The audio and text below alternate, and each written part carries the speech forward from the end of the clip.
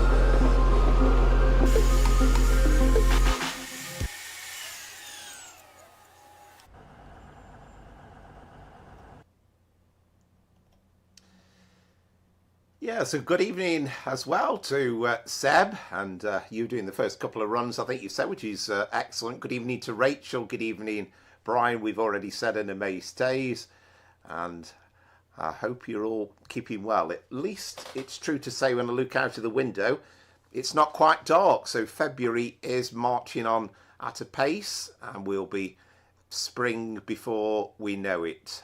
So hope you're all looking forward to this evening's runs as ever, and let's just have a quick look back at last week and also what lies ahead today.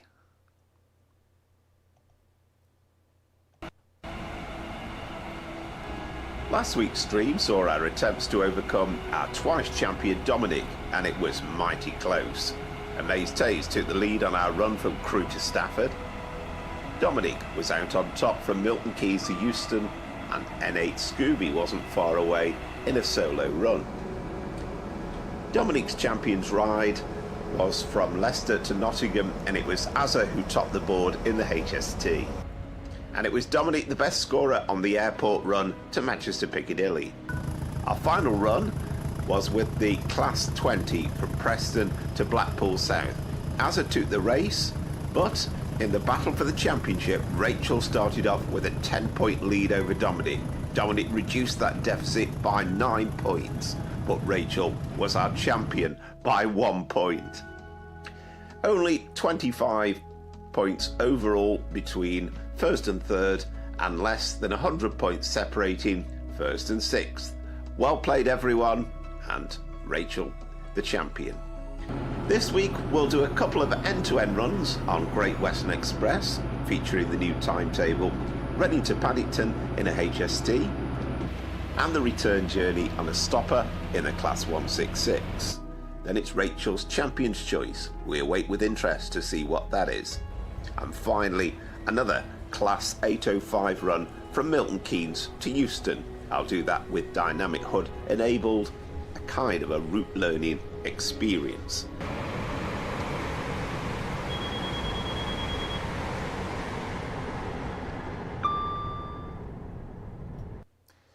I mean, how is it possible to do 4 runs like that over the course of an evening and score over 27,000 points, and there to be 1 point between 1 and 2? I think that's just absolutely incredible. Good evening to Zedgy. 68, I think that is, and Seb, I think, is ready and raring to go. We've also got a little bit of halftime entertainment as well. I had a day on the East Lancs Winter Diesel Gala yesterday, so I've put together a few clips. It's only about 5 minutes of what was happening there, so we will show you that, and let's get the game started.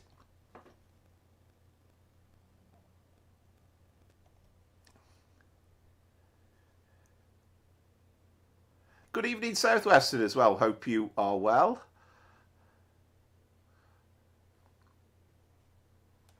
Yeah, it was a bit of a wet day on the East Lancs Railway yesterday, I have to say. But very enjoyable day, though. Really enjoyed it. Did manage to get a burst tyre, though, on the way back. I was only a couple of miles from home, fortunately, so I managed to clamber home, but that is something that needs sorting out tomorrow. You've got your own Premier League half-time show now. Well, yes, indeed, yeah. I can't promise something for every week, but it was just a great chance to just put together a few clips from yesterday. Good evening to Azra as well.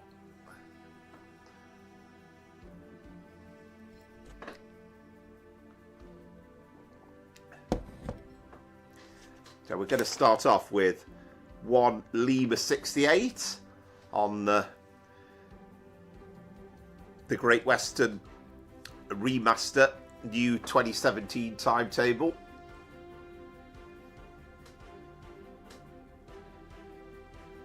How's your route building going, Southwest? Have you had any chance to do it? Good evening to Maze. Good evening to Scooby. I know you've got the Mr. Kipling's Angel Slices, I think they are, on standby, and some Baileys as well. Yeah, completely agree, Azza. Yes, indeed, that's right. Yeah, I still want to call him Dude, but yes. Azza, who was formerly Dude. Good evening, Dominic. Yeah, I had a good time. It was good. It was wet most of the day, really, but I was kind of expecting that. But yeah, it's just lovely rattling along with old diesels at the helm and the clickety-clack of the old fish-plated track. Southwest have been learning some platform building stuff in the past hour and made a rough platform for one of the Southwestern mainline stations. Wow, that's brilliant.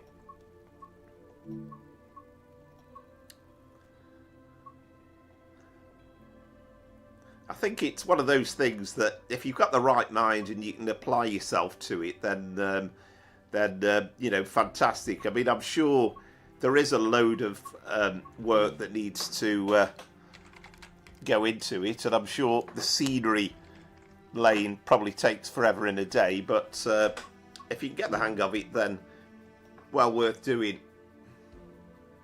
Good evening, Electric Blues, as well. Hi everyone, lurking in the background tonight as I'm feeling a bit under the weather. Okay, well I hope you get better soon. Is it sort of the old lurgy with kind of flu-like stuff? Plenty of it knocking about still, I'm sure. So we're going to do a first Great Western, and it's an 8-car HST, which is our train.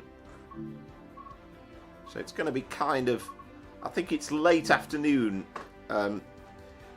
with this service. So kind of heading into Paddington towards the evening rush hour time. It's a service that started at Cardiff Central.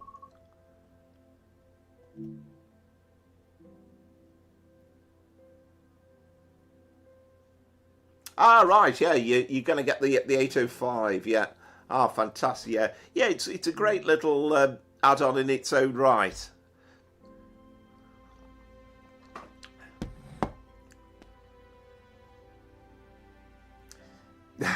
Yeah, it's often the way, isn't it? And that was on the 805 as well, wasn't it? But it's amazing. I mean, much as though, you know, I love travelling on trains, but public transport absolutely is the place to pick up these viruses, unfortunately. Good evening, Josh. Right, excellent. That's good to know. Yeah, I hope you are well.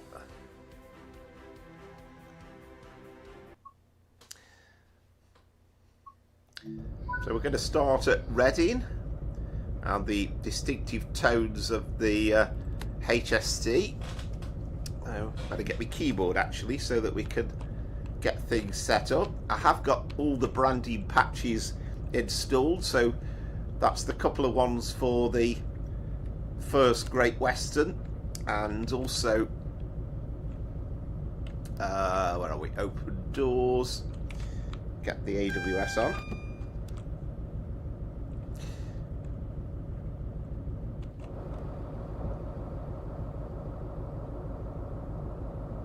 Actually, that said isolated, didn't it? Hang on. Normal, that's what we want.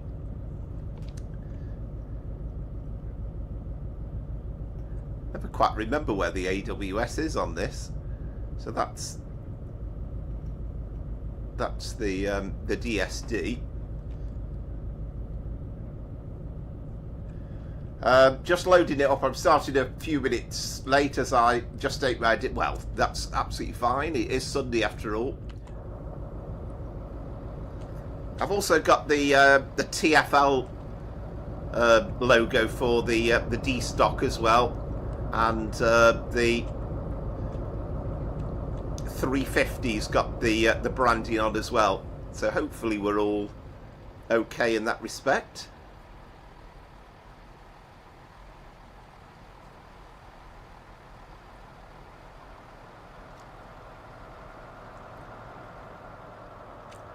So, just in case anybody's wondering, we've got 43020 on the rear. And what have we got on the front? Let's have a quick look. We've got 43170.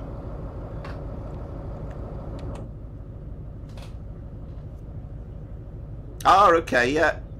Yes, well, there's often football going on this time of the year, which is absolutely fine. And who knows? If you get distracted and you're doing the run at the same time, it might help a little bit with other people. If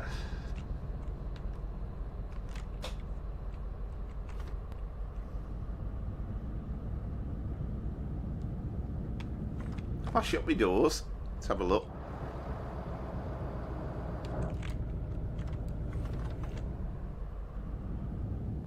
Right, we're off, yes.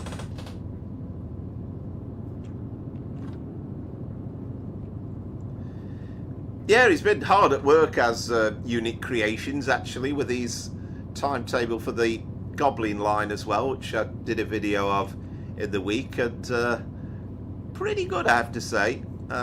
Very busy, and hopefully fairly soon he's going to add some freight to it as well. I think he's planning to. And again, it's another kind of piece of DLC that was quiet, but it's going to be really, really busy, hopefully sometime soon. I know, that is the beauty of playing it on PC, Scoob, it has to be said. There are so many mods, and it kind of keeps... The thing is, you can buy every piece of DLC that comes out, and it still isn't quite complete and accurate enough for everybody, so it's ways of getting around the licensing and all sorts of stuff. Good evening, Lee, as well. Yeah, I'm not sure I call myself a train driver, but you know, I have a little dabble occasionally. I'll tell you what, coming out of Reading, you soon get the permission to get up to 125 as well, don't you? It's only taken a very, very short section.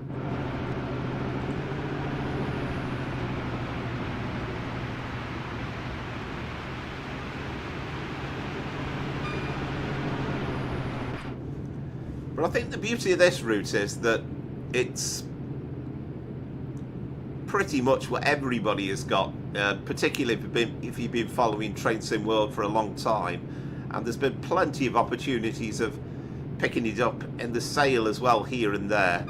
So most people have got it, and to have a free remaster is just absolutely wonderful. I mean, I, like everybody else, would love there to be in a bit of added track mileage put in for various bits and bobs to be added, but I guess this is a remaster, and we've kind of got to accept that, but the work that DTG Liam has put in has been phenomenal, and I think he's done some of it in his spare time as well, possibly all of it in his spare time, I don't know.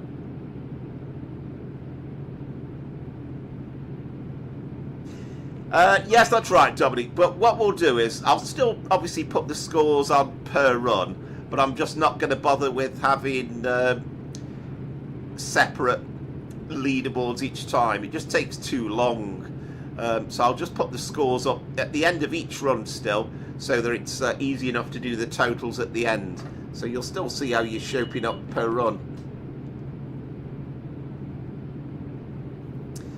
Good question, Southwestern. I've got absolutely no idea. I know that we've got the roadmap coming on Tuesday, I think. Oh, there you go. Brian knows. Friday the 12th. It's always the way, isn't it, when you want it to be a little bit longer. Oh, class 180. Yeah, that would be great, wouldn't it?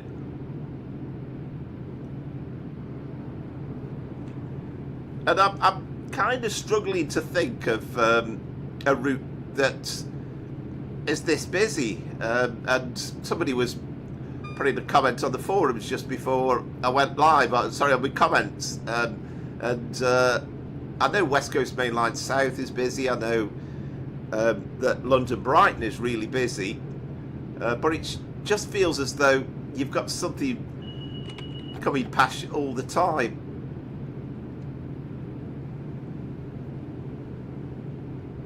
So I'd like to perhaps get a freight run done as well pretty soon. Yeah, good evening, Oscar, as well. Yeah, there's plenty of mods available. Again, obviously only PC only. And right, the 180s, yeah, Oxford Depot used to run those. So I presume as you weren't based at Oxford, you didn't ride the 180s then. Or did you occasionally? Yes, the roadmap's Tuesday, so they don't tend to give us any dates, do they, as to exactly when things are coming out, but you do have a pretty fair indication of what's happening, and it's good to have a roadmap because it feels like ages. We had a roadmap, I think, in December when we had the seasonal reveals, but really that was just wrapping up what was in the season of reveals, so it feels like a long time since we've had a proper roadmap.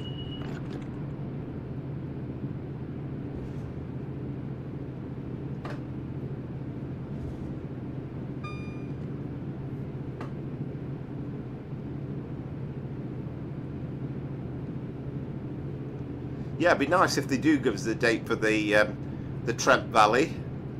It's slightly misleading because we know that Matt mentioned a few weeks back that it was in beta, but whether that realistically means it's going to come out straight away this soon, I've got no idea. I hope so. Has anyone seen the ghost train? This is Dominic in Paddington, the 166 in the Chiltern Railway livery. Seen loads of the community, but haven't seen it myself yet. Nope, not seen that. Ah, okay. So, yeah, yes, of course, yeah. So you didn't get to drive the 180s, yeah. Different company.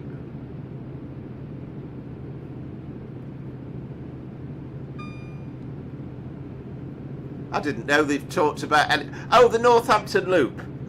No, that's for Trade Sim Classic.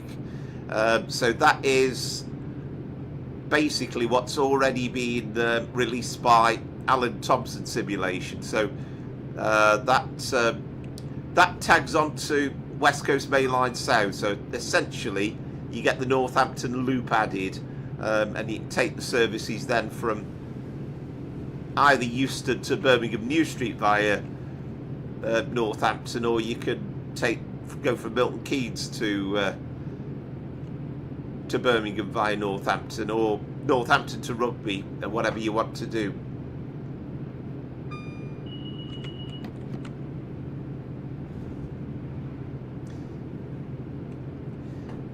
Yes, I believe they have capped it at 60 mile an hour.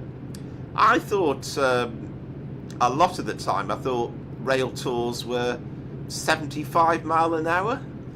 And I could be wrong, but I can't imagine they'll go any faster than that. I know I think they do allow things like the 86 on the West Coast Main Line to go faster, don't they? I don't know the rules completely.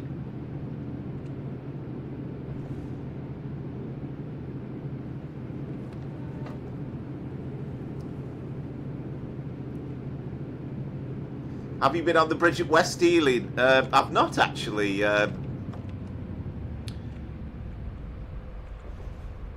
be honest with you, Lee, that sounds interesting.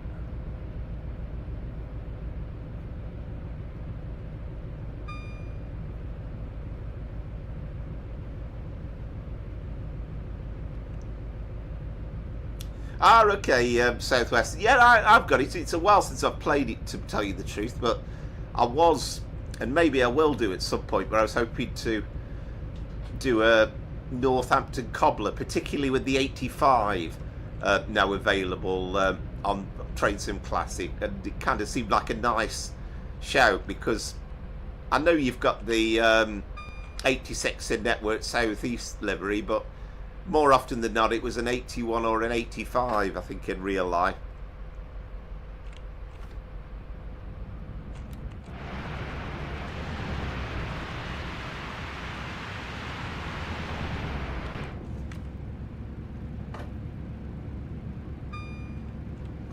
And I think the way they designed it was they kind of said, well, rather than it need an absolute shed load of assets, I think they built it with the intention of it being a kind of a follow-up to West Coast Main Line South, which is why DTG are making it available, I think. So they used basically all the assets that were in West Coast Main Line South and added in a couple of custom ones like Northampton Station itself.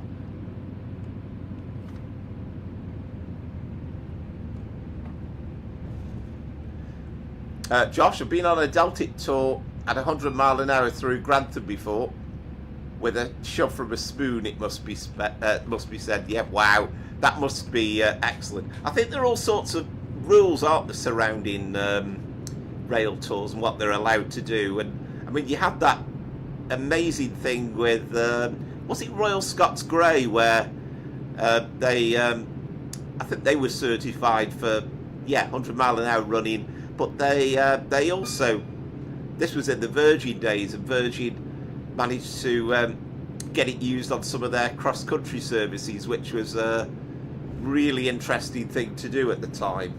I bet that must have been incredible, Josh.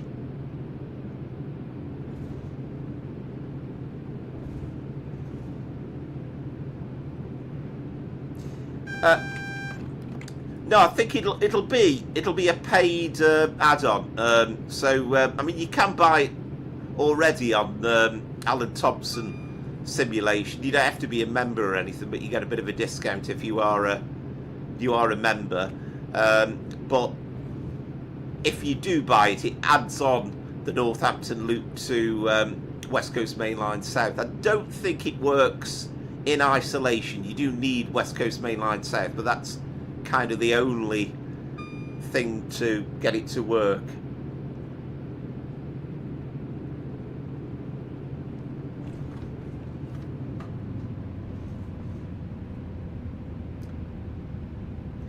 Right, wow, yeah, Doncaster to King's Cross, up to Cleethorpes and back across to Doncaster. The tour started at Willington. Right, oh, that must have been an amazing day. I mean, to operate on a key part of the East Coast Main Line and a Deltic, well, that must have been hellfire, as Tom would say.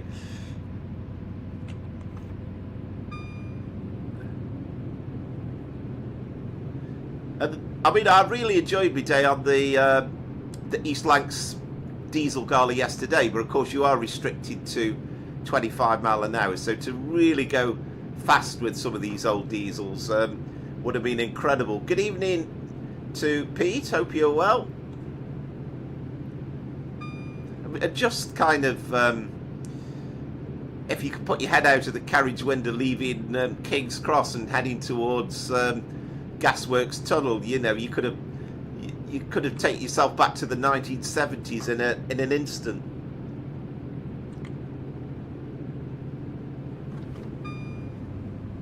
But I bet that was still fabulous, though, as well, too, Josh, on the Keighley and Worth Valley Railway. That's a line I've never been on, despite having watched The Railway Children a million times.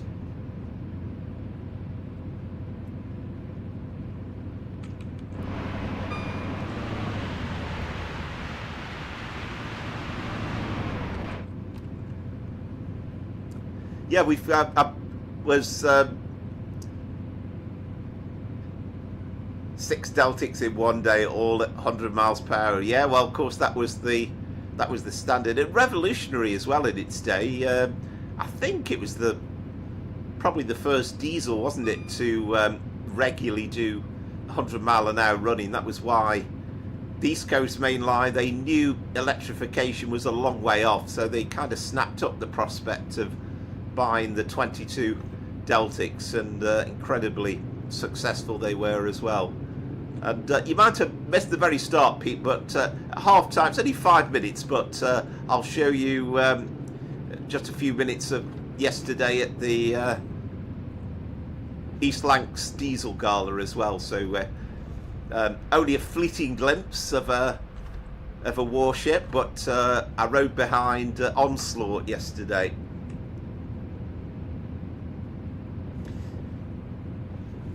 Yeah, I'm 100% the same, Josh, and you know, I've enjoyed my times. I do like steam trains, and I've enjoyed my times when I've ridden behind them. But I think I grew up same as you, I guess, with diesels and electrics, and it's kind of nice to revisit trains that just aren't out and about on the line anymore.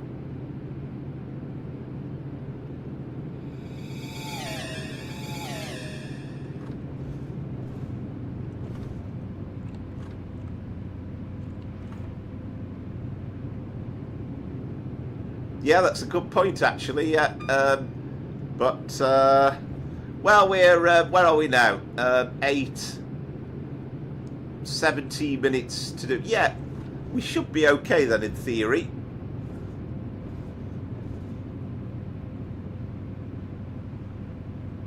I hope. Yeah, hopefully the Class 90 should be soon, and I mean, ignoring all the issues over the fact that it should be on Trent Valley, and hopefully, I'm sure somebody will get it included pretty soon anyway, then it's going to be awesome. Looking forward to the 90. Yeah, a 4VEP. See, because I'm not from the southeast, I don't really remember the slam door electrics all that much, but I've enjoyed driving them on the game. Oh, I'll tell you what I did see yesterday as well, just by a sheer piece of luck, because I didn't look anything up in advance, but I saw the winter Cumbrian Mountain Express come in at Crewe. Literally arrived 3 or 4 minutes within me arriving at the station, so I did film that coming in, so that's at the end of the video as well.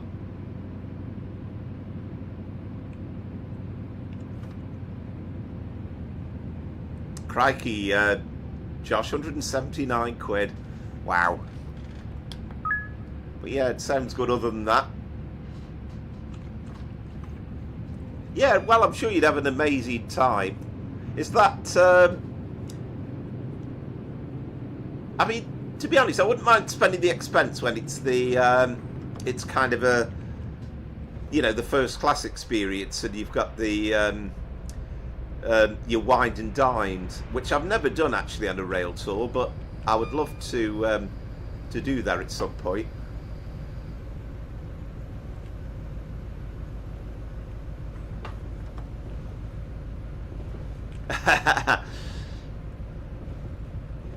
Yeah, and you know, again, onslaught, but at 25 mile an hour was perhaps pushing it a bit, but it was yeah, it was very, very good.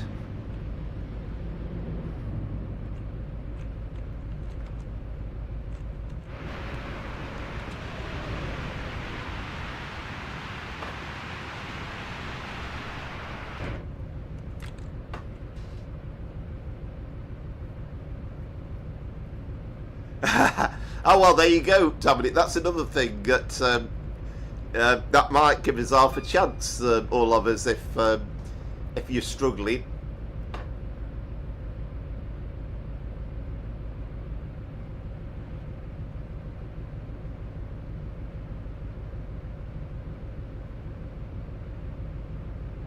Yeah, HST at LNER.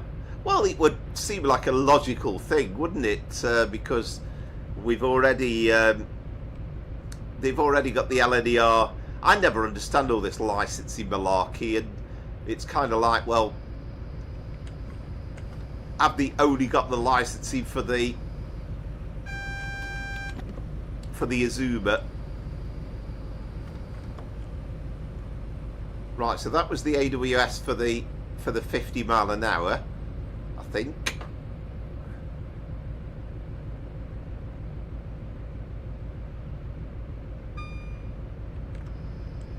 Yeah, I feel as though it's something I've missed out on over the years, to be honest with you.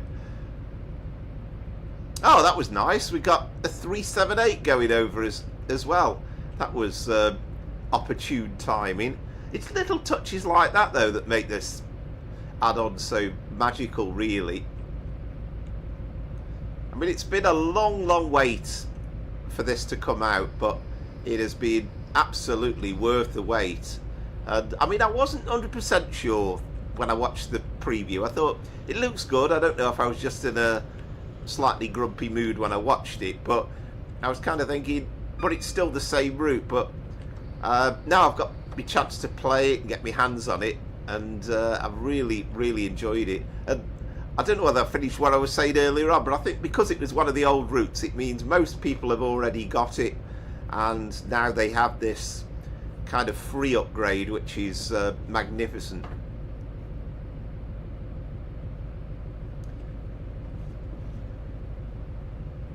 Yeah, well, you would assume so. We'd better keep an eye on these signals, actually, hadn't we?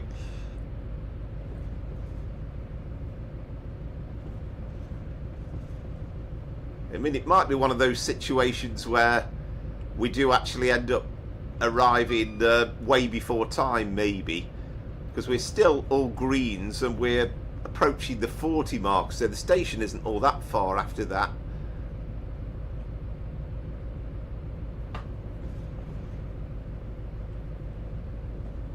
Certainly not very often that I arrive early anyway.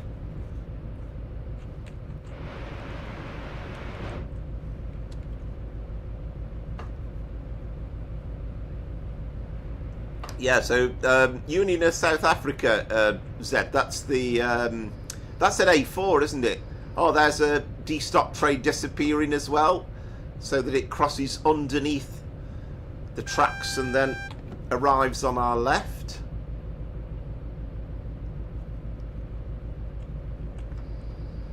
Ah, right, okay, that was single yellow, so we might have a wait. The Great Western Express remaster is superb. I've been hammering. Sit down. I've even done Bogcart and 66 services. Magnificent.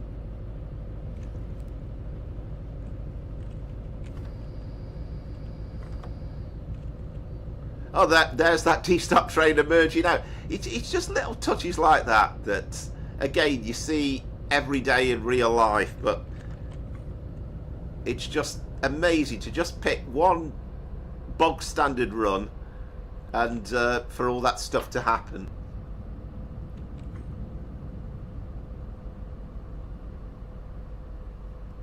All right, I'll try and not do that then, Southwestern.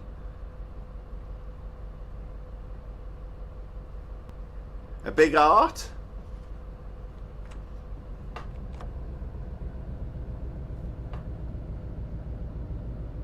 Cart. Oh, I see. Ah, very good. That feels like a bit like Cockney rhyming slang going on there. Right, now then. What happened there? Did we get...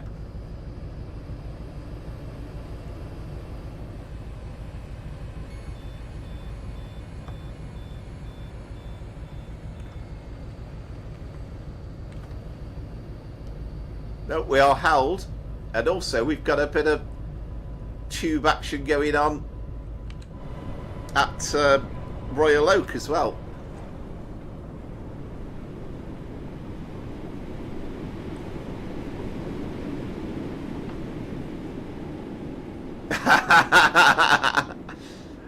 Oh, it sounded like Cockney rhyming slang to me. I liked it though, that was good.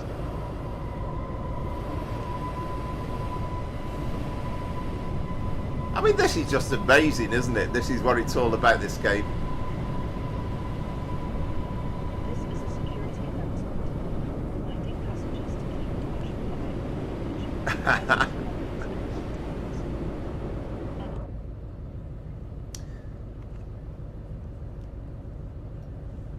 Where are we? Center, recenter on player.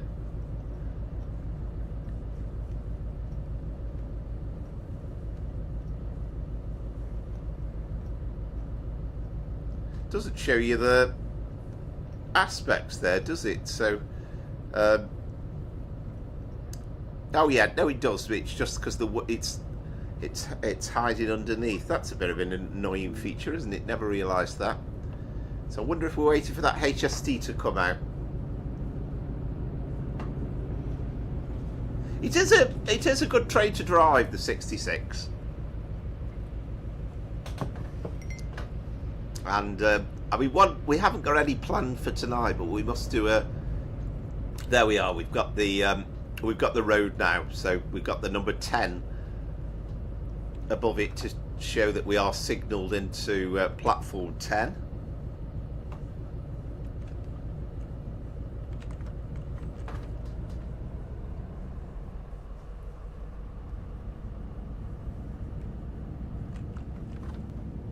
Alright, that's interesting, Rachel. Yeah, it's interesting that you got a slightly different experience.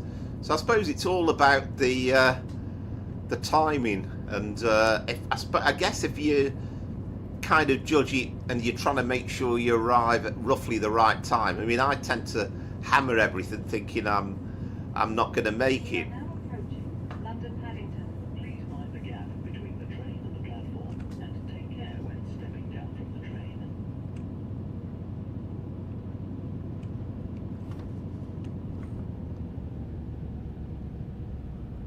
But I think that the point being that, I mean, I kind of said Friday when it came out, it's like, you know, is it worth the wait? It's been a long, long wait, and the answer is 100% it's been worth the wait.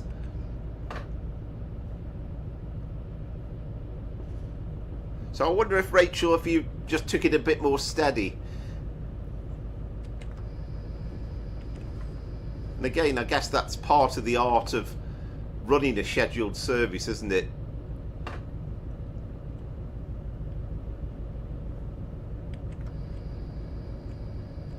Whereas I always think I'm going to be lucky to make the timetable, so or make time.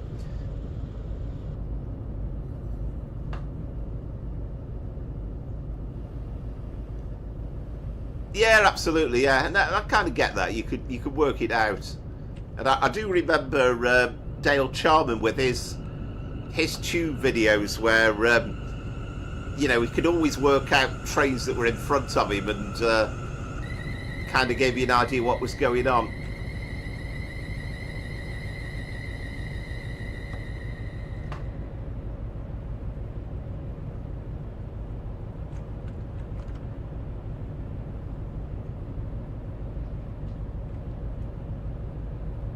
So we could crawl into Paddington because we've got acres and acres of time. Try and stop roughly on the right marker.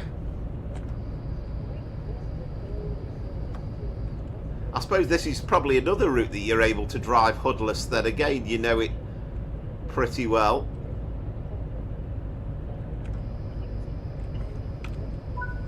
Passengers intending to travel on the service, please join the train now, as it is ready to leave.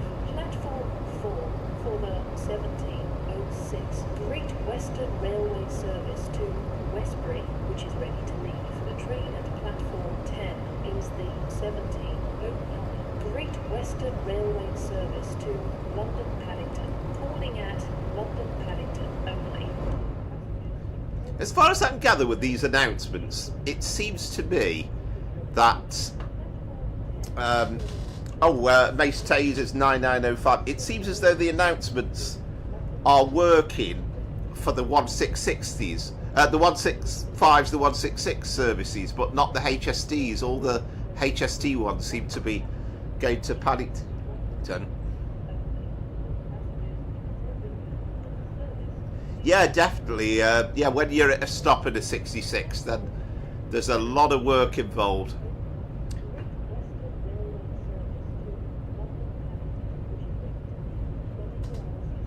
Saves time, fuel and mechanical distress. Well, that's well thought of, and particularly on a game as well. But yeah, I guess that's part of the real life, isn't it? What you would have to think about, and I'm sure you're told to mind such things as a driver. Yeah, you're not a fan of Cockney rhyming slang then, Pete, are you? So I think oh wait a minute, we can lock doors now.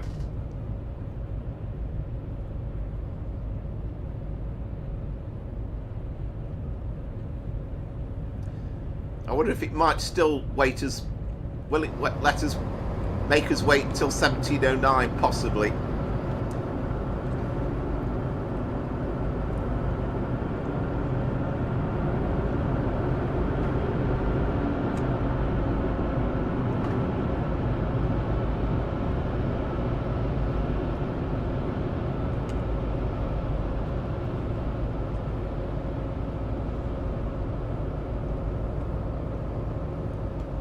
Yeah, it's weird, isn't it? It's like, as I say, I think they've got the 165, 166s announcements done properly, but not the HSTs. I've no idea why that's the case. This is a throwback to the original route, the stationary static passengers, but I suppose they could have taken them out, but it's... Platform 14 is the 1712 Great Western Railway service to Henley-on-Thames, calling at Slough, Burnham, Taplow, Maidenhead. Oh, I see you like Cockney rhyming slang. Ah, excellent. You, Jeremy. Very good. Service, please join the train now, as it is ready to leave. Platform 14 for the 1712 Great Western Railway service to Henley-on-Thames, which is ready to leave. For your safety, please be aware that some platforms at this station... Right, so Rachel was 9985, which is... So that's the leader so far. Please mind the step from the platform onto the train.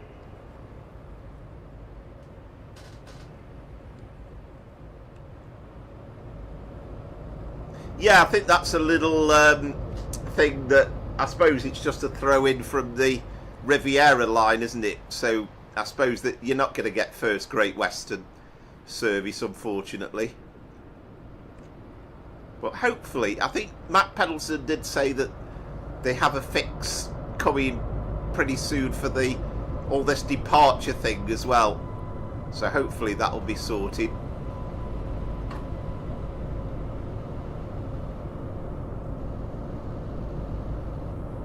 Right, Josh has confirmed it. It'll make you wait until 1709. Well, it's no hardship, is it? It's nice to have a look round at Paddington, because there's not too many moments where nothing is happening.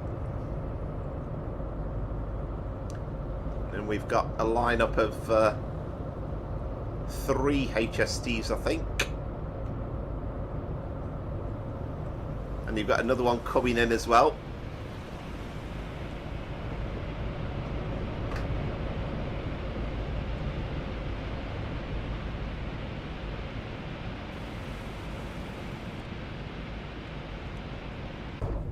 Yeah, mine still says there as well, but I think it's, yeah, you have to press it more than once, I think. So right, so we now have a score 9910 for me.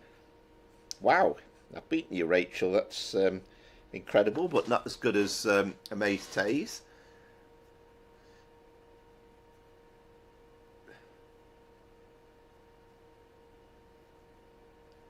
It's not talking proper, but with thought and intelligence behind it. Picked it up from Dr. Feelgood and Wilco Johnson in the 70s and the 80s. That's even before my time, I think, Pete, there. Right, Brian is 9836. Where are we? Brian, 9836. And so who are we waiting on then now? Oh, Azza's. Now that's a damn shame, isn't it? That's really annoying when stuff like that happens. So we're going to have to put you down as a 0, I guess. Dominic is 9889. So it's the usual story, actually, that we generally have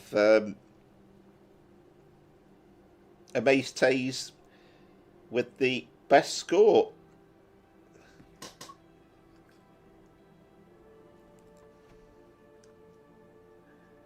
Yeah, right. Rachel was 9985. Yes, that's it. So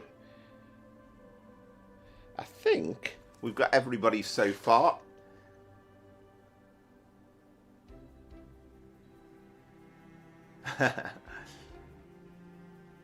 Yeah, it's annoying when it happens. It really is annoying when it happens. The one thing that always seems to happen for me is on Manchester Airport Commuter, whenever I select an Alderley Edge service, and I'm guaranteed to crash at Hamforth, I seem to have noticed. I've no idea why. Right, let's go into our scoreboard then and start putting some bits and pieces in then. So I'll put in what we've got so far. Right, where are we now? So we need to add some scores. Right, this is round 1, so that's a good start. So let's tick them off. We'll do them in the order that we've got. So Amaze Taze is 9905. Azza is... I mean, it's up to you, Azza. If you wanted to be a bit behind and do them one by one, it really is up to you. Brian is 9836.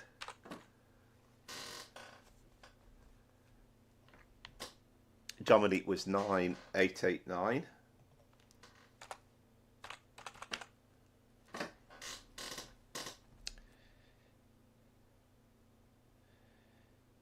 I was 9910.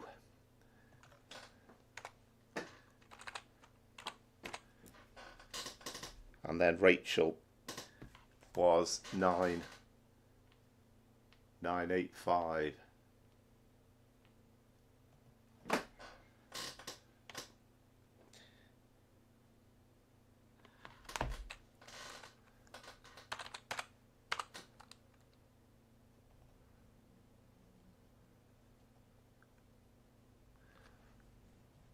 So we'll just go back and 1210 could be it could be Concord. I'll have a look in a minute. Right.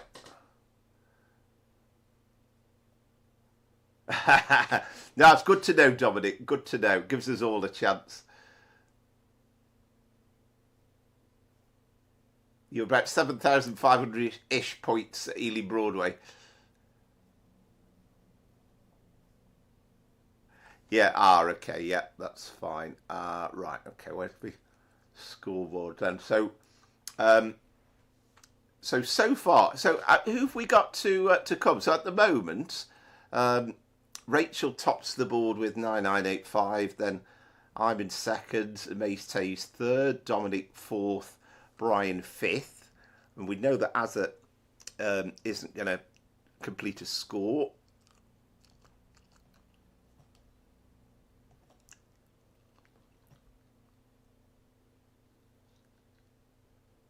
So, Concord, yeah, sorry, I've missed you. 9905, so that's the same score as the Maze Taze, isn't it? Have we got everybody's then, I think? We haven't got Seb's, but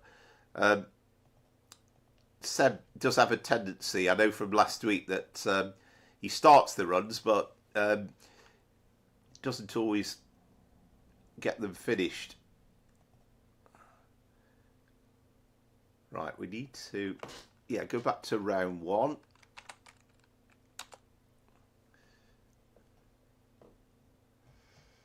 Add scores. This is where it gets confusing. I think it prefers me.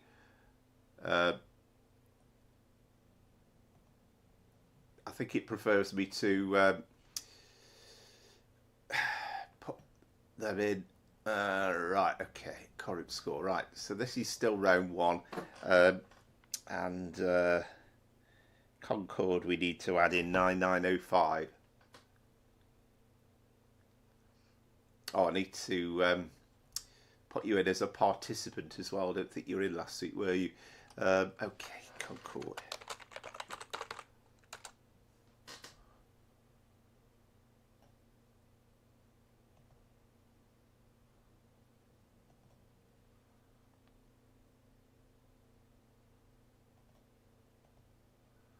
Right.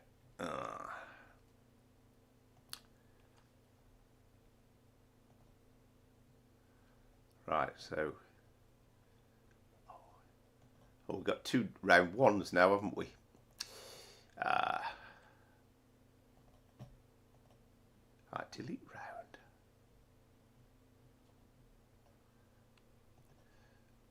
He was saying this would be a lot quicker. Right, I will get the hang of this eventually. 9905.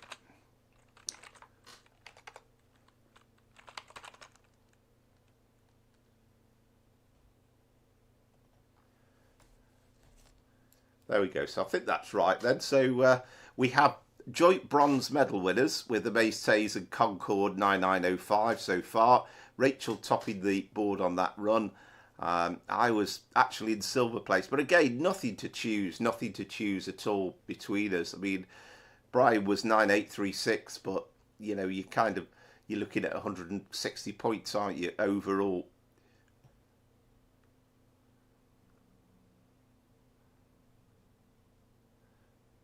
Good evening, Hayley. Yeah, hope you're well. Yes, indeed. Yeah, we did do a bit of that on Friday.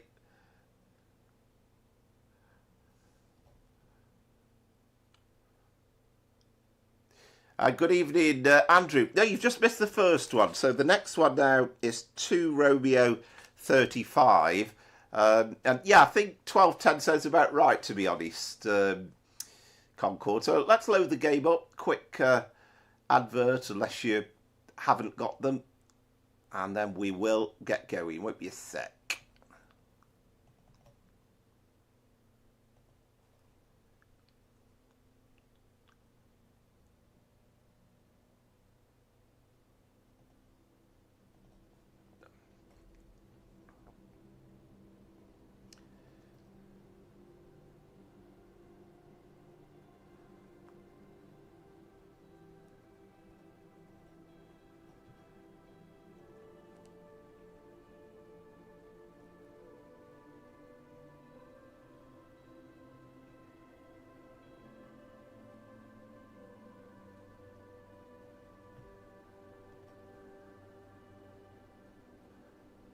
Yeah, I think it. Yeah, I think it just takes a bit of time, just getting it all sorted. Sometimes the leaderboard and updating it, me typing it in, and this sort of stuff. Yeah, so I've got rid of that now. I think it was because I was trying to add a participant to it, so it was kind of assuming we needed another round. Yeah, I think the problem is it's just kind of unfortunately PS4 is just kind of a little bit too old for the game. It just can't cope with it. That's the issue. Ah, excellent, Southwestern. Wow.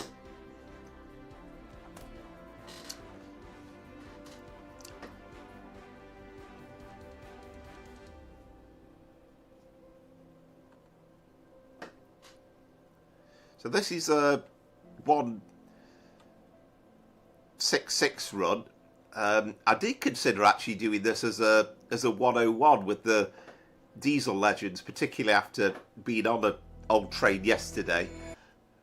But I thought no, we'll stick to modern day for the time being. But yeah, very much enjoyed the fact that you've got.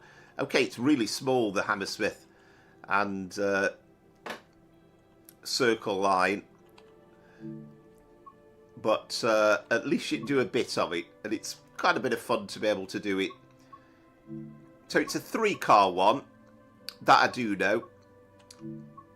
I think it's 3-car 166 if I remember rightly. Or perhaps it's a 3-car 165. Must be. Sure, it's 3-car.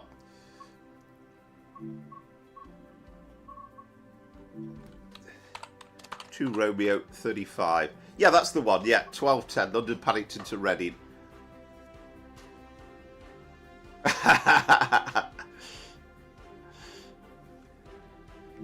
Yeah, we must have a go at the 101 on a little scenario like that at some point, though. They're quite good fun.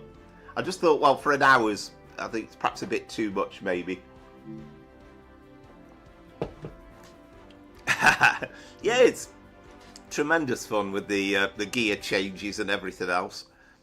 And I much more enjoy driving the 101 on Train Sim World than I do on Train Sim Classic. It's somehow, you kind of get the mechanical feel for it. All right, mince onion pie, Lee. I hope you enjoyed it. Sure you did.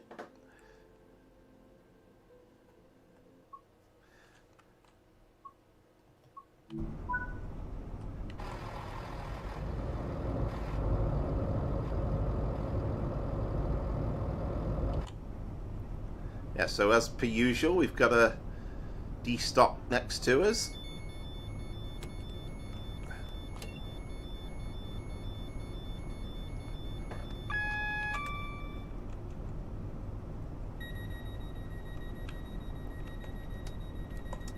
So what do we want? Day, don't we? I saw him somewhere. There we go.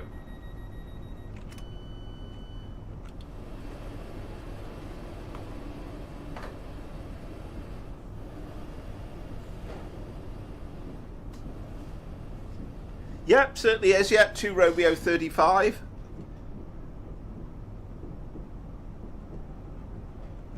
It's about an hour's trip.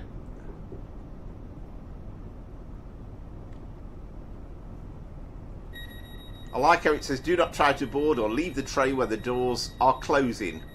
Yeah, absolutely.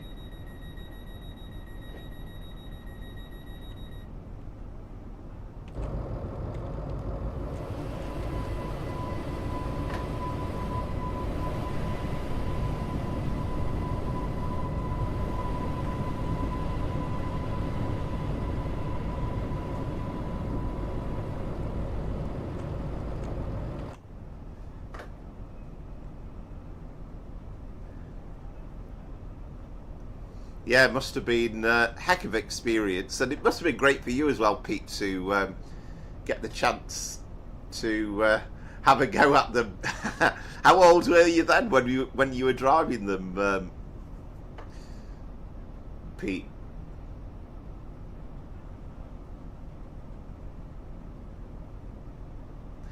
Yeah, it's very, very old, isn't it? I think that's the problem, Southwest, and this was the oldest DMU in the game, really. You know, in terms of when it was brought out, I mean, I've never driven one, I don't think, on the stream before, because the sounds that it came with weren't great. And I don't know, even with the... Station is Ealing Broadway. This is a Great Western Railway service to Reading. I mean, even with... Oh, we'll have all the other announcements soon, won't we, probably?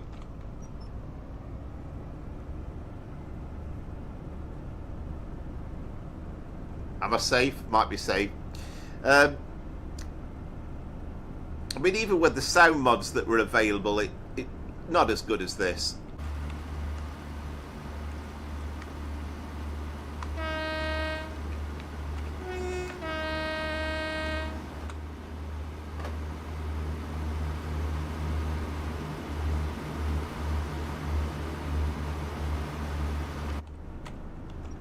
Yeah, it must be fantastic. I mean, one thing I did enjoy last night was, yesterday was, I was in the 10. I've put that on. I have put that on. I mean, oh, okay, normal, right, all right. Oh, I'm going to get points knocked off for that.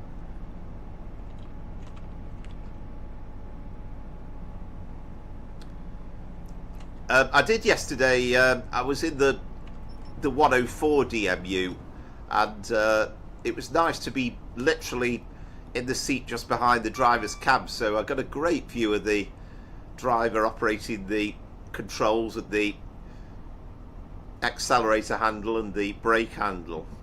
So it was. I did film it a little bit. Shame it was chucking it down with rain at the time.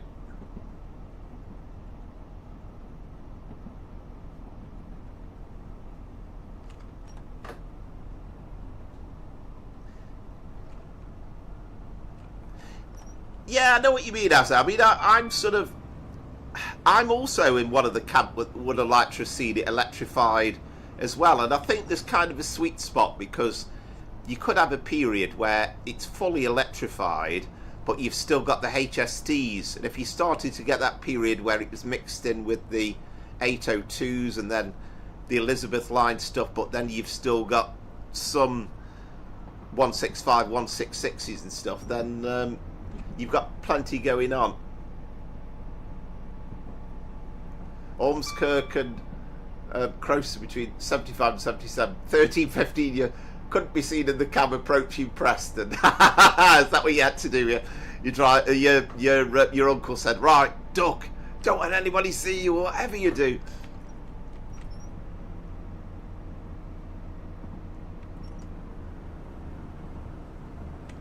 Well, kind of, but again, there is a period where it was the 345s have been introduced.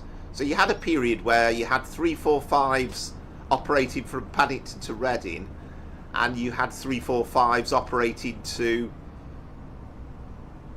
from Liverpool Street to Shenfield, sort of about 2019, 2018, that sort of thing. So I think that would be quite a nice period for it to be in. I mean, Matt Pedleston did say they couldn't do it because the track had changed and all that sort of stuff, but I think they could have just about got away with it. And it's the same with the Great Eastern Main Line, really. Again, there's that period where you could have Liverpool Street to Shenfield and just about have the flirts and the Class 90s as well.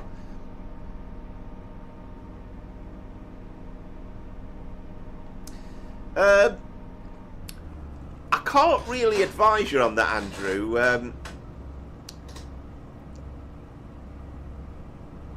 Again, you'll struggle with some of the newer routes, because as they've started to bring out newer routes, they've kind of made it clear it won't work on some of the older consoles. So just got to be careful, particularly, you know, if you've got to spend quite a bit of money on it.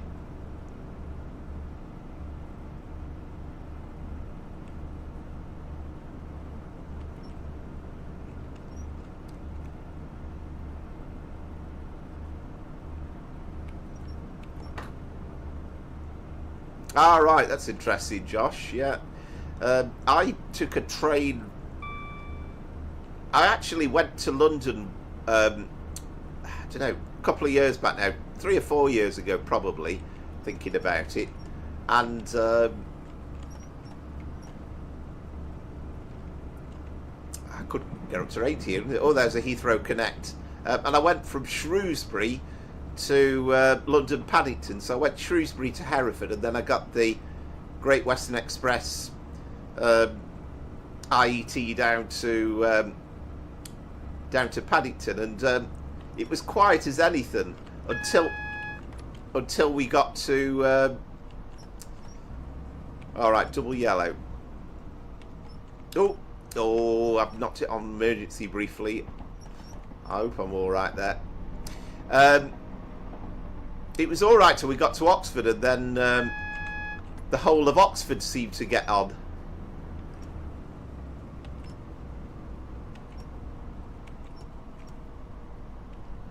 And it was absolutely rammed, and you know, I had a first class ride down, but even in the gangways it was absolutely packed. The train was absolutely packed from Oxford through to Paddington.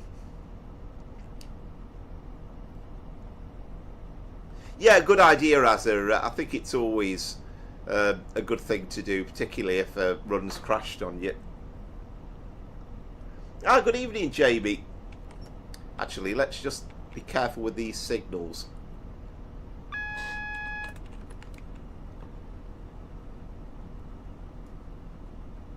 Now we are... ooh, crumbs on. I think that's yellow, isn't it? Just make sure. Yeah, we're yellow, yeah.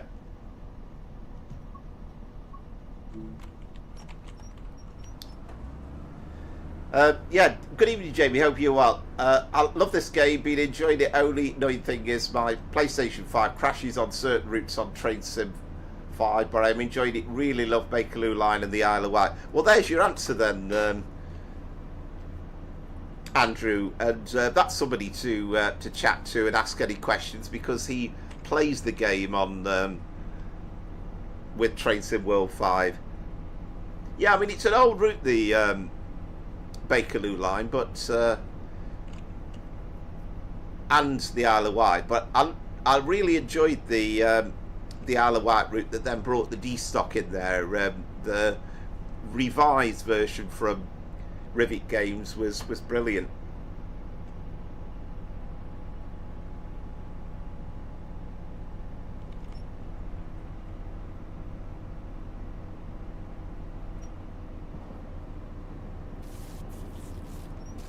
Yeah, I must have a check, Pete, actually. Do you know, where am I going with these buttons?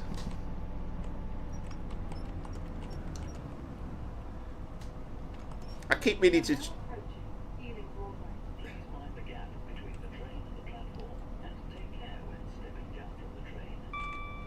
I keep meaning to check, actually, Pete, whether that mod works that gets rid of the OHLE, but it used to work.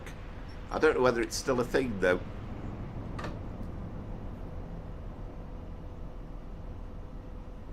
Yeah, brake 2. To be honest with you, the thing that annoys me is it says throttle brake, but sometimes you kind of try to remember. Well, it does say brake, to be fair, but just trying to make sure you're in the right mode.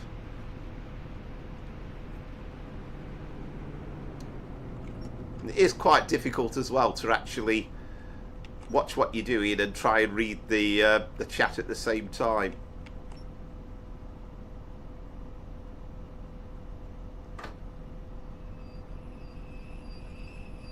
This is Ealing Broadway. Do not try to board or leave the train when the doors are closing. This is a Great Western Railway service to Reading. The next station is Sandhurst.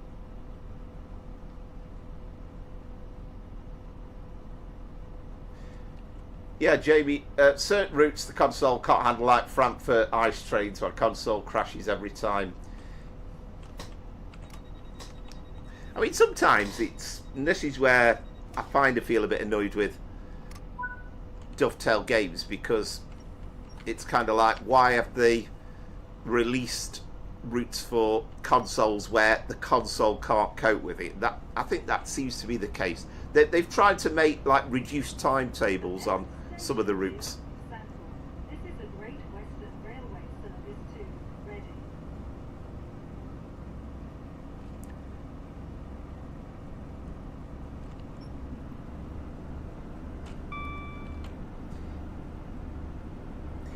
Yeah, I think that's the problem, Andrew. I mean, I think probably the answer really, and I think even some of the faster consoles or the newer consoles can't handle it properly yet. So it's kind of this is why the game really works properly on a PC.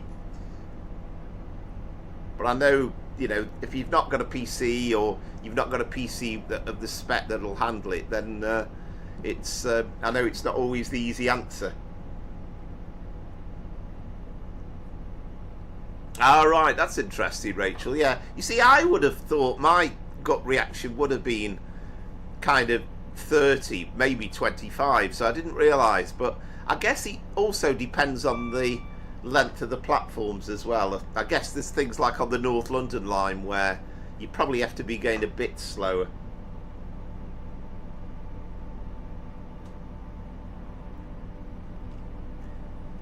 Yeah, I do think that that's harsh, and to be honest with you, I was surprised. It wasn't really until Scooby pointed it out, but I think it's quite mean that if you bought all the DLC, that you can't, if you were to buy a PC, that you can't automatically use them. But I think it's probably difficult to police or to find a way around it with all the different platforms in terms of buying the stuff, I guess.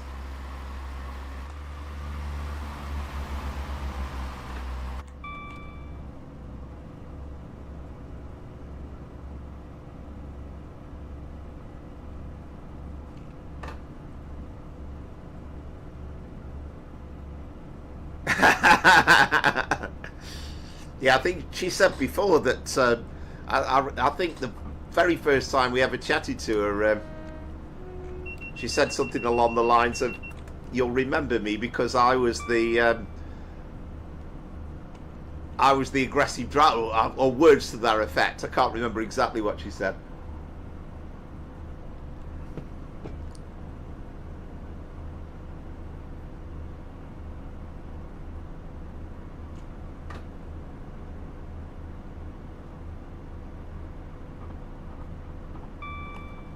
And it's a bit weird, really, isn't it, Josh? Because, I mean, this was very much built with the console user in mind. And I think they kind of thought, well, there's a limited market for PC, but we want to have a game that is going to be ideal for the console user.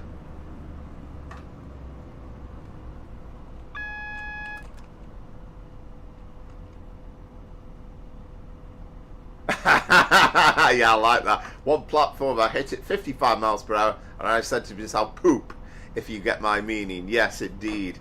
We are now approaching Sandbourne. Please mind the gap between the train and the platform, and take care when stepping down from the train.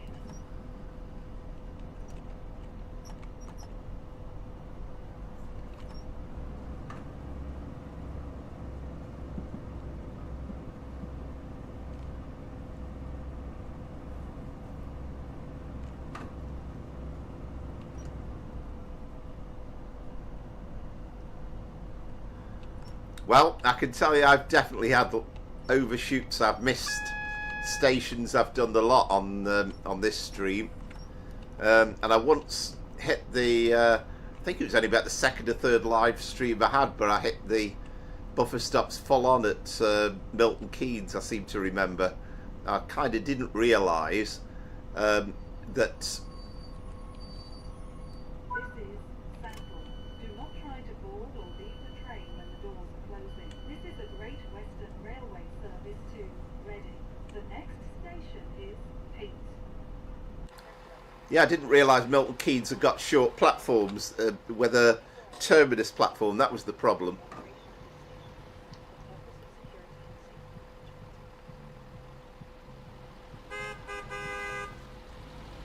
Never realised that you had cars with music on in the radios. That's pretty decent.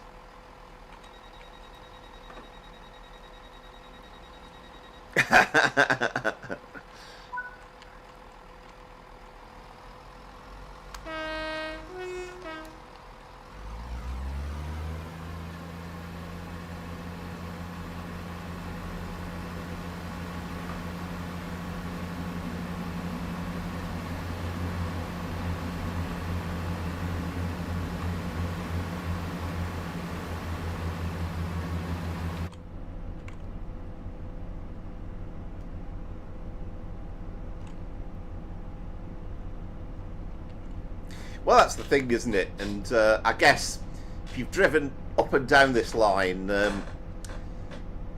you know, goodness knows how many times in a week, let alone probably hundreds of times over a few years, then every inch of it is completely in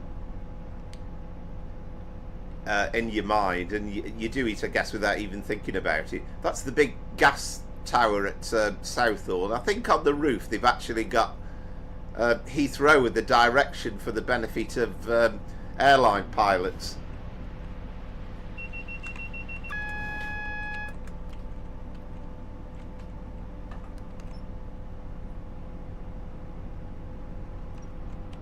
Yeah, well, that is true, Southwest. I mean, if you've learnt the line well enough to drive it hoodless, then that's the way to do it every time. And I think sometimes you do become a bit lazy because you're not watching what's in front of you as a real driver would. You're kind of looking at the HUD and all the displays.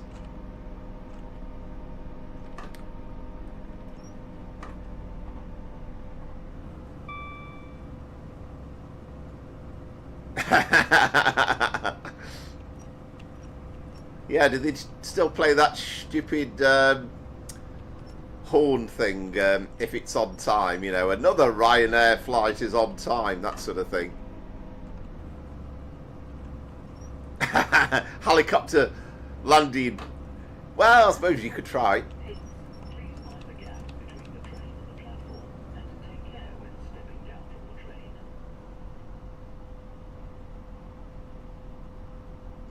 So I presume, I mean, if you were to drive this hoodless, I'm guessing actually that the moment when he announces the fact that we're coming into the stop is probably a fairly decent point to put your brakes on. Oh, we've got a Heathrow Connect.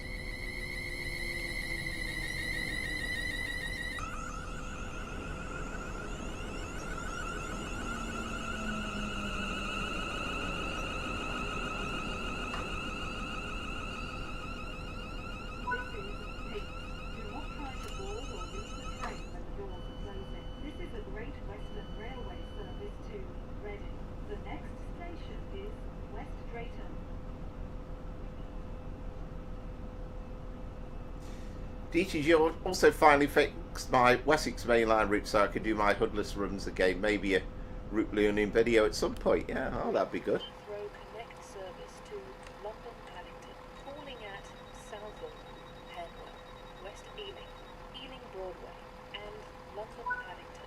The train at platform 4 is the 12:33.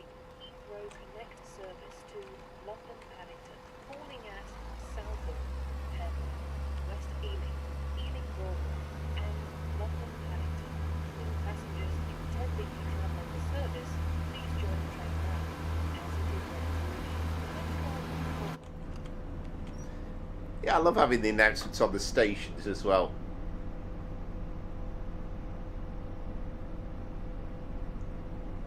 Hercules kite at landing. Google it. Right, okay.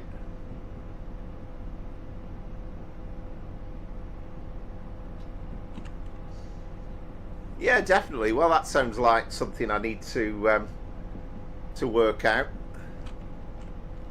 Of course, it's Brunel's finest, so he was going to build the straightest line he could possibly.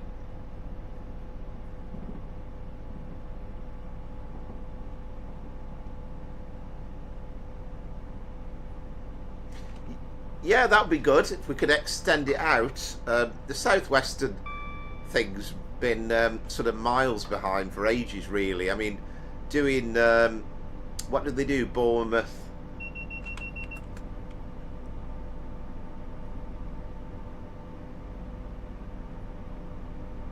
You know, that Bournemouth to Southampton, wasn't it? Just was a nonsense, really.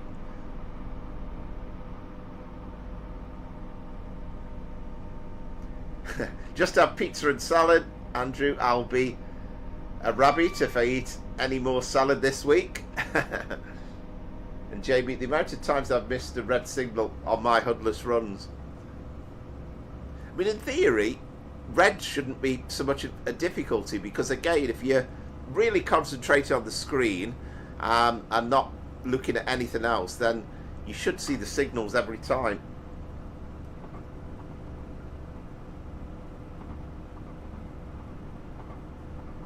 Ah, right. Have they not added in the... I mean, to be honest with you, it would be nice, but, you know, I can't say as it's a deal breaker for me. Yeah, Bournemouth to Southampton. I got there in the end. I was trying to remember.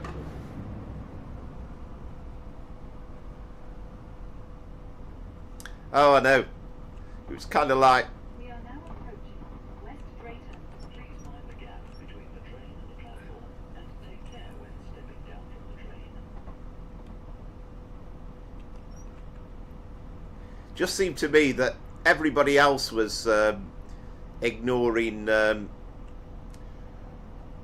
the 737 MAX from Boeing like the plague. Oh, I might be overshooting this one.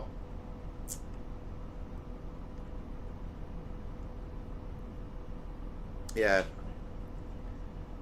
Might just register as a stop. I'm hoping just about. This is West Drayton. Do not try to board or leave the train when the doors are closing. This is a Great Western Railway service to Reading. The next station is Slough. Yeah, definitely. I mean, that's 100% where I've always thought. I think we forgive them slightly because it was the first route that they did. But in all honesty, I mean, Windsor is a very, very short stretch, isn't it, on the line? And Greenford branch is not very long either. So it would have been great to have had them two in.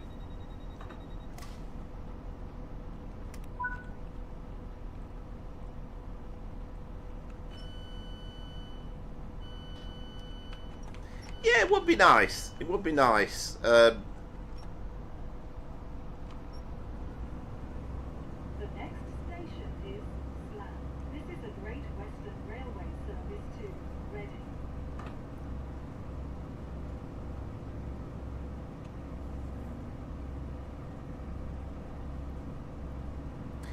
So Slough next, or Slough as it was once referred to on Coronation Street many years ago.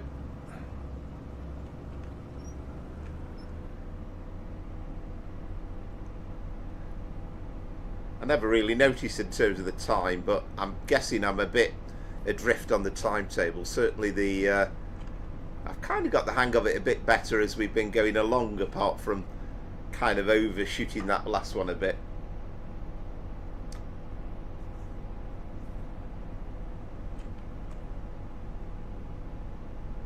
But I always find this a bit weird, the fact that you've got the gantries in, and I know the exact time when they built this route, this was exactly how it was like, but I always, and I've said it a million times before, but it kind of felt like, well, you could have future-proofed it a bit, and if you put the overhead lines in to Reading, then it would have felt up to date for a lot longer.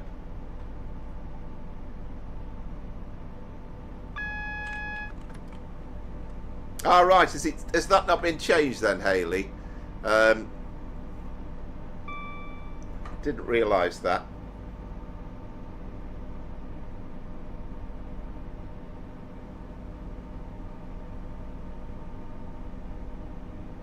I mean, I honestly can't help thinking that now that they've brought out the remaster, I just think they won't touch it now for years. I can't see there being any branch lines or any extensions, nothing being put in. I think that's it now, really. And I don't think they had any massive plans to even do a remaster for it originally. It was only kind of the insistence of Liam and his hard work that brought it about.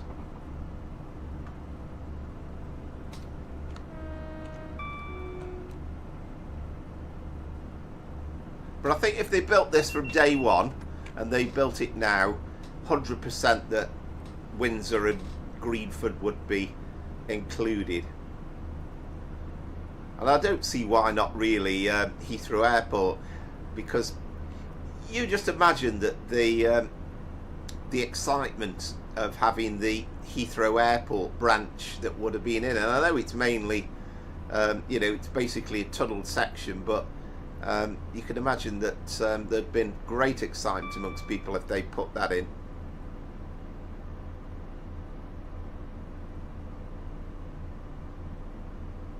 Well, some of the, I don't know if I think there are places where the masts aren't in place. I mean, there you've kind of got like masts, for example, and you've got no puller things down, or whatever you officially call them. Hangers are they? And then I think you've got a stretch before Reading where you've got nothing at all.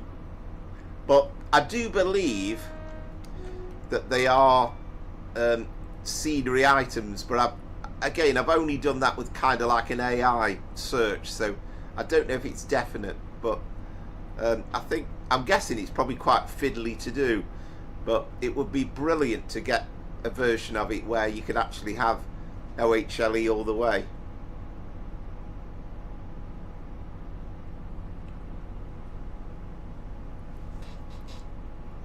But yeah, if you be interested to know, if you have a little fiddle with it and you can get it working, give us a shout. I'd be really interested in that.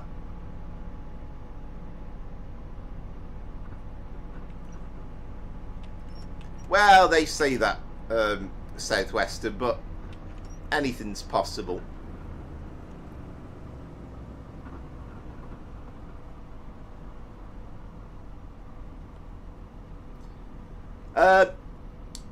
No, it's just your score for the run at the end. So what we do, Andrew, is it's whatever your final score is at the end, and I don't know whether you've got it set up where it actually gives you a running tally along the way, but the idea being that when you get to the end of the run, you just let us know what your final score is, and then we'll put it on my leaderboard at the end of the run, and fingers crossed I might even get it reasonably accurate.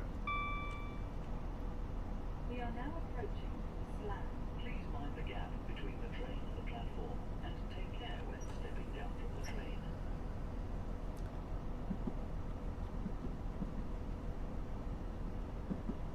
I think there are so many possibilities, and I just hope that, you know, there's enough resources, enough developers to bring about some of these things.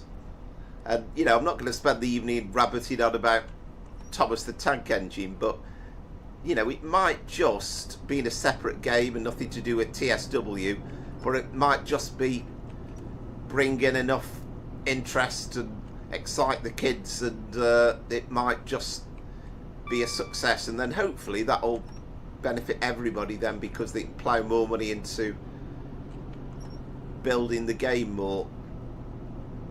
Just seems as though at the moment it's slightly done on a shoestring.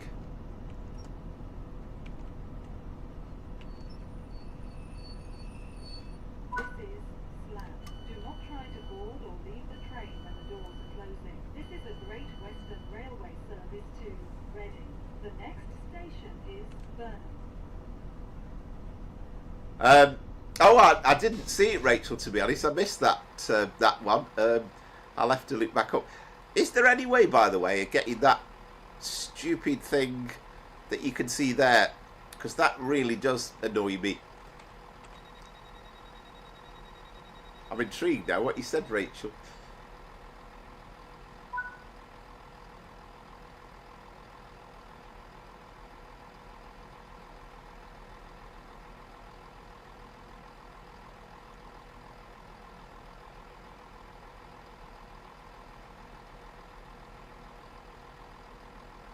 I've still missed it. Never mind.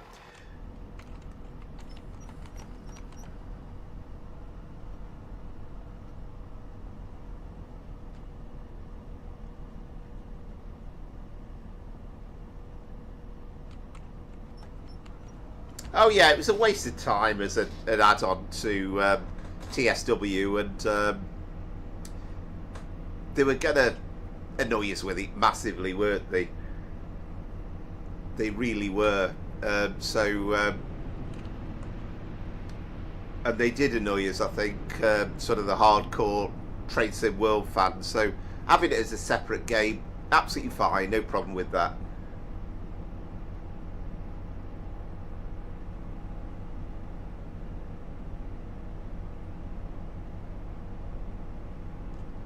Yeah, well, I guess they might do. They might expand it. And as I say, I've got no offence with it. And, you know, I used to love Thomas the Tank Engine when I was of that age. But I'm kind of past Thomas the Tank Engine now.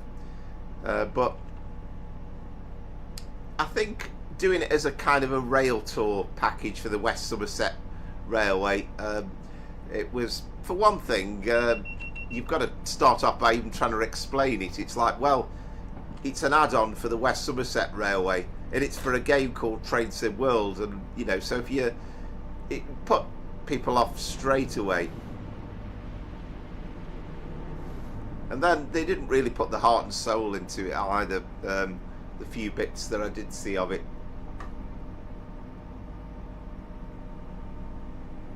But if it improves the profitability of DTG and ultimately leads to more investment in the game, then I'd be really happy.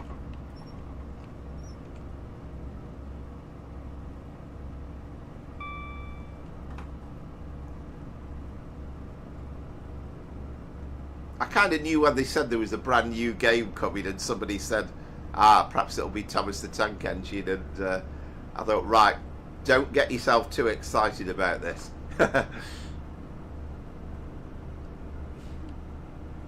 Yeah, exactly. I think, you know, standalone game, it's kind of nothing to do with us. We haven't got to worry about it. So that's probably the best way of doing it.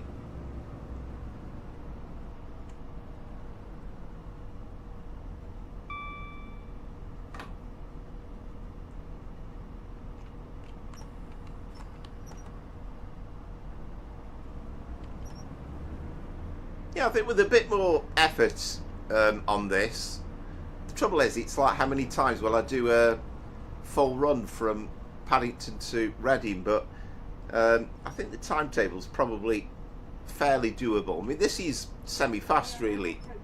Please mind the gap between the train and the platform, and take care when stepping down from the train.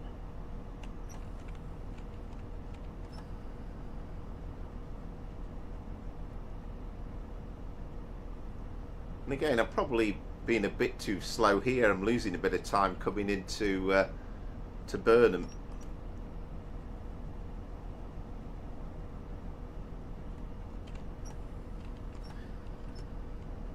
But yeah, you've got like bits of the OHLE with the hangars, like here, and then you've got the ones going across the track. Some of them have got the hangars in, some of them haven't.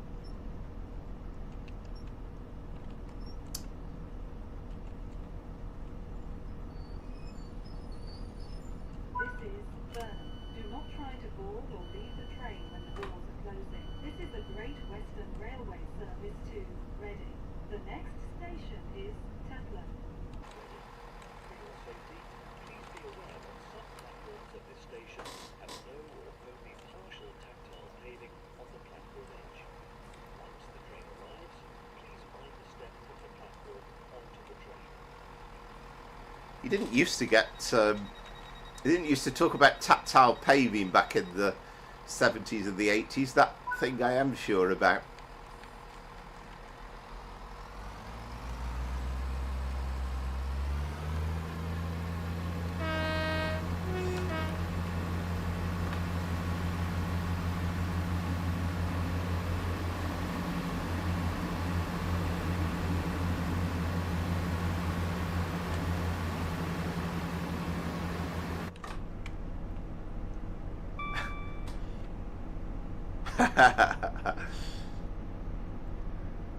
Oh, you're talking about the overshoot at the last station.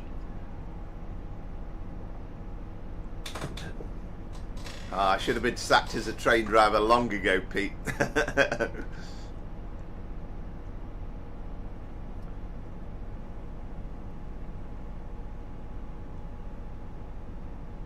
yeah, you see, I mean, you've got a little section here where you've got OHLE and you've got the wires all connected. And again, presumably, they were referencing a cab ride video from 2014, 2015, whenever it came out. And that's exactly how it was then. And then you've got these, yeah, you've got a bit more that's connected.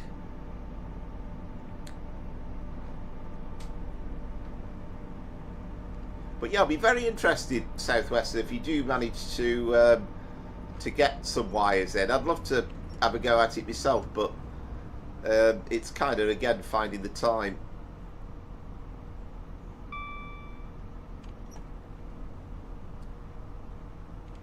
The thing for me that always confuses me with these short stops, it's kind of, it's working out at what point you where do you increase your speed to before deciding on braking.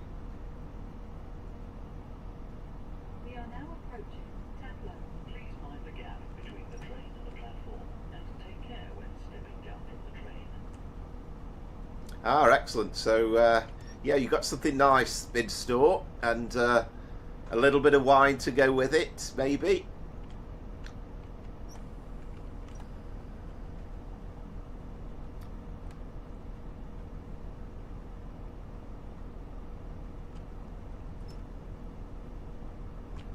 I always find it a bit difficult with the chat sometimes, because I think we're about, I don't know if it's 30 seconds or a minute or exactly what the gap is, but it's kind of like, it's slightly different. So sometimes when you agree with something I've said or you make a comment, I'm struggling at that point to even remember what I was talking about at the time. This is Taplow. Do not try to board or leave the train when the doors are closing. This is a Great Western Railway service to Reading. The next station is Maidenhead. Yeah, definitely, Rachel. I mean, that's what I'd love to see. I'd love to see a cab ride where you've kind of got the instructor in the cab say, right, at this point, go up to such and such a speed, and then think about braking and all that sort of stuff. But again, I guess if you probably run it 100 times, you would start to learn that, and you'd start to think about, well, let's try and make sure we reach the right time.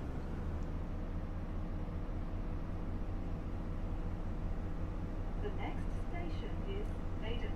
This is a Great Western Railway service to Reading. I haven't, Southwestern. I ruled it out initially when it first came out, and that was because there was no track sounds for it, no sounds over the track joint sounds, and no proper running sounds. So that was a major no for me. Then they released a patch that included it, so it's quite a good idea, and I like the idea that they've built it using the Train Sim World model, which is obviously a lot better than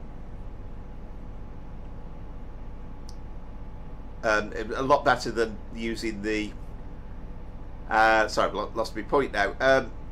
Then the original original Train Sim Classic one was very old, so I thought it was a great idea.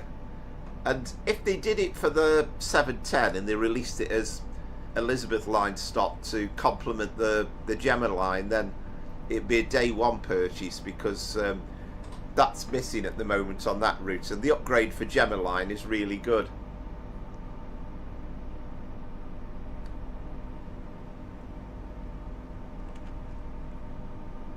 I mean, even you see this bit here, you haven't got any. Mind you, they pick up again after the route, after the bridge, so maybe there wasn't any gantries over the roof, perhaps.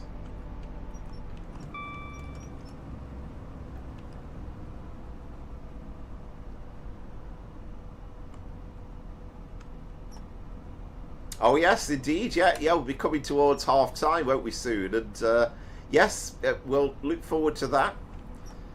Very intrigued to know what service and what route you've picked. That'll be very interesting. We are now approaching Maidenhead. Please mind the gap between the train and the platform, and take care when stepping down from the train.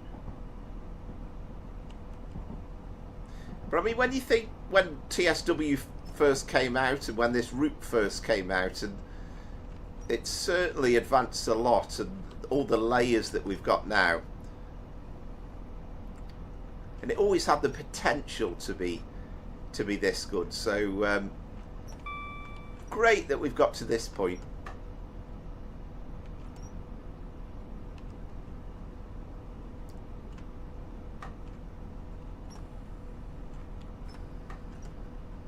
Ah, excellent. Yeah, oh, I'm sure you'll enjoy that.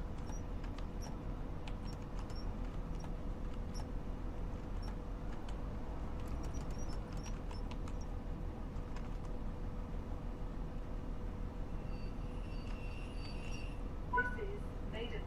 Do not See, I nearly got confused there with that braking. It's like, I thought for a minute, am I in braking mode or am I in accelerator mode?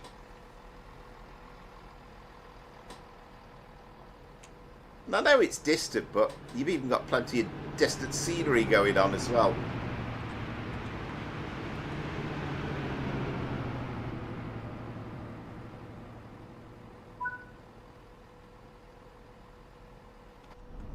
Yeah, it's the next one. The idea being, and you know, obviously things change, but the idea being that station is Twyford. This is a Great Western Railway service to Reading. the idea being it's the third run, and generally there's 4, sometimes 5, but I think the Champions run generally the third one. You'll have to wait.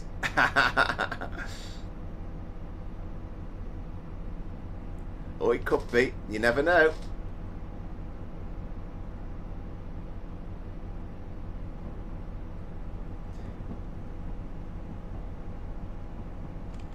Well, there might be a chance to catch up here actually, because we've got well, got about 6. Not going to do that, are we? 6 miles in 4 minutes. But yeah, I'm definitely going to be a bit behind schedule, I think.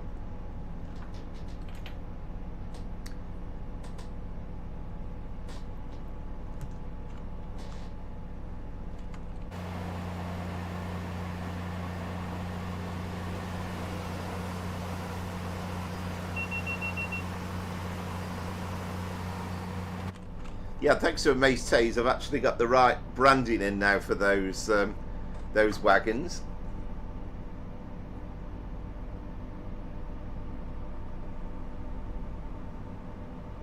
All right, you're doing Maidenhead to Paddington, right? Okay.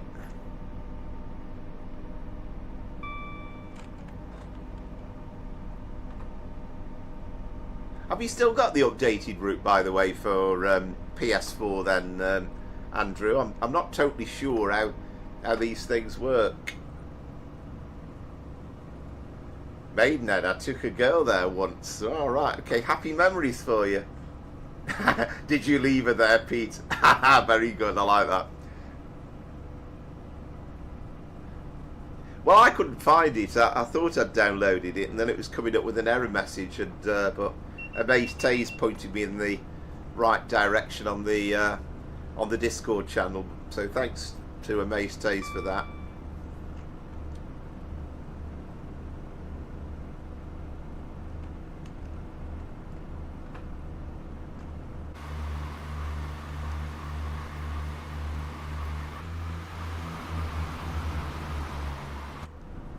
I remember when this first came out, the sounds on this thing were so quiet, and Matt made the excuse that, well, they're pretty quiet in real life, but this sounds like the real thing now. Right, she became the MP. Ah, right, excellent. The MP for Maidenhead.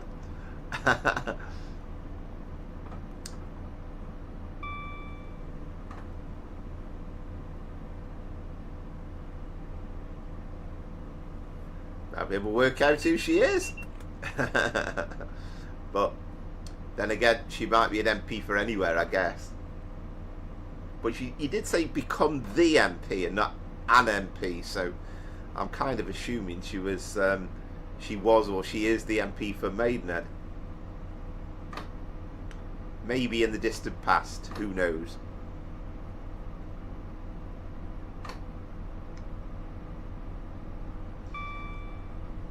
It kind of depends on the speed, Andrew. But yeah, that's your first warning.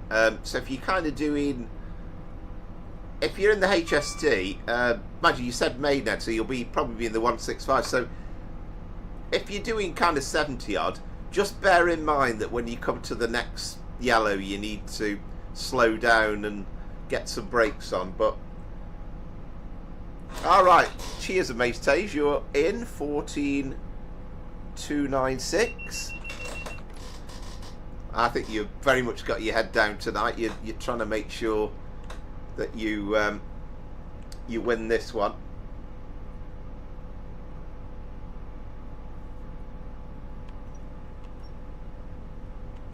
But just bear in mind when you're approaching the signals, you need to be sort of less than 30, and then if you get a lot closer to, then you need to be really slowing down, because otherwise you'll get tripped by the TPWS.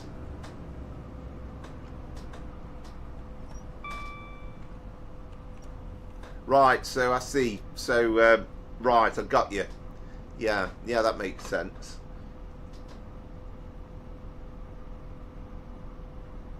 A slight code brown for the driver, but the 166 has stopped. Ah.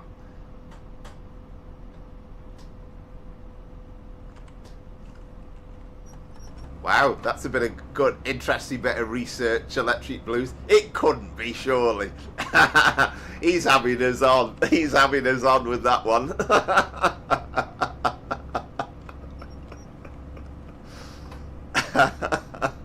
Oh, crikey.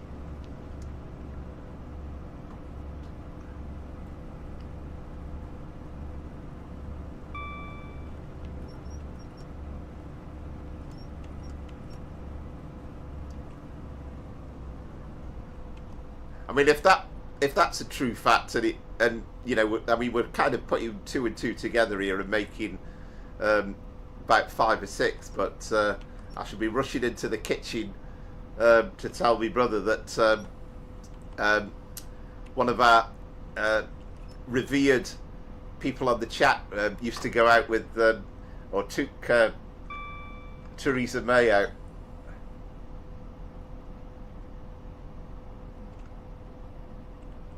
I like that. I smell a rather pungent rat. We are now approaching Twyford. Please mind the gap between the train and the platform, and take care when stepping down from the train. Yeah, I kind of thought, I'm not surprised you've done something like that. And to be fair, I can understand that if you're trying to get an accurate score.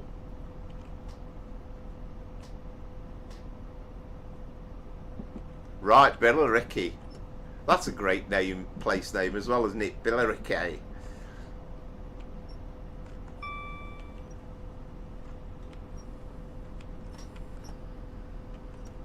I can't do it with the Essex twang though, unfortunately, but definitely one of the best names in Essex.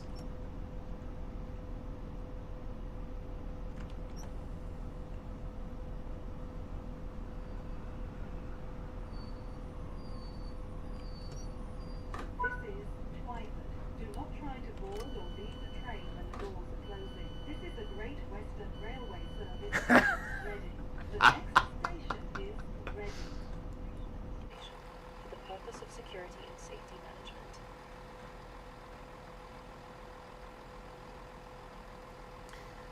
management. I can't remember what AP points are, to be honest, Andrew, but the whole point is it's the final score that you get at the end. There probably is a way of keeping the score going, but I try and make the screen as minimalist as possible, really. 14,440. Wow. Well, there you go. Well, so far it's... Station is Reading. This is a Great Western Railway service to Reading.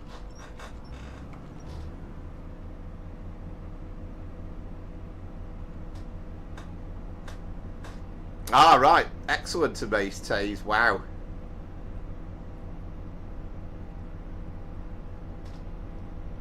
I need to spend more time practicing. That's my problem.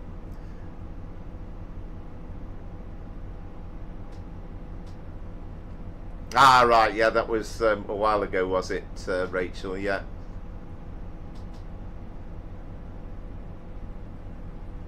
Yes, I have Southwestern. Yeah.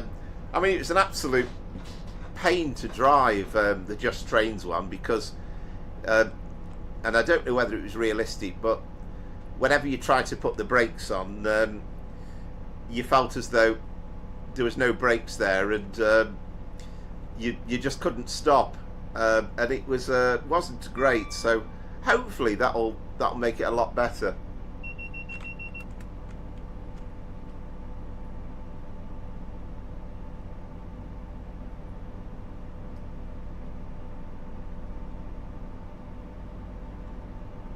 Right, gotcha. Yeah, I think you can get it to come up, can't you? I mean, I haven't got it up on mine, but yeah.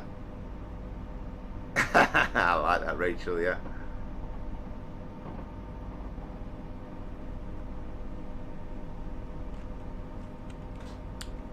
And again, with that middle and main line, it's kind of other bits that need updating, really. If they could do Bedford through to Leicester, would be quite good. But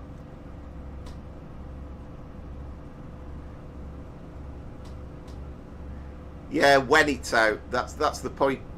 Southwestern, and the problem is, I think they're a fairly small team in terms of the developers. So, you know, it's kind of like coming soon might mean 2 or 3 years away. That's, you know, that's no disrespect to them. I'm sure generally the stuff they bring out has been top notch, but it's slow because they're a small team, small group of developers. See this bit here, Southwestern, there's no OHLE at all, but I suppose you could probably start, if you could put wires in on the bits that are in there, and then see if you could add gantries in on this section, then that would be a good test.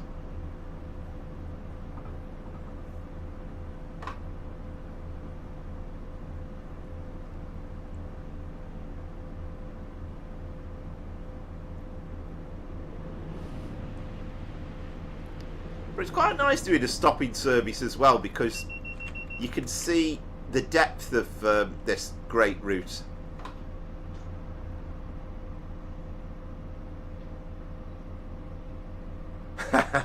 I find the action points thing a bit condescending. We're not reenacting a scene from Captain Scarlet or Thunderbirds. Yes, indeed. Yeah, that is true.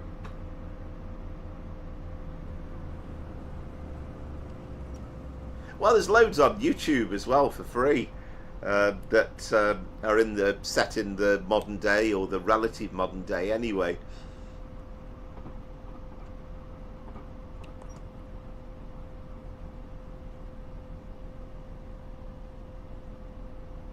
I did think about starting the idea one day, I don't know, probably a year or so ago, and I downloaded the editor, but that's as far as I've got. You won't be surprised to hear.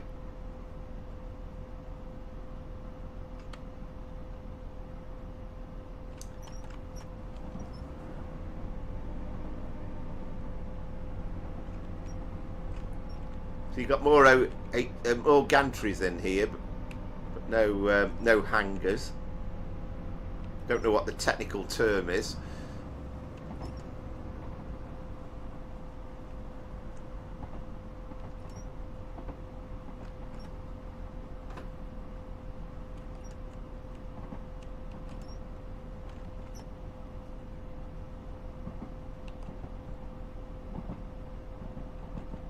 The sounds on this are massively better than they were before. Alright, 14293 from Southwestern. Yeah, thanks for taking part.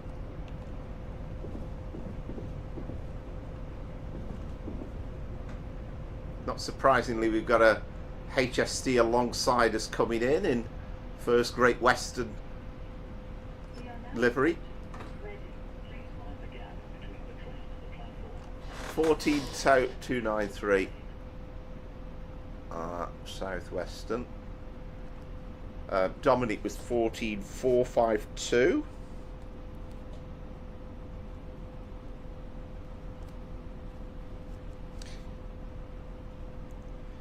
Wow, so there again, just shows that Dominic and Rachel have been the most consistent performers really over the last 3 weeks, and there is literally 12 points difference between the two.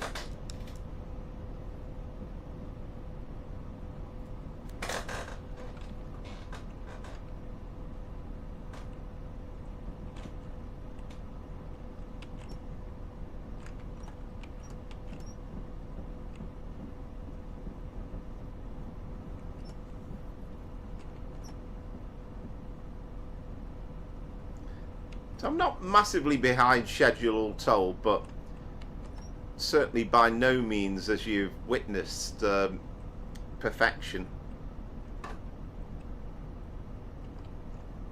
You've got 4 miles to Reading, Azza, right, okay.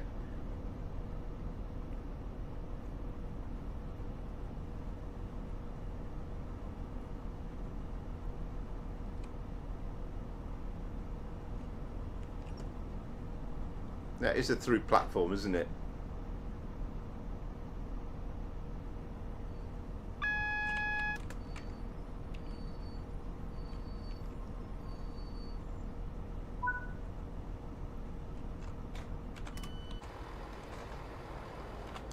We do get...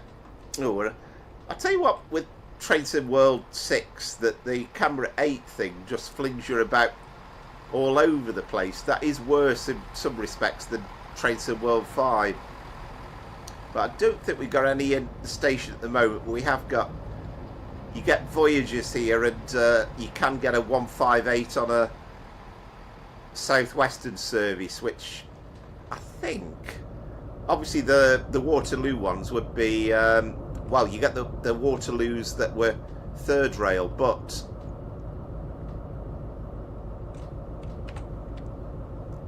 There was an Exeter to Waterloo service as well, wasn't there? For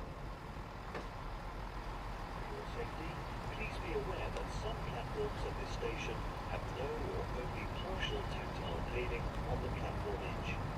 Once the train arrives, please mind the step.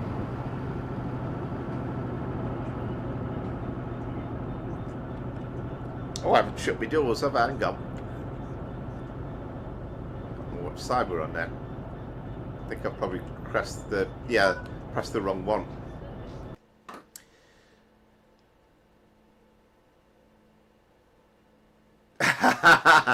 Southwestern says, if Rachel's picking IF Shapor, she might surprise us. You might never know. Right. So, I can't remember who we've got. We've got a couple left to do, haven't we? What did I get then? 14161. So... Yeah, I mean, that's the worst one I've written down so far. And Brian, 13591 with an Oxenholme. Oh, okay, you missed a stop. Right. Yeah, I think they're quite testing those semi-fasts. So let's start getting some scores on the board. Yeah, it is. Yeah, you're right. I'd kind of forgotten that it was AP action points, but for Andrew's benefit, yeah, that's what we're after. If you have it on the score as you're going along, absolutely fine. You can see what your score's going to build up to, but I do try and minimise it in terms of the stream.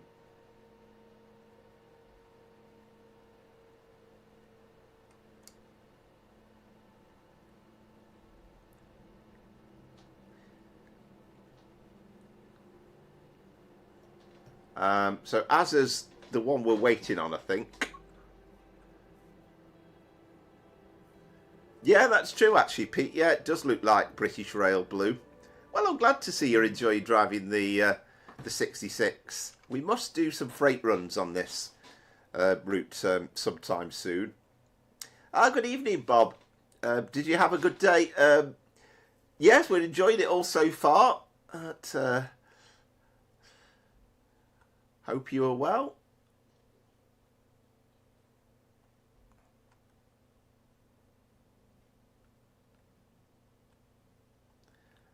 Yes, there are some 37 runs,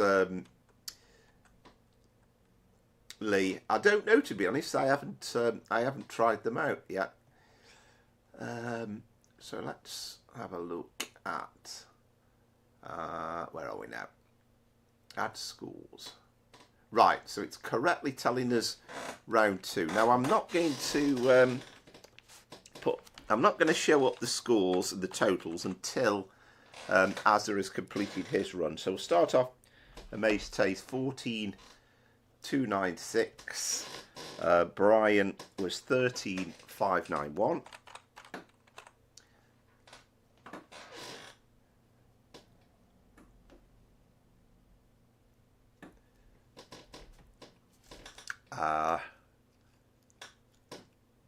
Dominic was 14,452.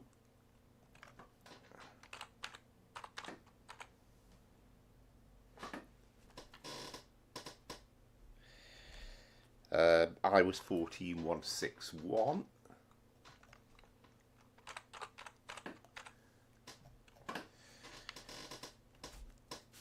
Rachel was 14,440.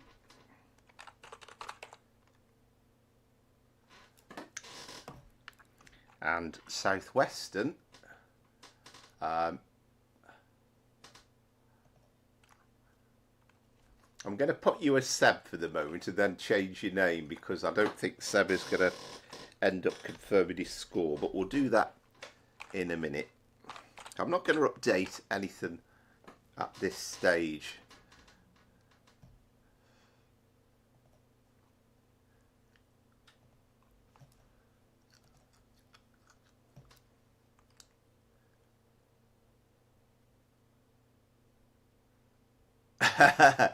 Okay. Yeah.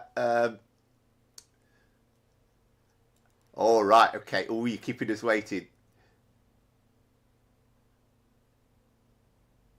Don't scare me with freight runs, Mr. P. They are not my best.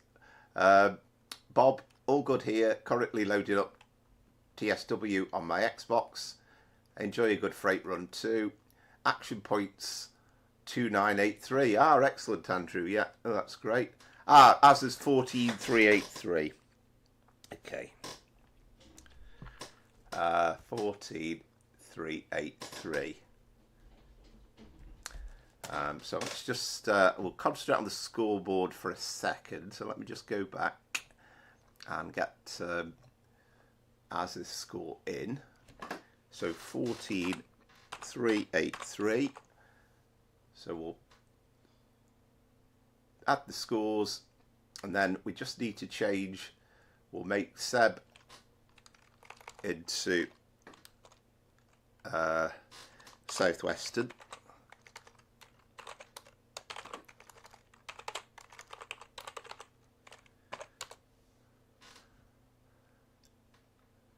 And then I don't know if Concord did that run, but if he did, then he could let us know. I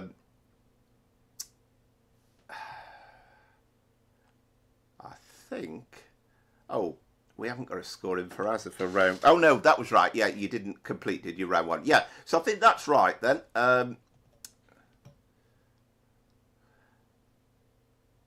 It is a competition. Yeah, that's the idea. We all do, or as many of us as possible, do the same runs at the same time, and then we end up. So just to confirm then, Preston to Carlisle, which we expected. Route 1 Sierra 24, Class 87, just for Dominic.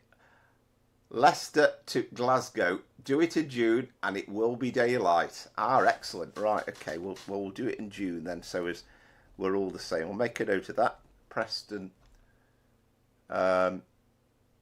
Leicester to Carlisle.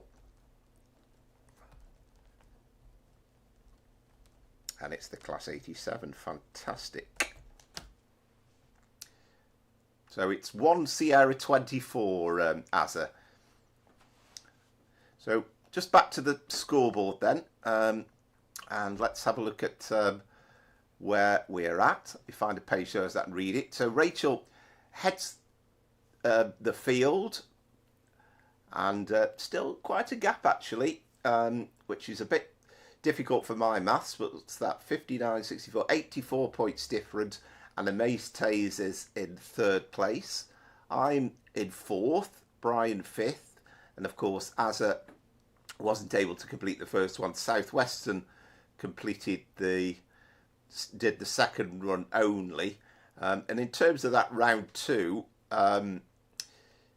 then Dominic won by 12 points.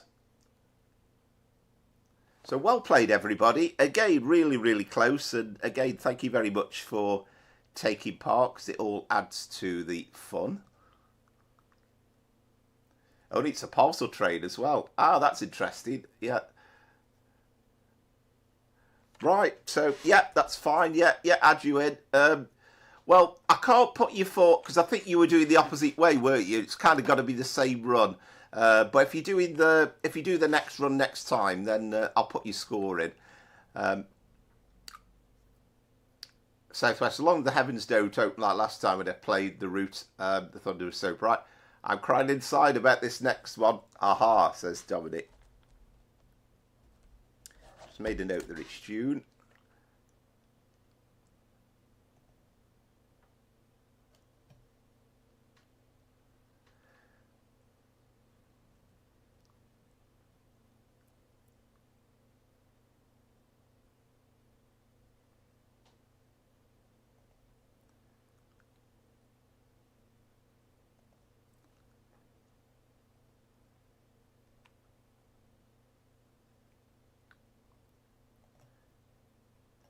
Yeah, absolutely right, Rachel. Yeah, well remembered. I definitely said it. I don't think I've ever done a parcel train in the game before. So that is going to be something that's going to be a little bit different. So half-time break now. But whilst I'm away, here's just 5 minutes from yesterday's diesel garlic, the East Lancs Railway. And you've got a little Class 86 thrown in at the end, which I saw when I arrived at Crewe as well. So enjoy that whilst I'm making myself a coffee.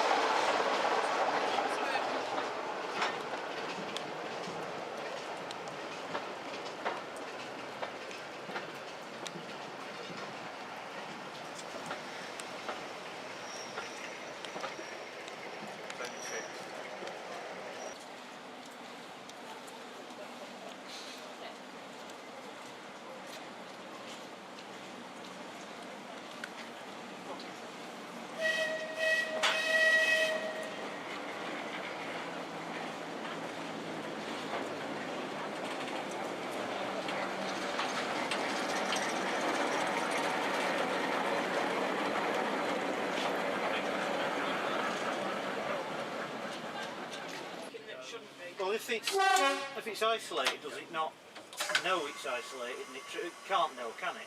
No, yeah, you shouldn't get the light, should you? No. Switch is knackered. Stupid. Trains. It's going so. Yeah. It's all just trains. And then. Bubbles and light fell off as well. Quite dramatically when I was leaving round here. That side or that side? As in the one you actually need. The driver's side. Oops. Well, the horizontal rain's coming from this end at the moment, so you'll be alright. Well, I've zip-tied it back on, so it'll be fine. Ah, right, okay. Like the rest of the railway then, held together with gaffer tapes and tie wraps. Yeah. Lubricating the WD-40. Calling at Milton Keynes Central and London Euston. This train is full of 7 coaches.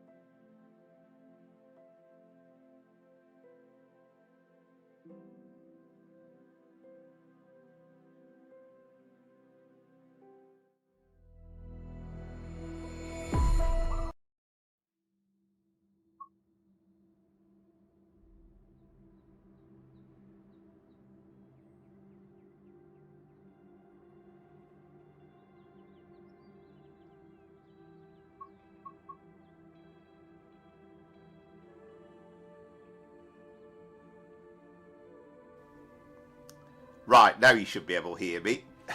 Yeah, sorry about that. I wondered why it was showing up grey on my microphone on my OBS studio, and then I realised it was muted. So yes, hopefully you can hear me all now. But yes, I was delighted to see the 86. That was just a complete accident. I arrived into Crewe, and there I saw scheduled a rail tour arrival, so worked out well. Yeah, thank you very much. Just a few clips. I've got a few more, but just a few clips of the main things. As I say, the weather was horrible actually, but yeah, I did really enjoy it.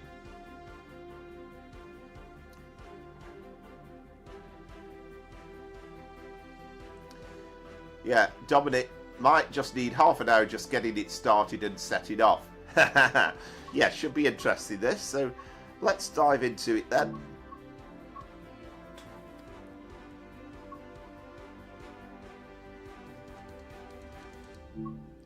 So we need the Class 87. It's funny with having all these mods, but I don't think it matters though. Yeah, we obviously need one of the old ones. I'll tell you what, let's do one in proper British Rail blue. And we remember...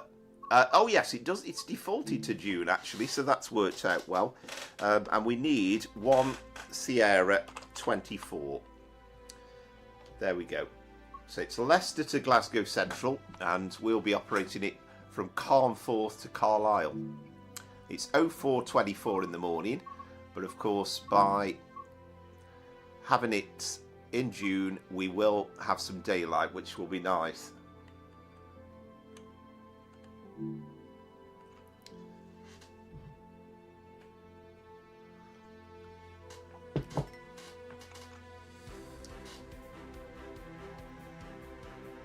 Yeah, it makes a change. I mean, I love the Intercity livery. I love the Intercity executive livery, but it's nice to see old school British Rail blue.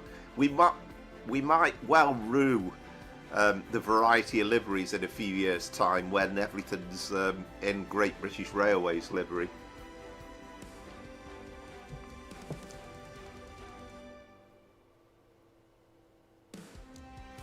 Ah, excellent, Josh. That sounds good.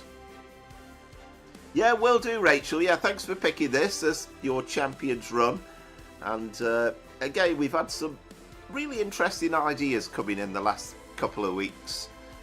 Dominic's previous two before, I think we had West Cornwall local, and then last week we had Midland Main Line, didn't we? Leicester to Nottingham. I hope I haven't put too much cloud in now for the sunrise, but hopefully should be all right.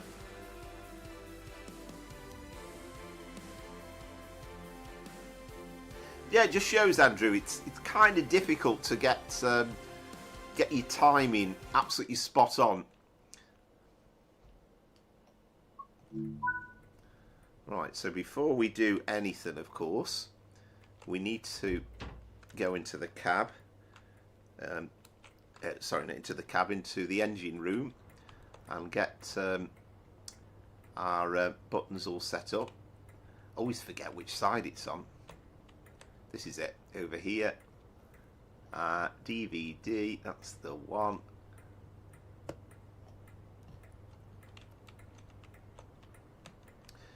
So great though, being able to walk through into the engine itself. Who'd have thought we'd have a game that was so realistic as all that?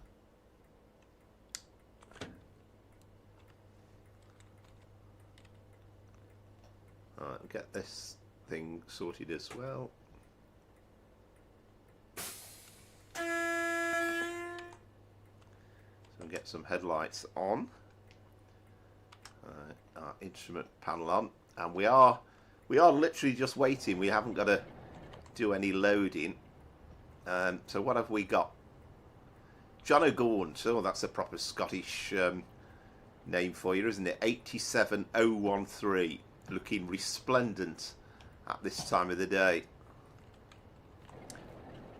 And here is our stock as well. So express parcels, they're all Mark 1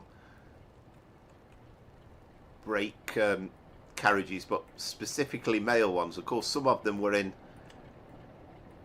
the all blue colours, and some of them are painted out in blue and grey.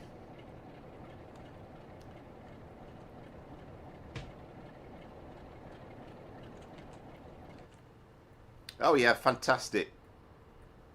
Of course, a product from the mid-70s.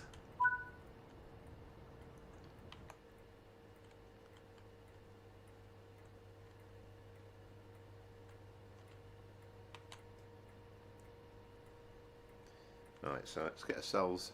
Oh, I haven't put the master key on, have I?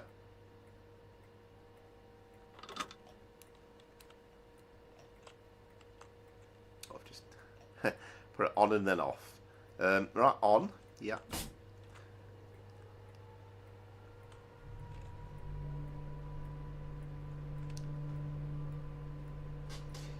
Right, Bob has 87026, Sir Richard Arkwright. Now, I have a feeling, I can't remember, some of you might remember, but I have a feeling that that wasn't the original name for 87026. I think that was one that was renamed, because a lot of them, I seem to remember in the late 70s, they just applied a lot of them without giving any naming ceremony, and then as time went on they did it with a bit more celebration.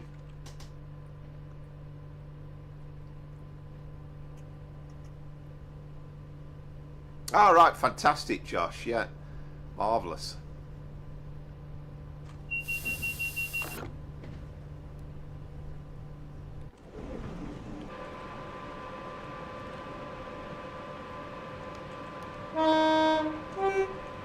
Okay, probably, I'm sure I'm breaking the rules. We've talked about this before. It's too early to be sounding the horn, but why not?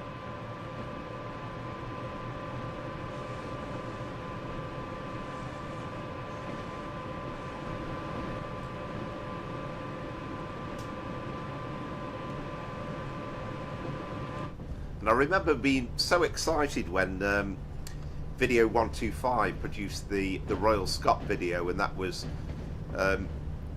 London Euston to Glasgow, of course, but they did it in two parts originally. So the first part was Euston to Preston, and absolutely loved that DVD when it came out, and that was a Class 87.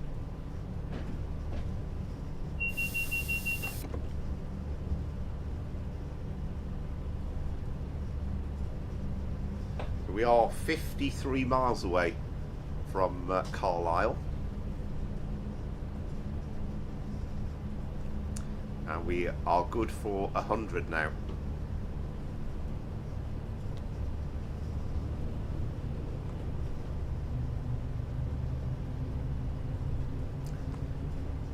And you get that lovely golden tint as well on the track, which is beautiful this time of the morning.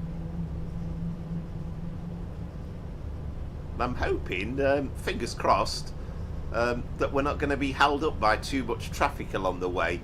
I shouldn't imagine there's absolutely loads about at this time of the morning. But absolutely perfect time, just fits in nicely with the stream, but to go within the hour.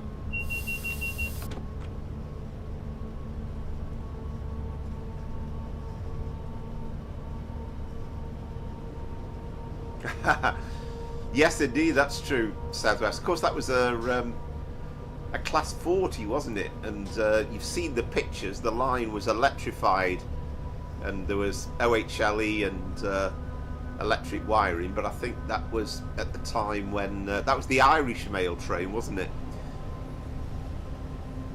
Oh, nice to see that. But there is still traffic out and about, so it is busy.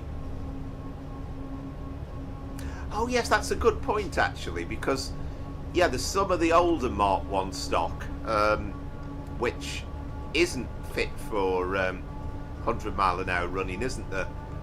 But I remember Tom making that point when this route first came out, and he said that the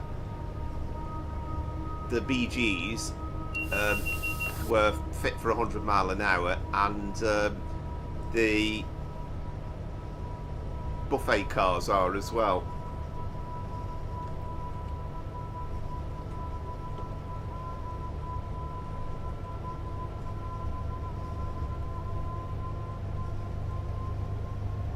yeah, you can definitely feel it's going to take a bit of time getting the speed up, but once you get past kind of 40-50, it seems to start speeding up quite nicely.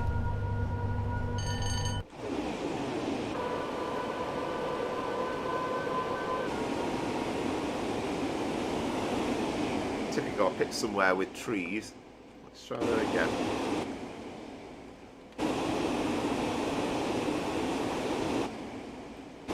Okay, that didn't work. Hang on. No, we need to do it from there, don't we? We'll get to see this train in a minute. We'll wait till we're out in the open a little bit.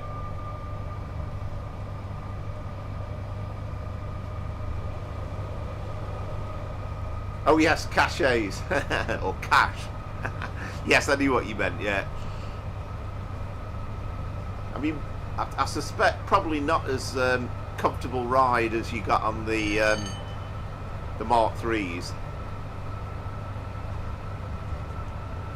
That was one of the great pleasures, actually, of being on the... I tell you what, as well, it was absolutely heaving at Bury for the East Lancs Gala Day. Really, really busy. But, yeah, just a pleasure to be on the old Mark 1 coaches, and just the sounds of them going across the points. Just the bogies just sound... a little bit more old school and mechanical, and just not as smooth, but more of a kind of a genuine feel of being on a train, and the sound going across. Really, really nice. Of course, pretty much all clickety clack along the points as well.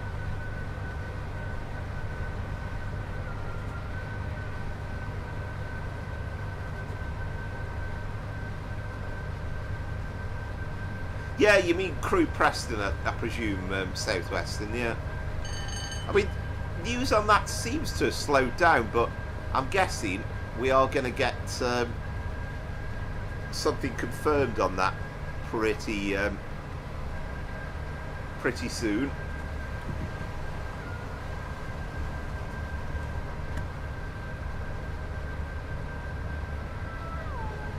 Oh, there we are, nice Freightliner going the other way.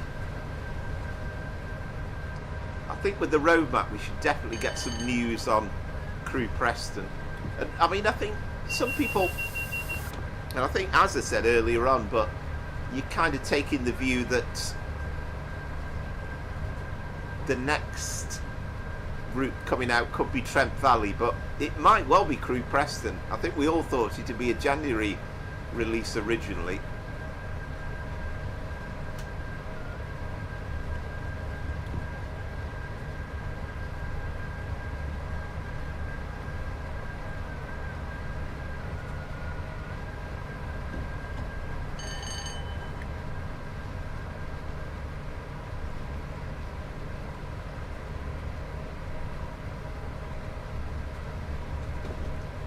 Right, now we're out in the open, can we get...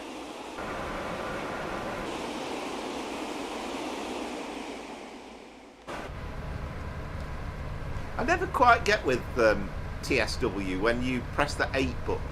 Usually it starts with the front of the train, but particularly on this route you get services where it starts in the back, and I don't know whether that's got something to do with whatever would have coupled into it at Carnforth or before, whenever it would have changed over.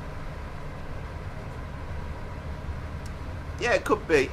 Could be. I mean, I think I'm pretty sure somebody has said that it might have been Alex, but I'm pretty sure he said there's definitely going to be news about it in the next roadmap, so I think you can probably assume we're going to get one of those development updates.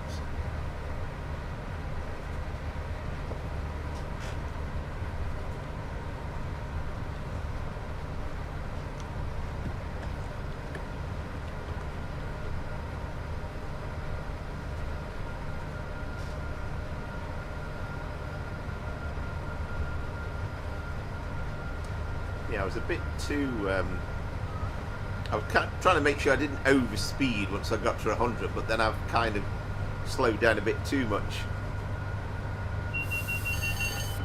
Yeah, absolutely right. Yeah, yes indeed. Yeah, I have. This is my very first time driving a parcel train.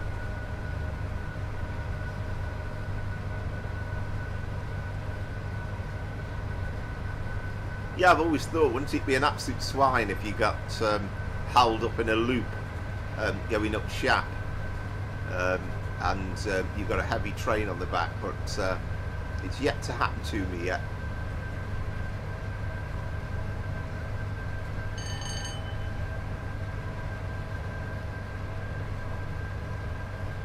You reckon so, Southwest? I'd be surprised, to be honest.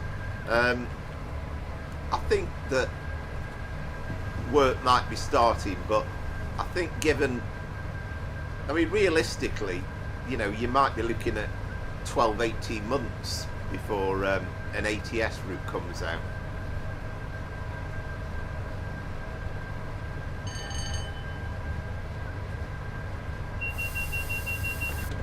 Yeah, that is the difficulty. I remember when we started all this, and it was generally just for many months.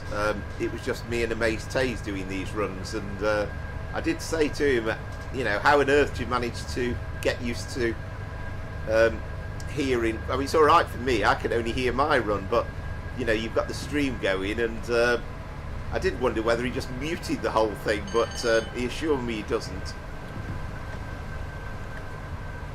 But I think it's okay when you get the greens just about, but the moment you get a cautionary aspect, I'm pretty sure that you're all just pressing Q at the same time, and you think, oh wait a minute, no, that wasn't me.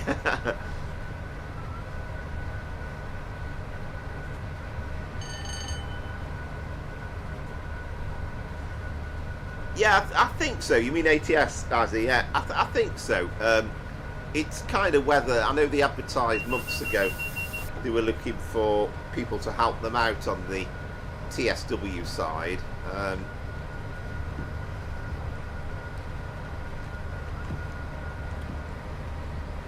But, and again, you know, I'm usually wrong about these sort of things. Oh, here's a neutral section. Yeah, you see, I didn't cut power, did I? Naughty me.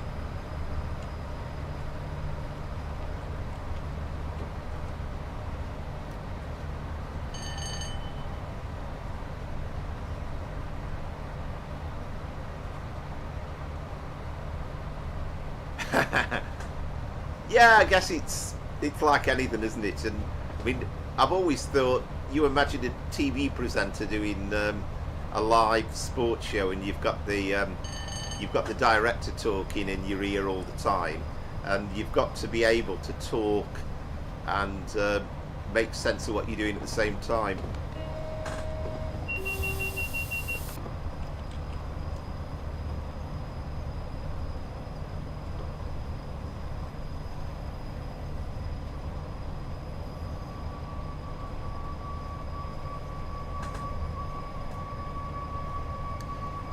Yeah, it's quite a good shout, I think. Sort of East Coast, East Anglia. But I mean, again, I don't know. And you try to read people's minds, but I do wonder after the experience that of what happened before with ATS, whether I can't imagine they'll want to rush into making an early announcement when work's probably only just started. I mean, it could be if they were doing a really substantial route, and okay, they've obviously, between them, they've got some experience, although obviously it was somebody else, and it was part of the All Aboard Studios team that started building it originally. So I wonder whether they might just think, let's hold off announcing anything to do with that until it's a bit more advanced.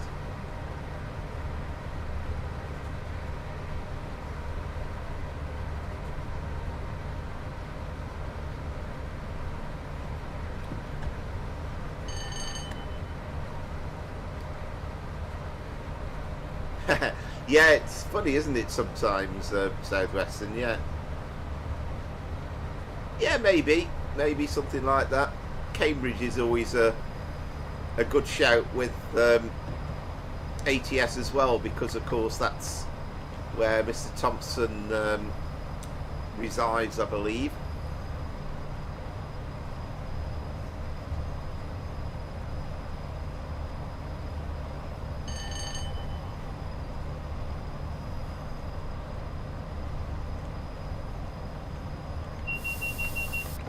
I just think personally Cambridge to Peterborough would be a bit kind of I don't know, I don't think it'd be that exciting really.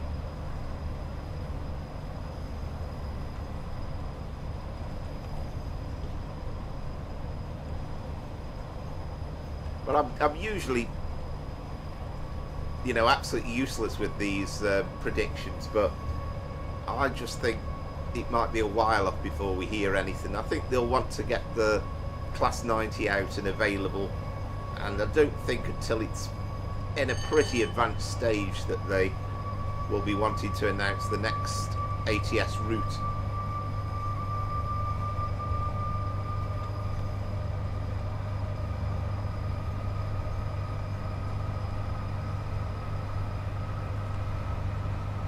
Yes, indeed.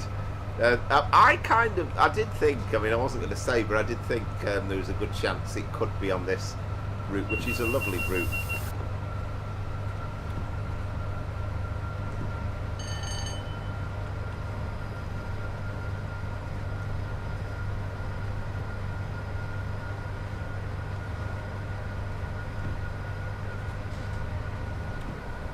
Oh, I'm speeding now. I mean, it's not, there's obviously no cruise control on the 87, but in a way there sort of is. If you get it in the right notch, then it kind of works.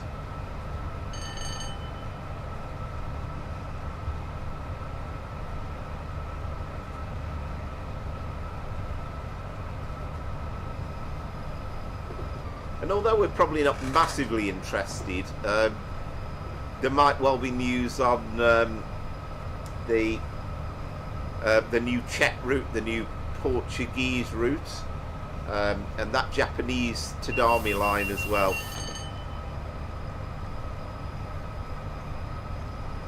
Which, you know, looks lovely, and it's nice that we've got a new country like Japan coming in, but personally speaking, it's going to be a single line slog, so I don't know whether I'll be immediately thinking about getting it.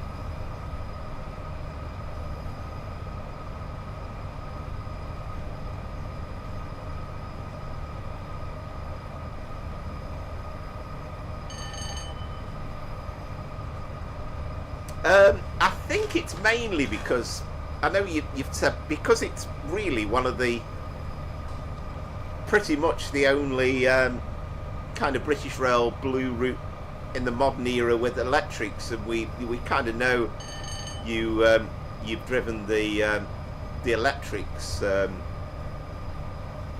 many years, so this was kind of an obvious choice. I think perhaps once we've got Crewe Preston where you've also got electrics to ride on, then that might be become a favourite of yours as well.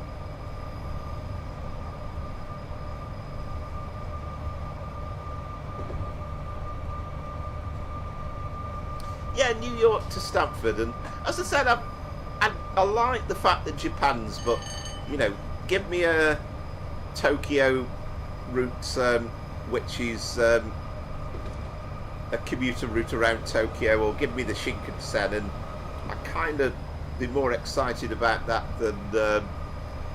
than doing a single track line, that's for sure.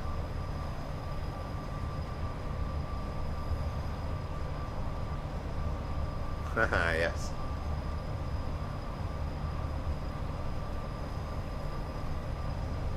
This is one of my favourite points of the line at T-Bay.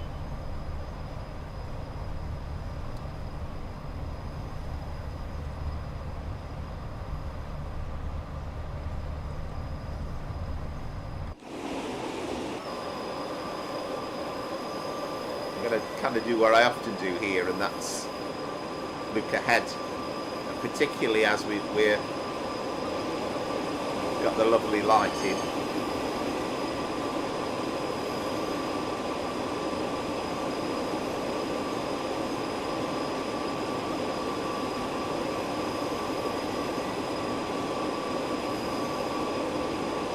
And the mountains in the distance as well.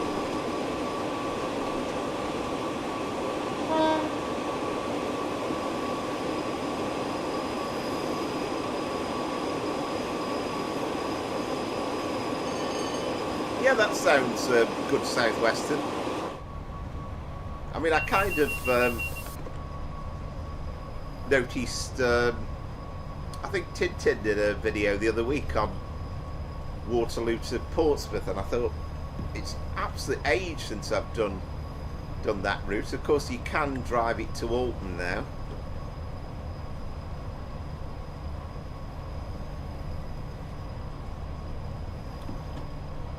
Yeah, that's the point, isn't it, really? You are, I think, once you've got past Shap Summit, it's kind of like, you don't need to worry about your accelerator too much.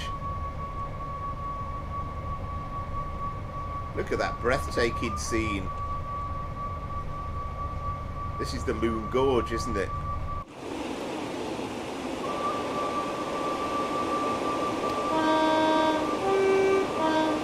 We're not going to get told off for sounding the horn around here, are we? Because it's nobody else can hear us.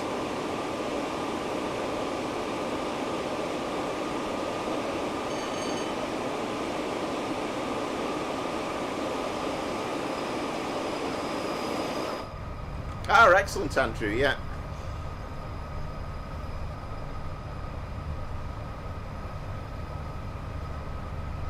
Yeah, there is one, isn't there, Southwestern on ATS, and I think there's supposed to be some added scenery. There's still loads around Waterloo that kind of look as though they could do with a few more custom things. When you think of all the custom models they did when they did... Right, I actually did see the reminder that time for the neutral section.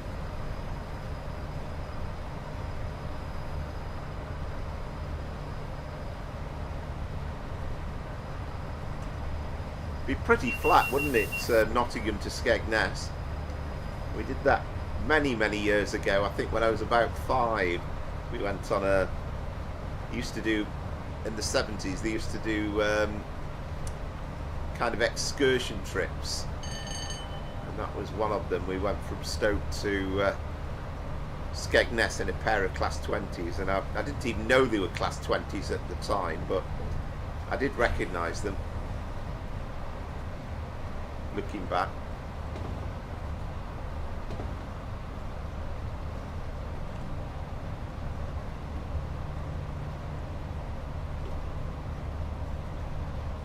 Yeah, absolutely, yeah. I mean, there is that very old southwestern England route, which of course has got all sorts of bits and bobs in, but it is a bit outdated now.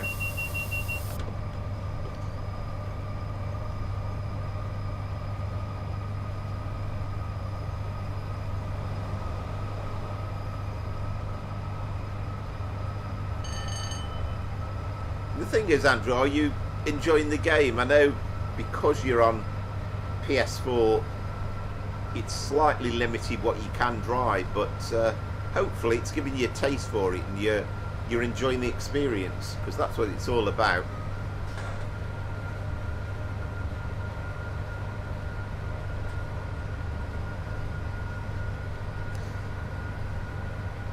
Well, yeah, but, and there's kind of a major but. I mean, he was a bit of a legend. I think he was called Photon 66, if I remember rightly, and he did the original West Coast Main Line South, and he also did his version of Chiltern Main Lines as well. So he built an absolute labyrinth of a network. You had Waterloo to Weymouth, you had a lot of the southwestern branches included, so I think what he did was breathtaking in its audacity, really. But it would have been nice if somebody could have worked with and just tidy bits up and got it into really good shape. And that's kind of what happened with West Coast Main Line South originally.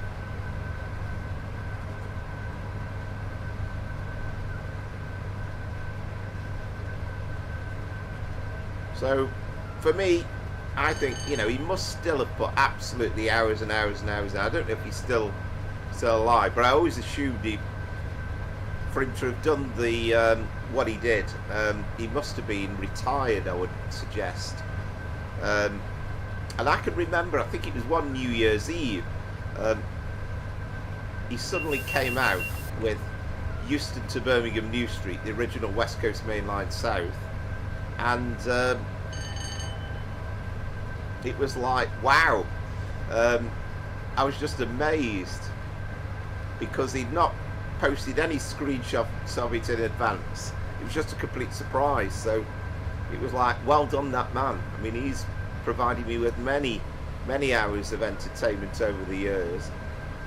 And yes, we've gone on to bigger, better things with Train Sim Classic and Train Sim World, but brilliant job.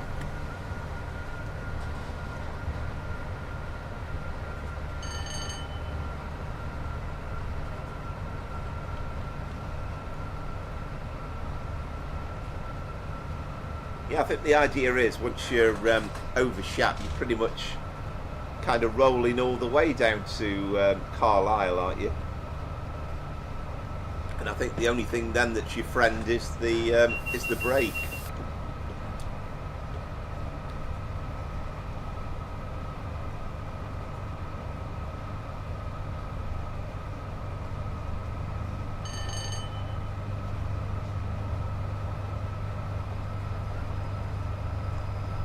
And seeing that 86 yesterday at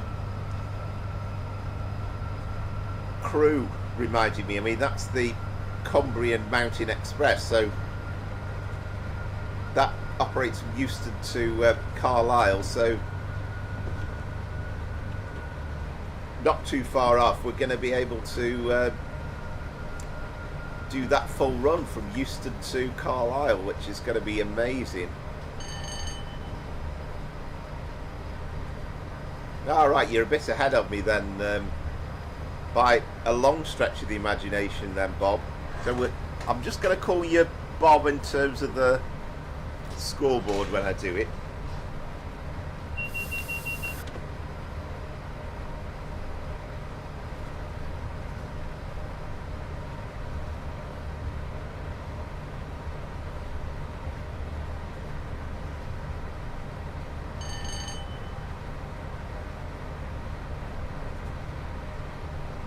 Yeah, so I'm kind of not even putting the accelerator on. I don't know whether I'm being very accurate here, but I'm kind of relying on the fact that we're going to get that speed up gradually going downhill, so it seems pointless applying any power. Yeah, it's going to be amazing, that is, isn't it? And you know, for all West Coast Main Line lovers, and it is the premier route in the country, to be able to do okay, I know it's going to be in different parts, it's going to be in different eras, it's going to be a bit disjointed, but you kind of need somebody to set up a scenario for Crewe to Preston in particular, set in the modern day but doing a rail tour run, and then you're going to be right era throughout.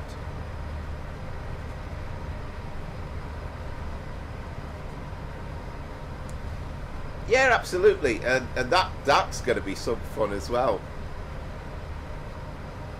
Would they, I know like with passenger services, you would have a change of driver at Preston. So would one driver be allocated to do the full run from Camden to Carlisle, would they? Or would there be a changeover in real life?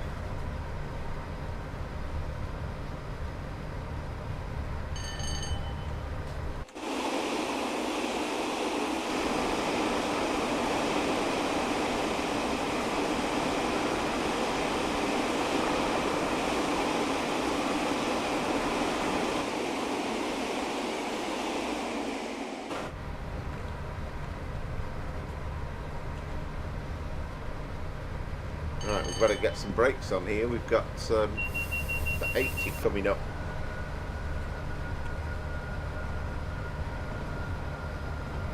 Yeah, it makes sense, I guess, wouldn't it?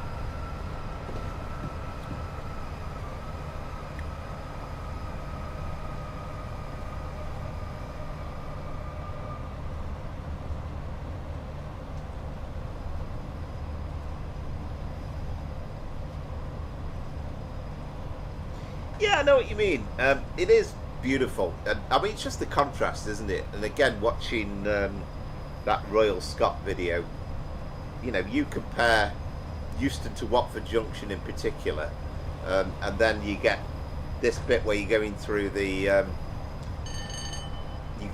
Lake District. It's chalk and cheese, so it's very different. But I kind of like the boat. I like the fact that with this, you can still have like your cross-country services where you're stopping at all the stops along the way, so sort of Lancaster, Oxon Rome. Oh, I thought I missed it then. And Penrith. Oh well, you'll soon get used to them, Andrew.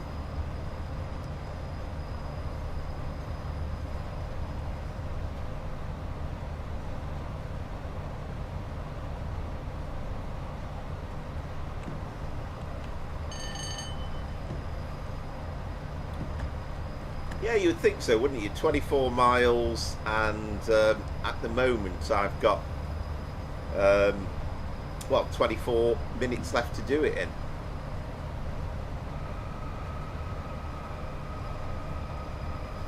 So you would think so.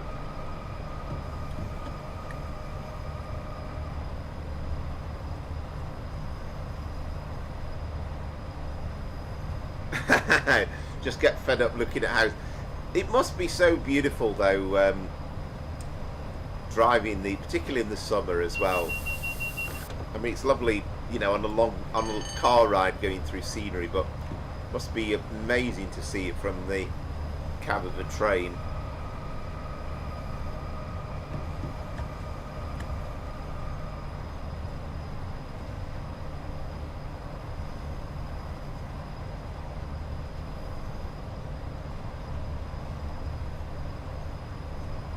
Yeah, and again, that'll be very true of real drivers, won't it? They're all going to have a slightly different style.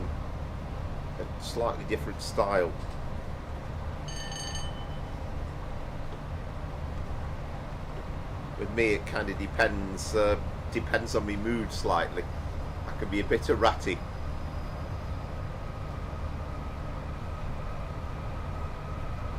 Right, so you reckon you're going to get held then, Andrew?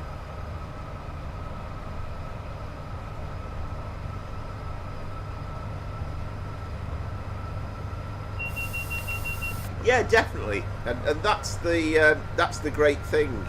And you know, I try and I suppose for my runs that I pick, I'm really trying to think of newish stuff that's come out, and cause that's kind of what people want to see. But it's good also to do stuff that we haven't played in ages, and this is a great example. And I might not have spotted the fact that there was a parcel run that would fit the bill just nicely. Hello, Piglet Tube. Yeah, hope you're well.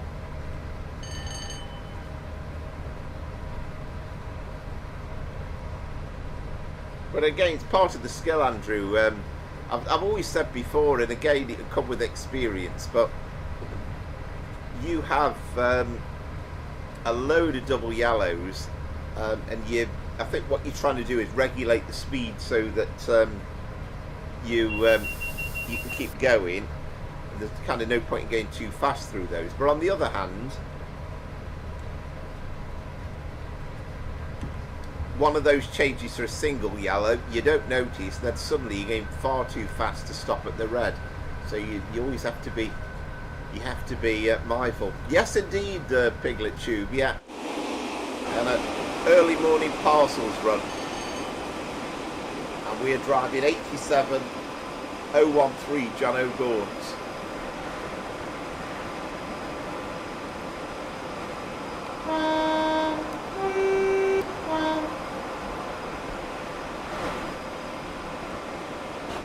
Very nice it is too. Let's say, can anybody answer that question? I'm sure the 8706, I think it was, somebody said that they were driving. Sir Richard Arkwright. I'm sure that wasn't its original name. Can anybody remember what it was actually named? That's if I'm right.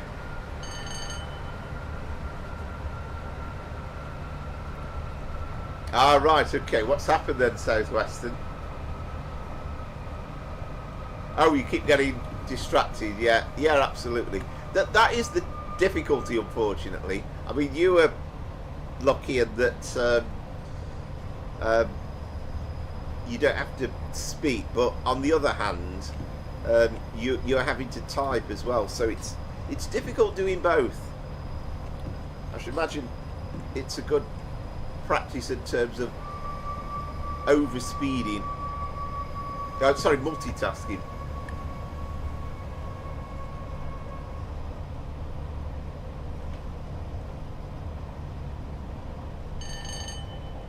Red Gauntlet. Not sure about that. Might be. I don't know. I should be able to remember.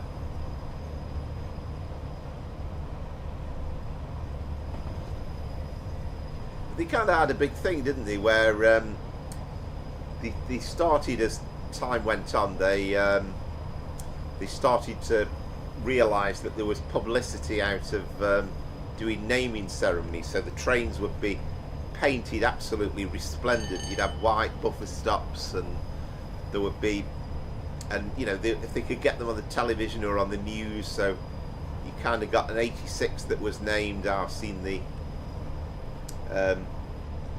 neutral section warning that time. You got one named Pebble Mill. There was one named Top of the Pops, a class HST.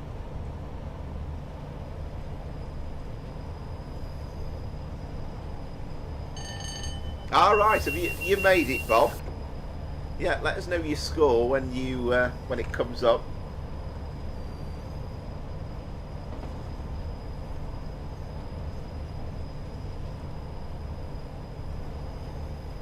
I mean, I don't know 100% how the gaming works, but I can't imagine that it gives you. It can't possibly give you enhanced scoring for being early, because the object is, and also it can't penalise you for being early. Yeah, there's the neutral section. You hear that lovely thud of the motor, which is fantastic.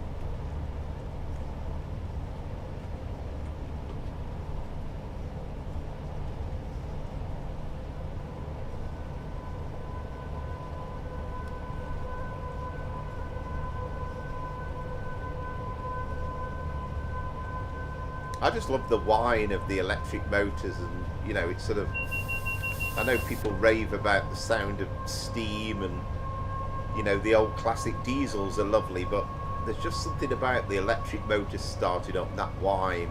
It's kind of the sound of my childhood.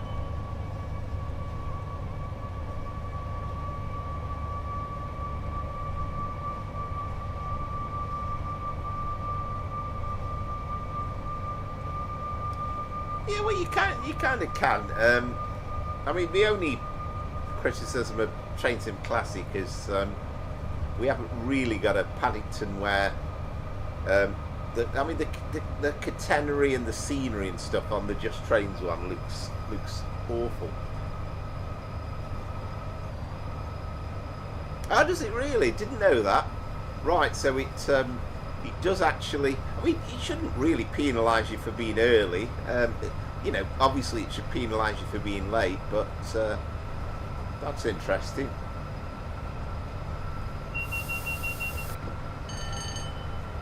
My childhood is wee wee woo woo UFO noises. Yeah, I know what you mean. Those.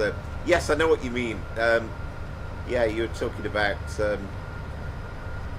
Yeah, some of the EMUs and the 442s. Yeah, which we were talking about the other day. They were plastic pigs referred to, weren't they, by the driver?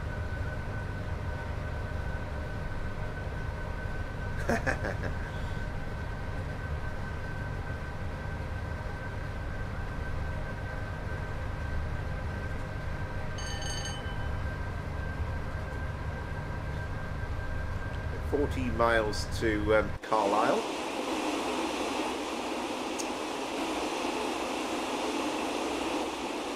Right, I'm going to get the front in a minute. There we go.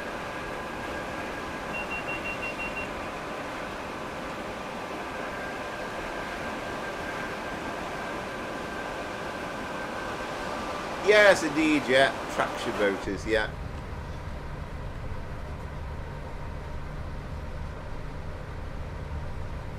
Ah, okay, yeah, never noticed that. That's interesting.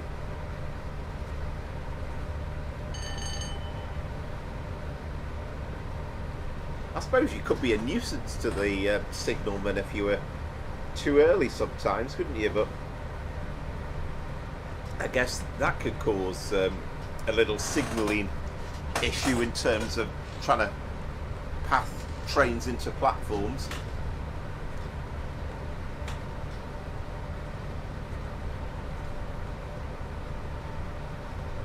Well, I'm 14 minutes with 12 miles to go, so I think I'm going to be early, aren't I? But I'm trying to not hammer it. Desperately trying to make sure I don't. I think I've sped once briefly. We went into the red area, but it's not been too bad. Yeah, I think the problem with the original Great Western route, Andrew, is there was loads and loads of missing trains. So you just had the HSTs and the 166s. So there was so much leniency in the timetable. So it was really easy to be early. But now you've added, with the remaster, now you've added all the other stuff, and it's kind of more realistic.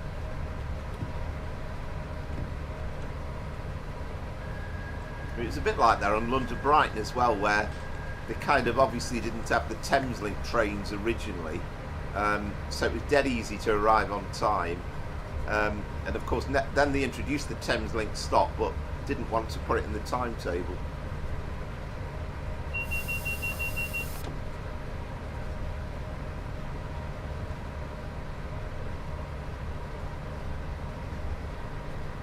Right, got you, Southwestern. I can't remember what we are up to then on TSW. Oh, excellent, Josh. You let us know your score. Yeah, it's really good, isn't it? And I tell you what, just this early morning vibe, going through the beautiful scenery through the Lake District, through Oxenholme, through Penrith. It's really is nice. Oh, excellent, Brian.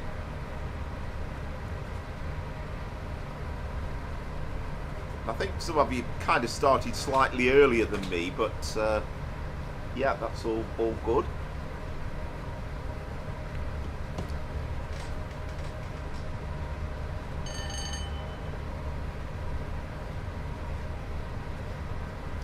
Yeah, well, yeah, don't get Scooby started on that one, Andrew. Of course, we already have Peterborough to Doncaster, but no King's Cross to Peterborough, and that's what he's been crying out for. And who knows? I'm certain it will come in. It's just a matter of time and who does it. And of course, then we need a 91 to go with it as well. Yeah, that's it. Yeah. Right. So that's why you haven't got a final score. Yeah, I see. Yeah. Yeah, brill.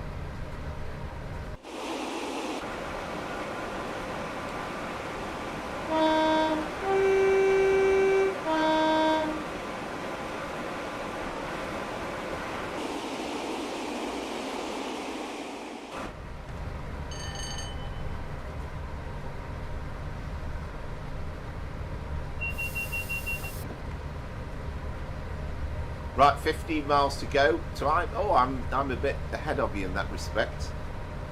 Need to get some brakes on for the 85.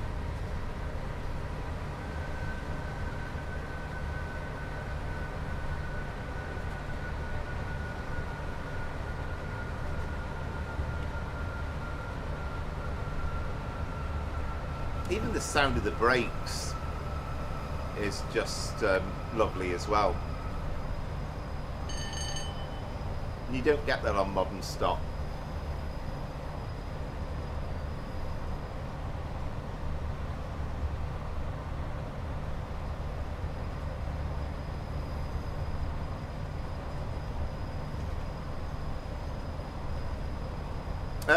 Yeah, good question, Andrew. I mean, I love this because of the sounds. As I say, modern stock, you just don't get again just a different type of wine.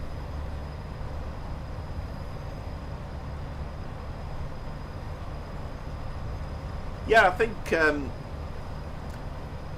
I would love to see it non-stuttering, and I think people have said, and you know, I'm kind of happy enough with it. The amount of stuttering that we get, you know, it's not absolutely awful, but it would be lovely if we got absolutely no stutters. I think people have termed them as micro stutters sometimes. Right, Brian is first to declare a score as 8201. I'm being a little bit naughty here by not looking at anything that I'm doing on the game. I think we're okay.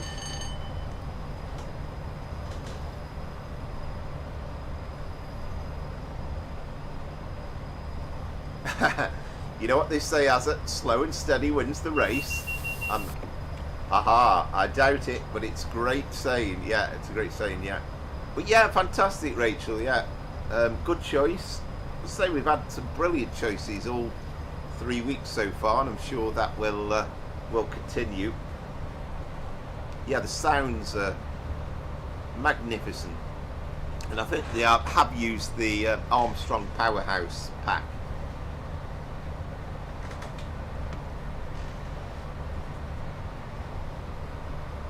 Yeah, that's fine, Bob. Yeah, and we'll jot them all down.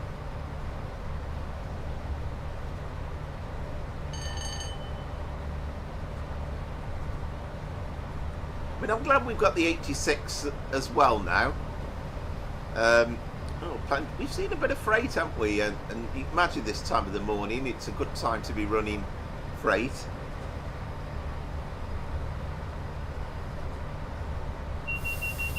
I'm glad we got the 86 as well, because when it first came out it felt slightly weird having the 87 and all Mark III stock, and having the 86 and the Mark II stock is kind of made it even more interesting.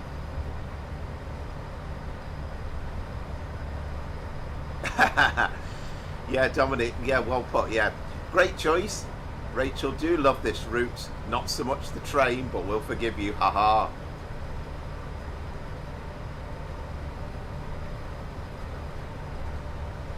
Yeah, now whether we're going to get them is another matter. We know we're going to get the 90, but the chances of us ever getting an 85 or an 81, I would think are very, very unlikely. More likely to get a 91 for the East Coast Main Line.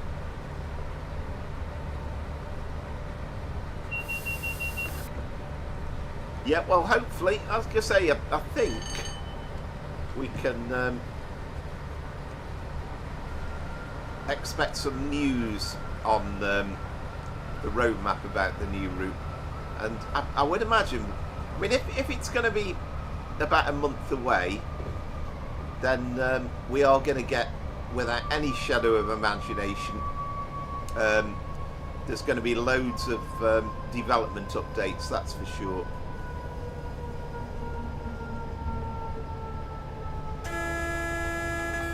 Yeah, 73 I would absolutely love.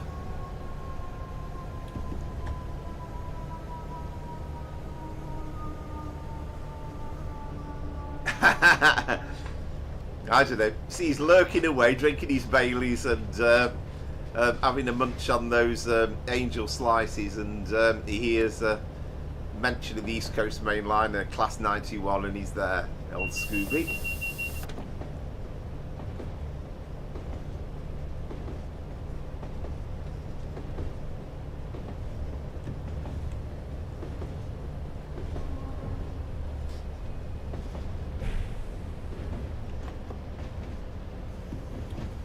Right, I'm just going to concentrate on getting my speed down to 20, and I'm going to coast into Carlisle Station.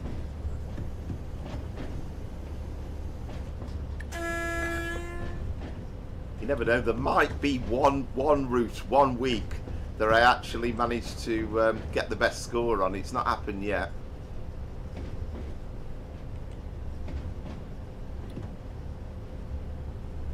Scheduled to platform 3, so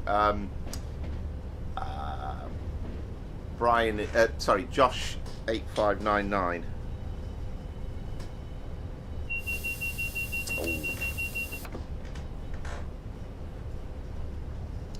We are going downhill slightly as well, just to give me a little bit of food for thought.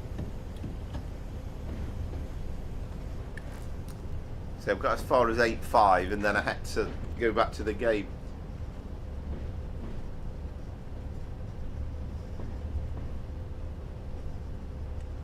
He does indeed, and he's very good at it as well, Southwestern.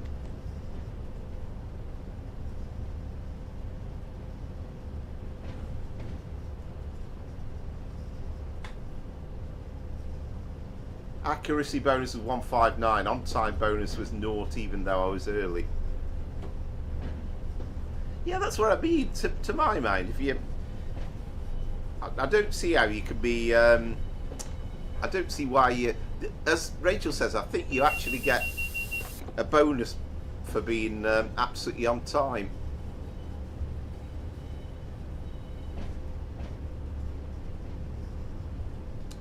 Yeah, he's kind of world championship class as our Scooby.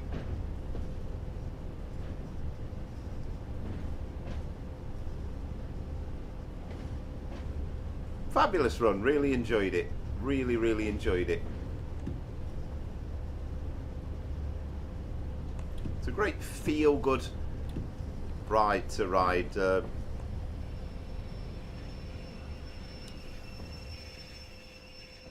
ride on West Coast Main Line over Shat.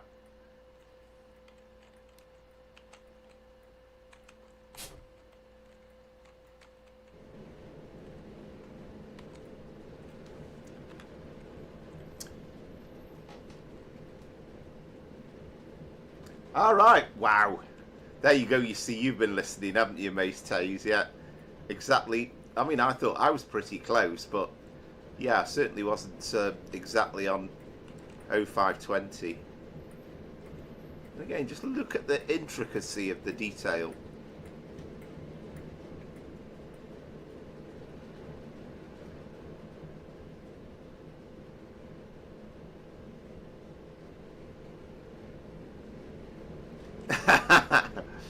I can only conclude he's cheating then. I like that. Right, so Bob is 8335. But thanks for taking part, Bob, much appreciated. My secret is out, Josh. I like it. Score 8680 from Rachel, which is oh, I'm putting these in the wrong column. I'm confusing myself. 8355. Josh was 8599, wasn't he? Rachel was 8680. Wow. So that looks like a winning score so far. And I know Dominic was struggling a bit on this route, but we've not got Dominic's score yet.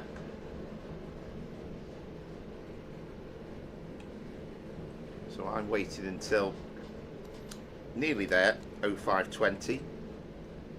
mean, it's a great route to explore as well, complete with Travellers Fair, cafes, and again, just the attention to detail. And kind of British Rail, the 1980s parcels depot there as well. And the old kind of British Rail blue signs. That's one way out of the station. And again, some detail in and around Carlisle Citadel station as well. Kind of come out at the back entrance there, haven't I? That's the that's kind of the why it's called the Citadel, isn't it? That thing over there.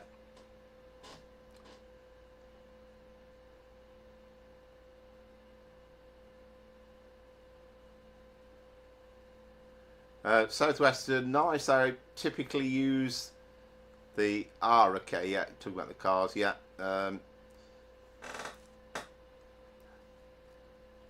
Southwestern, the amount of speeding penalty points I'm going to have will be phenomenal. If I can say the word phenomenal. Blah, blah, blah, blah. Right, okay, so I've got a few points knocked off for speeding. And yeah, so I was a bit down, 8475.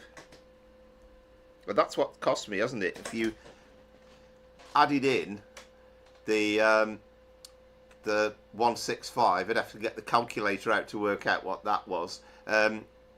8475 plus the 162, it would be pretty competitive with that. So yeah, on time bonus 39, so yeah, closer to the score, so yeah, not too bad.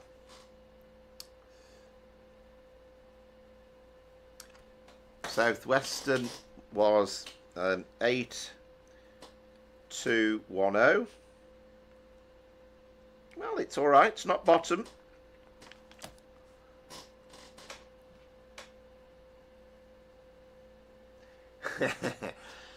Peter, you don't want to explore 1980s Travellers Fair. Should have been called Travellers Diarrhea. Yeah, well, you were all right as long as you only wanted a ham sandwich. And I think it was Prue Leith who made the point. She was brought in as an advisor, and why do you only have ham sandwiches? And it's well, it's Britain's most popular sandwich. And it's kind of like, yeah, but that's the only sandwich you've got in the range. Right, so Azza is 3 minutes away, so we'll start getting the scores on the board.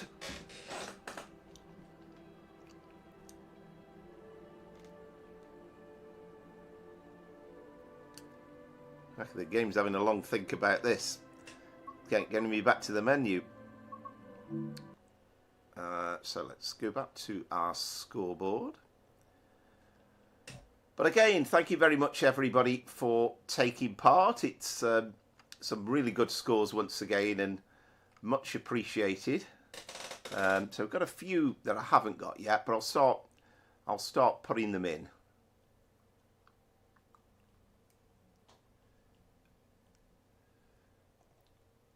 I mean, I'm getting to the point where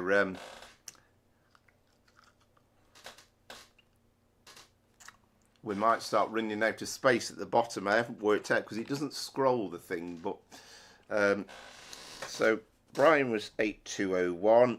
I was 8475.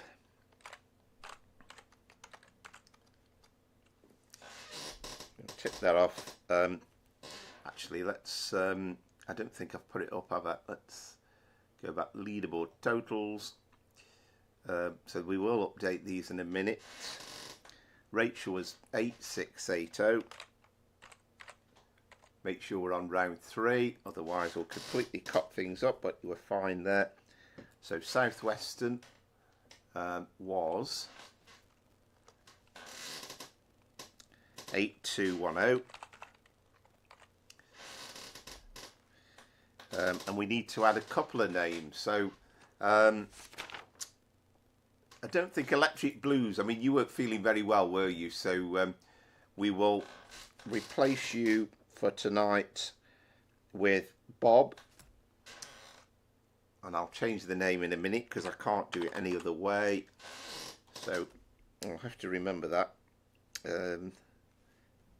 I'll just put Electric Blues by the side, and then Josh can be Scooby for the night. 8-5. He did a bonus run last week. 8599. So let's just see if there's any more scores come in.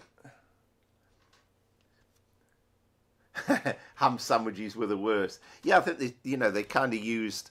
There was a particular brand of butter that they used at the time, and I can't remember what it was now. Anchor, wasn't it? Anchor butter spread, I think they used.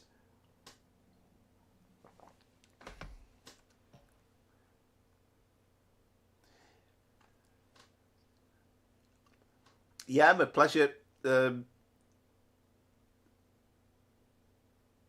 Scooby, I think you're talking about me. Prewleith offered to cook for me. I'd say no thanks. All right, excellent, Scooby. Yeah, right. Answer is 8139.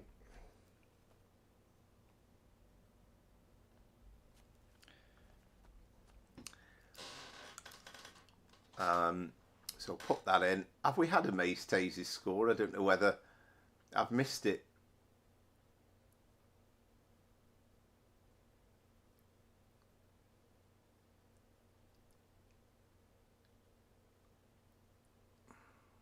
No, I don't think we've had a Maze Tazy score.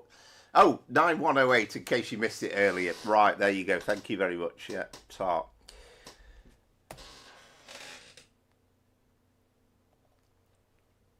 I don't know. I could do with an assistant for this scoring malarkey. Right, so Maze Taze we can put in 9108. As there is now 8139.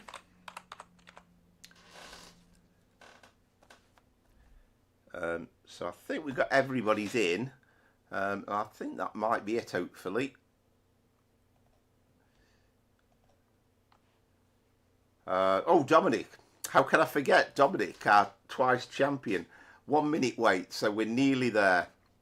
Right, cheers, Rachel, for confirming that. So far, I think a Maze Taze. Yeah, you said you were absolutely spot on time, and I'm guessing there was absolutely no speeding points as well. So that was a brilliant score, and that might well make a difference on the leaderboard. Yes, I do, Southwest, and for some reason it changes. So I'll tell you what, let me see if I remember how to get it up in a sec when I've forgotten where you look on Discord, but it keeps changing.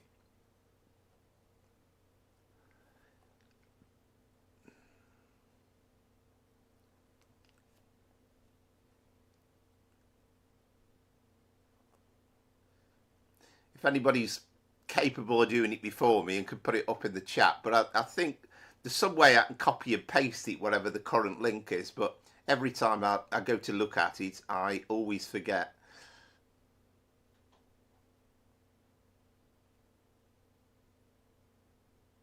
Right, so I think Josh is on to it.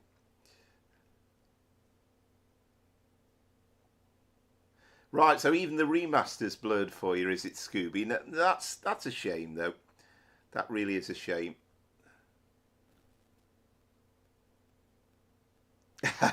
Yeah, that kind of does make it easier. And I know Rachel likes to do the runs before the stream, and then she can watch the stream and then chat away without worrying about it. Right, Dominic, 8642.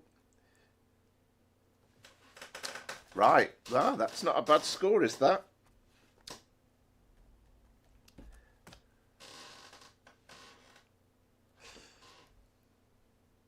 Ah, okay, so I see. Right, I'll have a look in a minute, see if I can sort it out. Pete says, what is it, getting into the Discord is harder than breaking into Fort Knox or something, I think. Right, Right, I'm hoping these are right then now.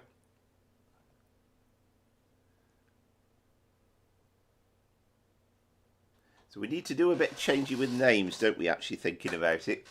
Let's just check.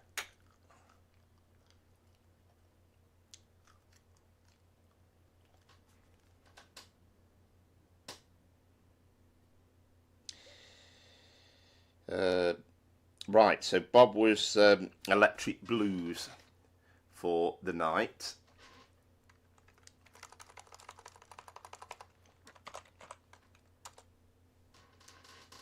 Oh, we've got 11 new name, it says at the bottom. And then Josh was going to be, what was his score? 8599. So Josh was going to be Scooby.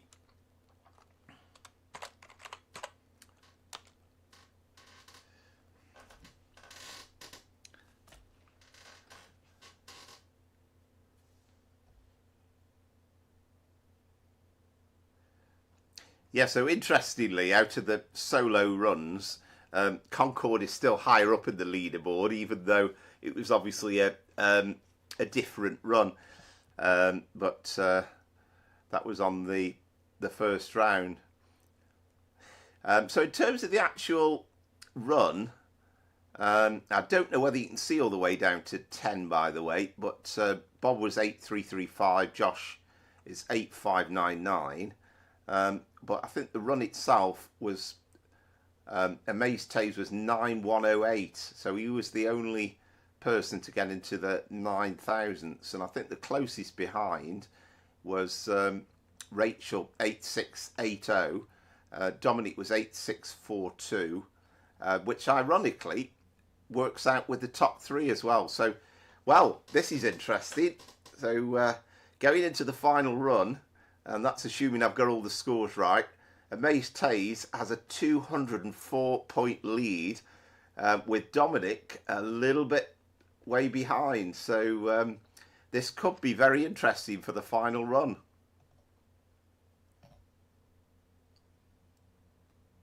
All right, well done, Amaze Taze. Thanks for that. That's much appreciated. But thanks for the run. That was really interesting, and some great runs between you all, and that's excellent. So that's that sorted. So, and we'll load up. So the final run is 1 Alpha 44. So West Coast Main Line South on the Class 805. So back in a second.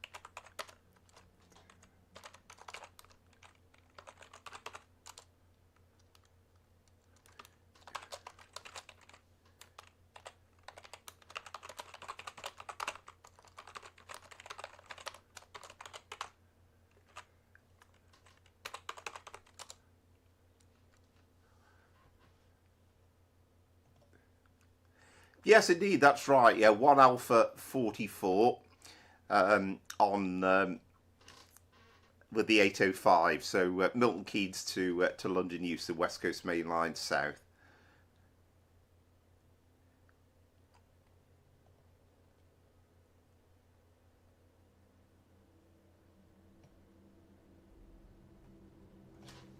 Mind you, I probably do mean pennies.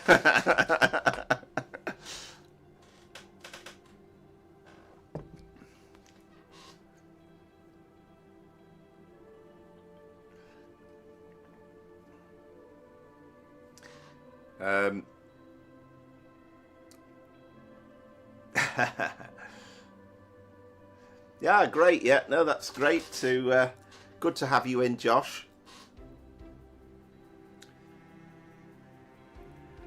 Oh, we're working out all right, aren't we, time-wise? So it's going to be slightly after 9 o'clock.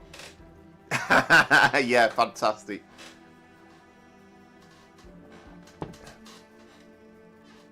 So I'm going to do this one with dynamic HUD. So I'll see how we go on. I've made a couple of additional notes from last time, so we'll see if I can avoid speeding.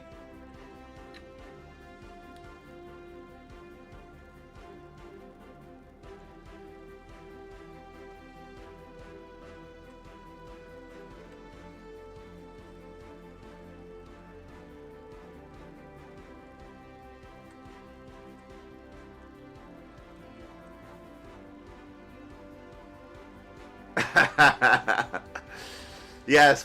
Well, I was gonna ask you, Pete. What's this FU bar? What could that mean? And then the penny dropped. So I'm not going to not gonna repeat that.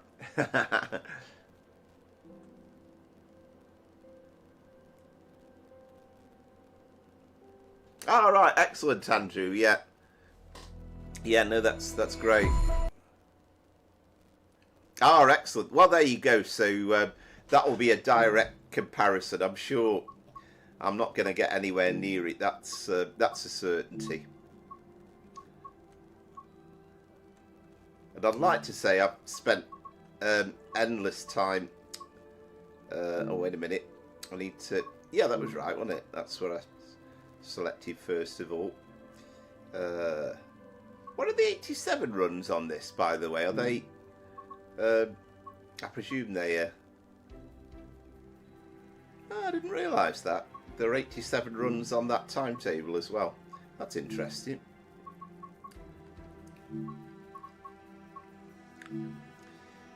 Right, so what did we say it was then? What, I forgot what it is now. 1 Alpha 44. Ah, good evening, Luke. Hope you're well. Excellent. That's great, Bob.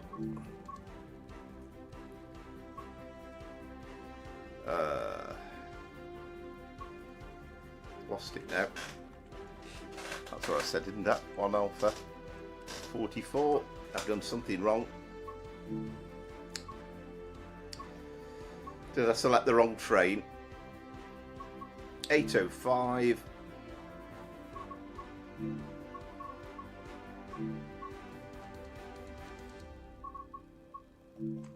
On Alpha 44. No, I can't find it from that.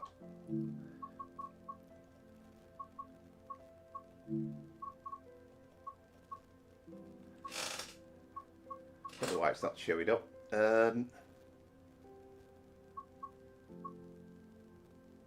I'm doing something silly here, aren't I? Wait a minute.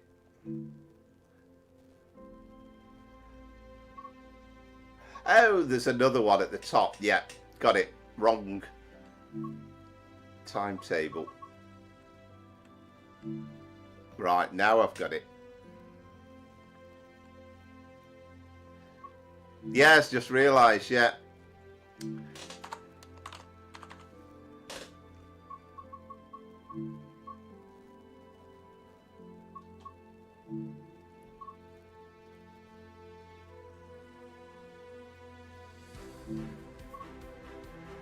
Yeah, it's weird that...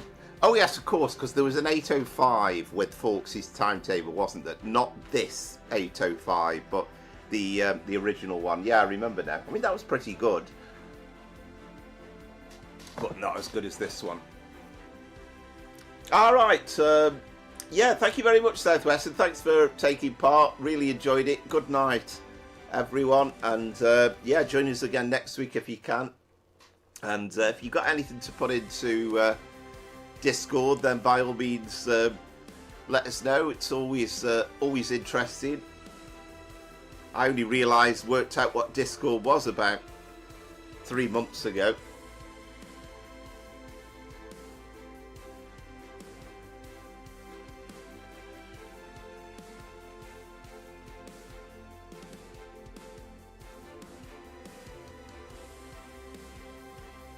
good luck with all your projects on TSW and on Train Sim Classic. Right, so let's get ourselves set up. And whilst we're thinking about it, let's get some electric in. I mean, it's a minor aggravation, but we shouldn't really have to go into electric mode here because we should already be set up in that respect.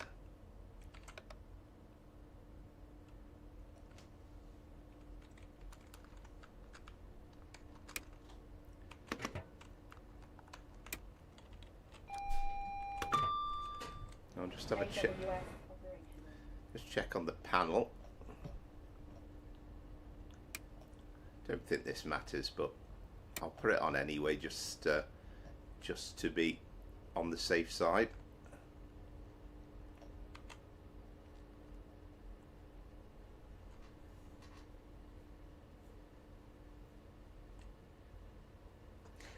I think I can remember you saying, Andrew, before, and I think you said you actually assisted and got things sorted, which was a nice story.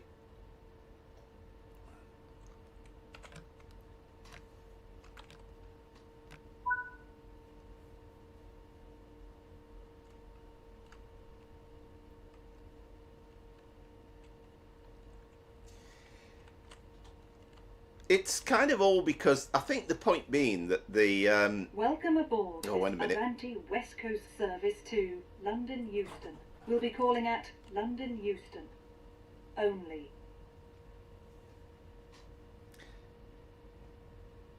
Please familiarise yourself with the safety notices displayed throughout the train.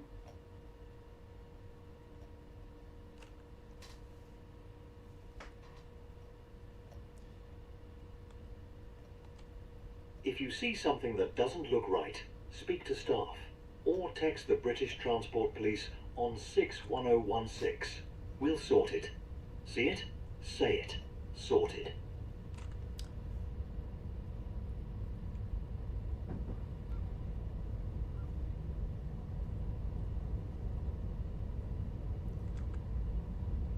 Yeah, and of course as well the West Coast Main Line utilises the tilting. Of course the 805s don't have tilting technology, but they are able to accelerate a lot better than the Pendolino, so they are able to maintain the same speed.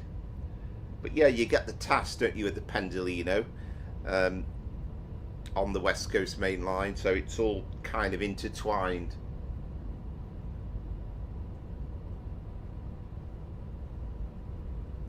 There is a section between Stafford and Wolverhampton that is 125 mile an hour running for the Pendolino, for the Voyager, and for the 805 as well.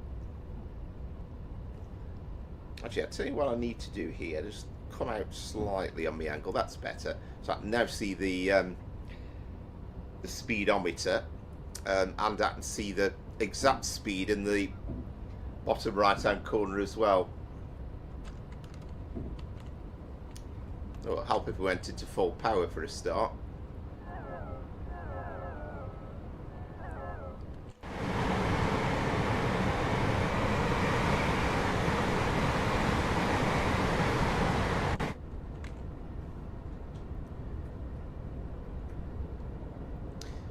Kind of, I think somebody might have made the point last week, but the cab's really well insulated, and outside the cab you can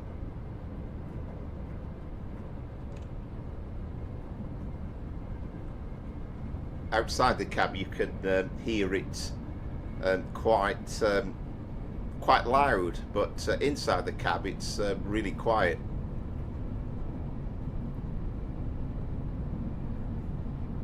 Yeah, it's going to be good, isn't it? I mean, they're going to be identical to drive, I guess. There's not going to be much difference, but it's going to be just a full timetable. And I think that there are potentially as well full realistic services that go from the North Wales coast to London Euston that do stop at Milton Keynes as well, so that'll be quite nice. So this is heading through Bletchley. So the first speed limit we're looking for is down to 90.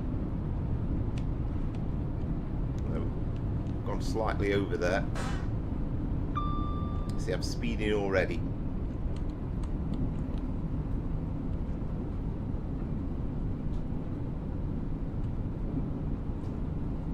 We go through these succession of bridges, and what we're really looking out for is a mobile phone mast on the right. This was a tip from Rachel.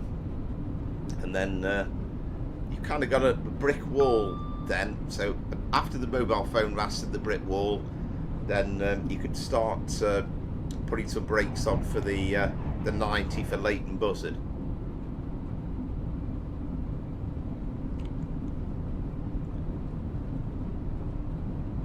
Yeah, I can't tell you how excited I am about the Trent Valley, and in its own right, not massively excited, but just because it's kind of joining things up, that's the point.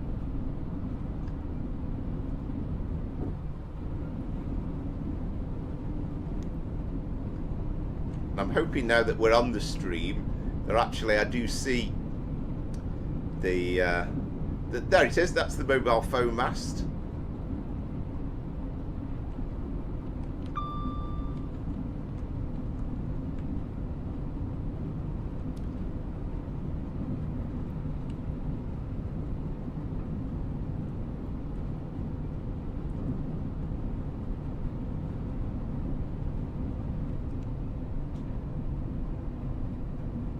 Ah, this is the brick wall actually. I was doing it a bit too early. So end of the brick wall, and we'll start slowing for our 90. Perhaps a little bit premature, but I did put a bit too early the brakes on there.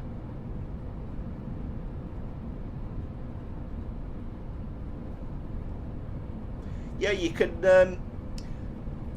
I am doing it slightly differently. This is dynamic HUD, so when we're approaching our station at Euston, we will get advance notice and it'll come up as normal. That is a mod you can download on Train Sim Community. Yeah, F1 will do the same thing. It'll get rid of the HUD entirely. But it's a really nice feature. I can't remember with F1 whether you get that power handle thing in the corner or not. Rachel will know, having done it properly HUDless.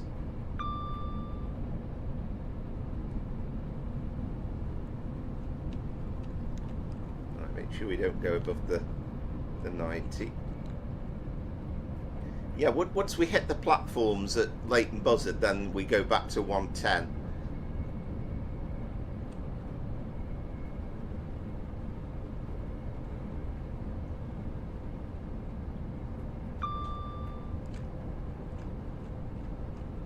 Yeah, absolutely, and you know, I'll talk about it once we get into Watford Junction territory, and you start seeing the overground trains and then the Bakerloo line trains. It's absolutely incredible.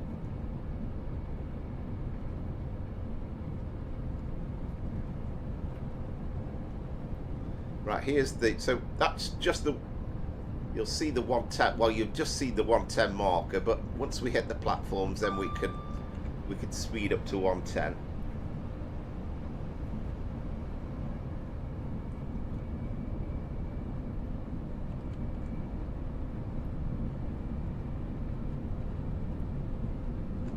It does apply added pressure, particularly when you're trying to read the chat at the same time, but it's definitely worth getting the hang of, and I'd love to spend more time and actually get more practice at it, really.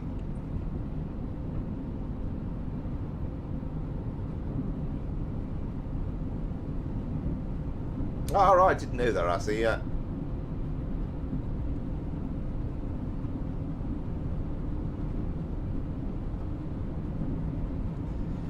Yeah, absolutely. Well, there might be a route. The only problem is, as I say, with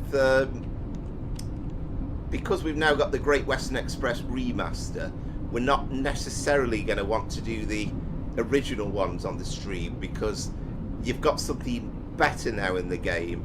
But if you've got any route where you're using the standard timetable, then there might just be a time when we can do the same service. So we'll see. But yeah, I mean, the important thing is, you know, you're enjoying the game anyway. That's the crucial thing.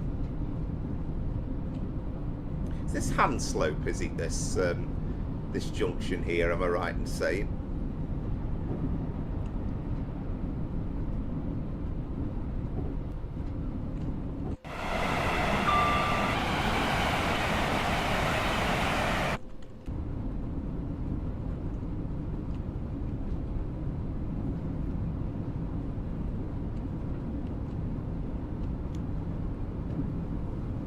Would be lovely in time. I mean, hopefully in time if you upgrade, you'll get, you know, you'll get another console and you'll be able to add to your content. But it just takes time.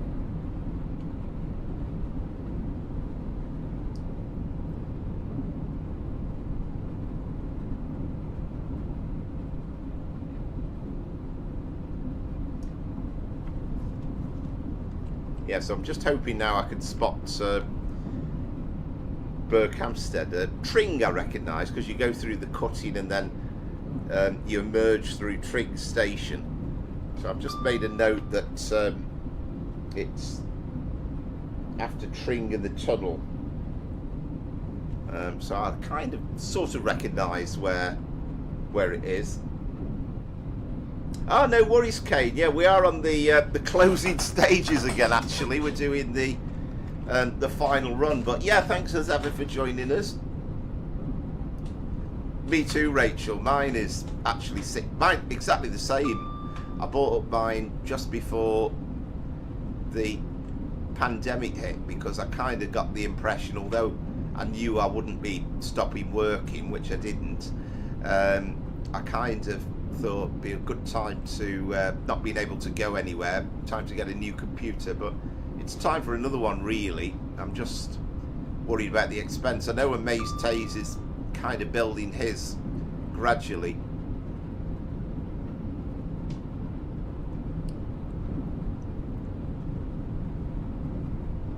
Right, we should be able to. Again, look it up. I don't know what the controls are on the consoles, but there is a way of switching them on. None of them come on by default when you load the train up.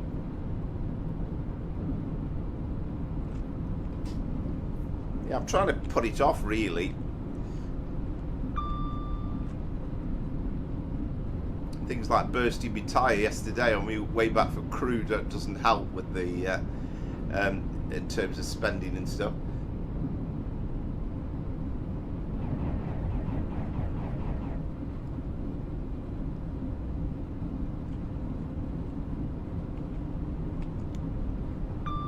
Yeah, I can never remember what my settings are, bits and pieces, but it's old now. I did get some more RAM into the system, and that's, I'm sure, got me out of trouble. It's one of those things I can't kind of physically look on. But right, we're coming into Tring now. This is Tring Cutting, isn't it? And this is the station.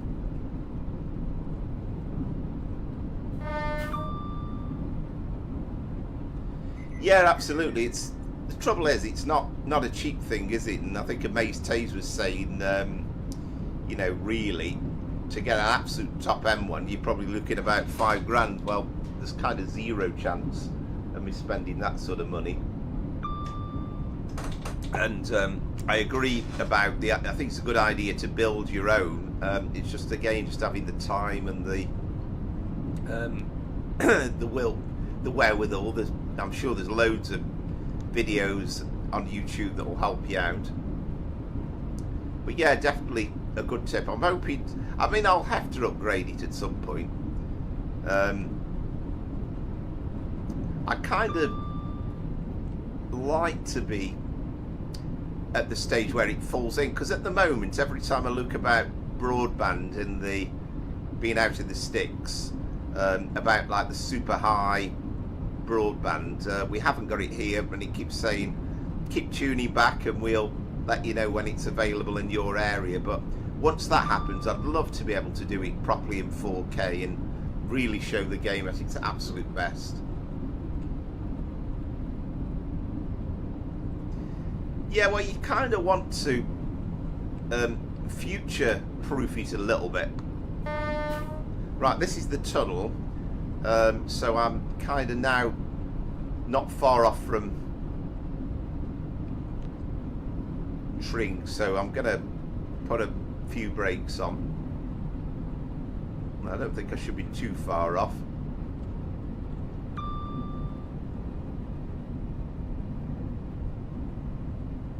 I'm just annoyed at myself that I went slightly over the, and also that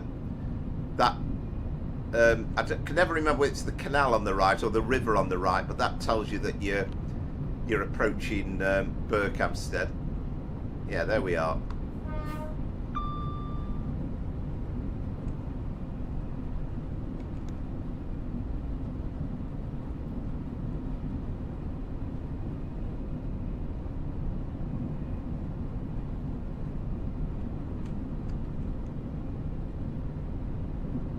Right, so that was the 110 again, wasn't it there? So that's a short section. Right, so you're a bit ahead of us, Bob, you're Watford Junction.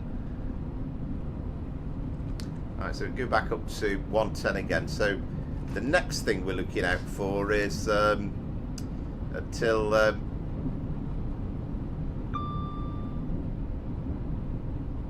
is after Wembley.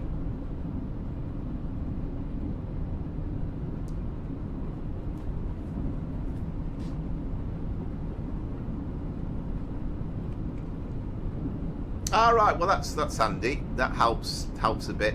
I mean, they're damnably expensive, but the problem is games like this, you'd need a top-notch computer. I mean, the job I do, my day job, you know, you kind of don't need to replace it, because as long as it could run the database of Word and this, that, and the other, then it's absolutely perfectly okay.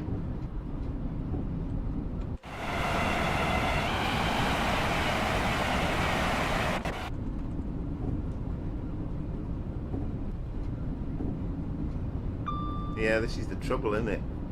How are you going on, by the way, Mace says? Are you anywhere near completing your upgraded, or are there still? Crack, I can't even speak. Are there still things that you're looking to buy?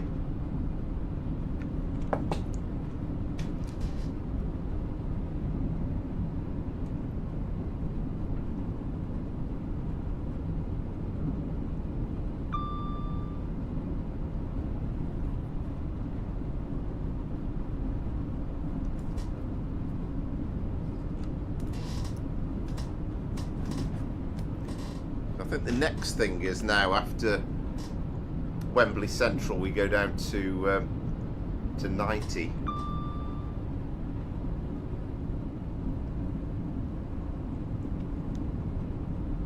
The other thing you really have to think about when you're driving hoodless, and again, you would know this with experience, but tracks aren't straight. You're going uphill and downhill, and you notice it more when you've got the little gradient marker, but again, you would know automatically whether you were going uphill or downhill.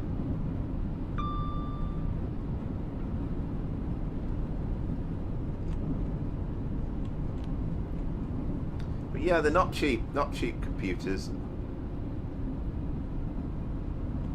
I mean, when I first streamed it, it was winging a prayer, you know, would it work, would it actually operate? And thankfully it does, but you know, it can't last forever, and there will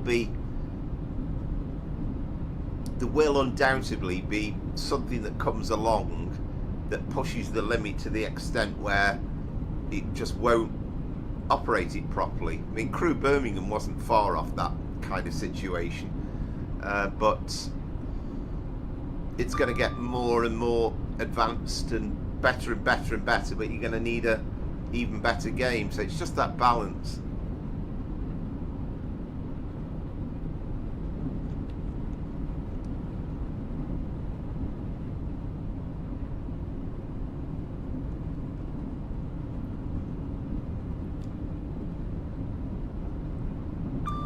Kings Langley, that I do know, because that's the M25 we're going under. So we're not too far away now from Watford Junction.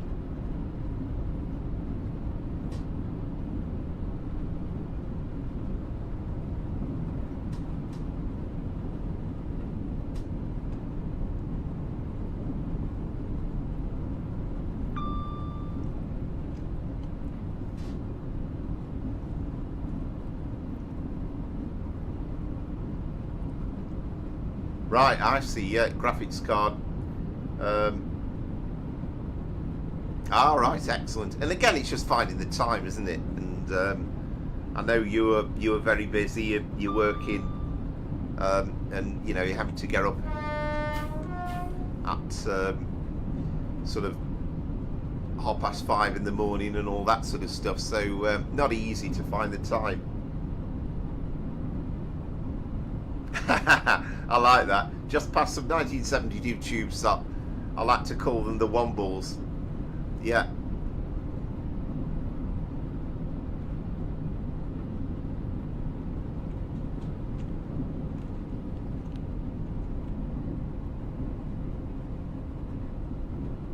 The Base Taze does have his own YouTube channel as well, and I know you only like to do it for a bit of fun and just occasionally, but he has got a nice little video on. He helped me out with how to set up the TGV. That'll run amazingly, Taze. Amazing, yeah.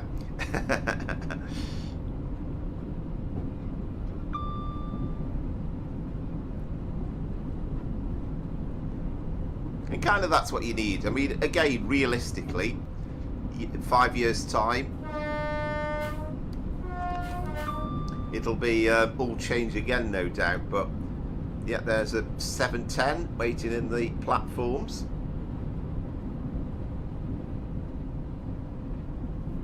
Yeah, absolutely. I mean, we haven't had King K on tonight.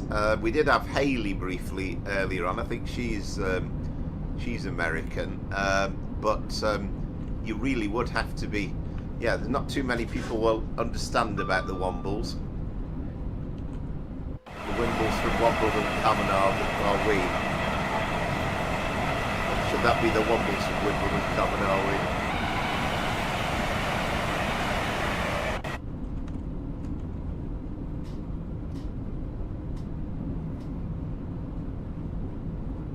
So I think last week when I did this similar run, I actually started slowing down, I think when I went through Harrow and Euston rather than Wembley, so I lost a shed load of points.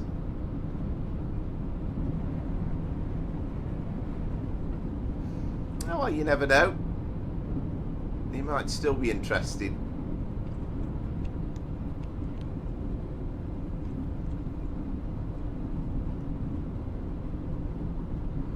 Pete says, Rachel, I'm back up at 5 AM tomorrow. If the cockapoos or cats can't, don't wake me up before. Yeah, they've got a strange old habit, haven't the animals, of they decide when they are ready for things. We're quite lucky with Harry in that respect.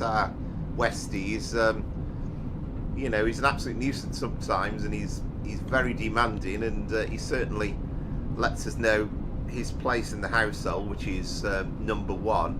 But he does like his sleep. He likes a bit of a lie-in, so if I get up really early, he'll kind of wake up surprised, so he isn't too bothered about that.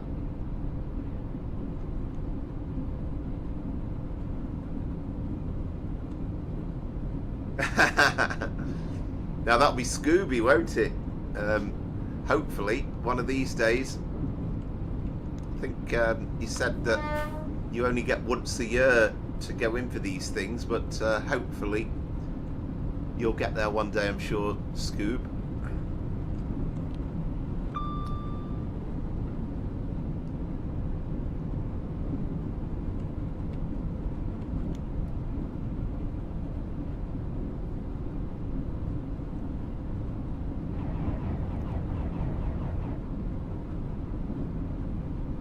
So I think Mate said it last week, but this is probably the second best timetable.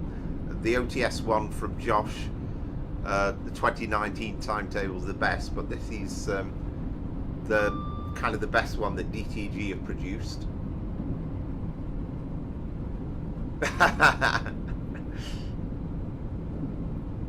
The only benefit of that, though, Rachel, is right, your poodle 4 o'clock. Is at least you can kind of go back to sleep afterwards.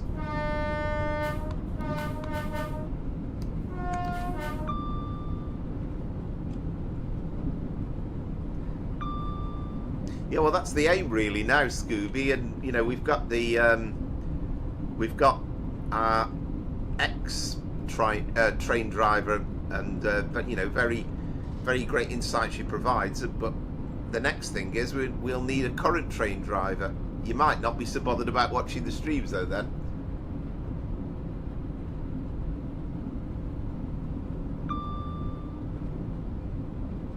Yeah, they really are. I agree with you there. And I think when I work from home, which I will be doing tomorrow, I think Harry knows almost to the minute when it's lunchtime, even though I only work from home probably 6 or 7 times over the course of a quarter. Ah, okay, right, okay, gotcha. Yeah.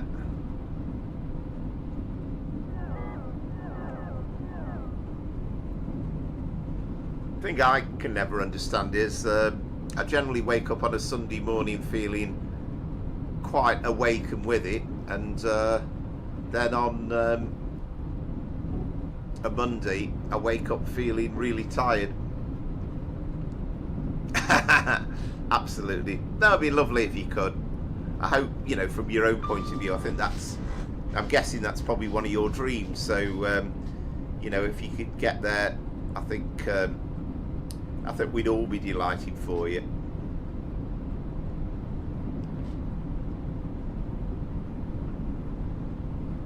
There's a 66 on a freight service, but I don't think they've got any containers on. So that was Wembley Central. So we are 90 as our next reduction, which is kind of just a bit after Wembley Yard.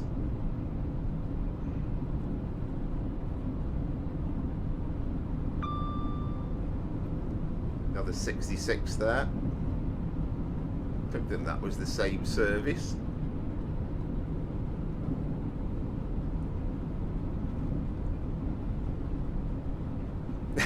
I think it is, and I'm sure you were the same back in the day when you must have had to have got up really, really early sometimes, and those early morning shifts to get trains out at the shed at Euston. I was a bit too slow on that one.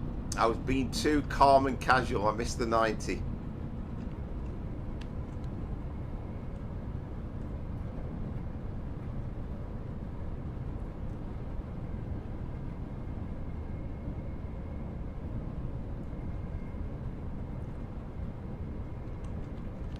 Yeah, I wonder if that's a little bug that they've introduced.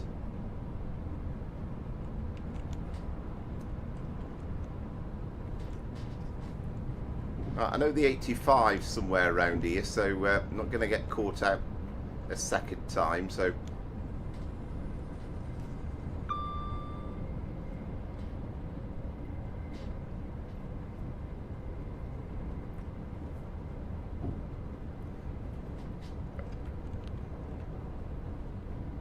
I mean, you know, I've seen many a container train where there's hardly any wagons on, and I think sometimes I mean, when you look at the timetable, they're very much optional, aren't they?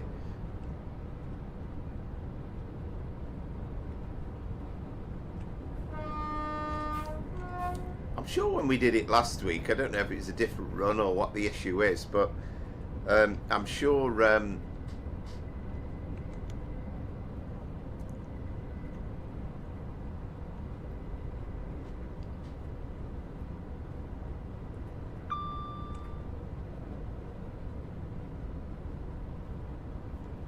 we got containers last week. Oh, okay, just arriving into Euston. Excellent. I'm going to come down for me 80 for Queen's Park. That I recognise because that's the shed there. That's Queen's Park station on the left.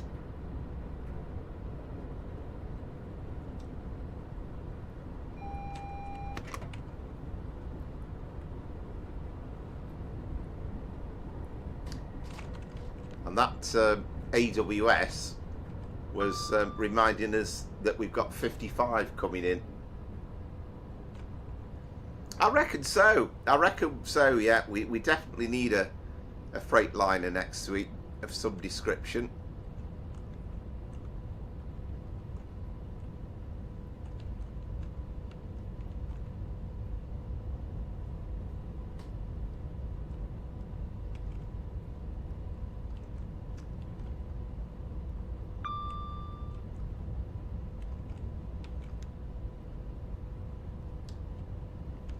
Yeah, we've had no freight runs this week at all, have we?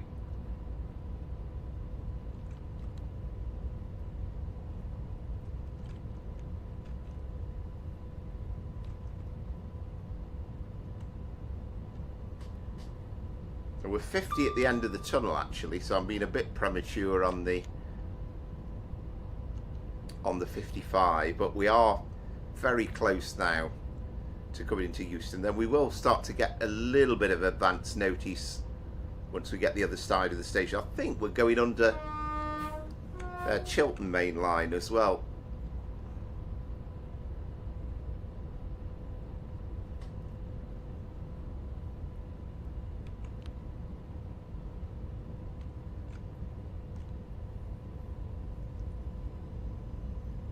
Yeah, I've kind of gone off Train Sim Classic on the live stream, to be honest, Scooby, but yeah, I have got a note of that. I've been meaning to do a run on Train Sim Classic for absolute ages, so that's something I do need to do, but it'll be probably be a separate kind of recorded video. And I know you want to do a 313 on that, don't you?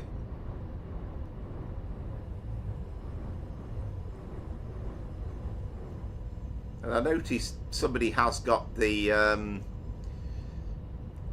700 on a, I think it's a Welling to Sevenoaks, and there's just a little bit missing, but it's more or less a full run. Yeah, well, we are done and dusted actually, Bob. This is the end of the stream. But yeah, thank you for taking part. Let us know your scores if you haven't done already. Josh has come in with 7175. I'm going to have to concentrate though, aren't I, while we're coming down Camden Bank. Dare I just write that down? 7175 from Josh.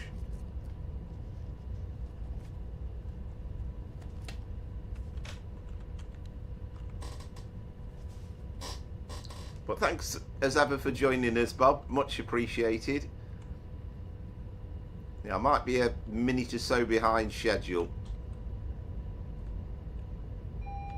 But I think a better score, apart from the one, I got the speed limit wrong just after Wembley. That was fairly close.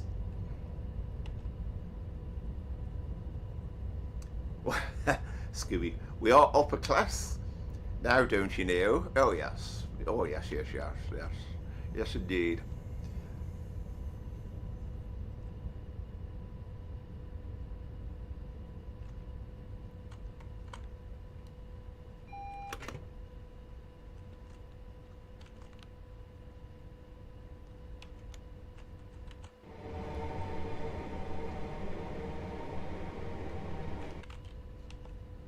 we're signalled into platform 3. We are now approaching London Euston. Please mind the gap when leaving the train and step onto the platform before removing heavy luggage and pushchairs.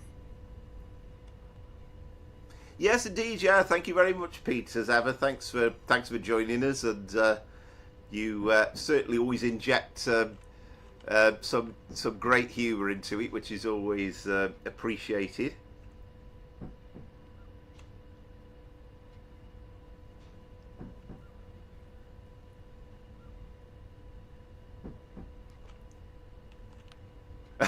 Oh yes. Oh yes, of course. I've forgotten all about that, Josh. Yeah. Yes. Oh yes. Right, Rachel is 7175. That sounds pretty impressive.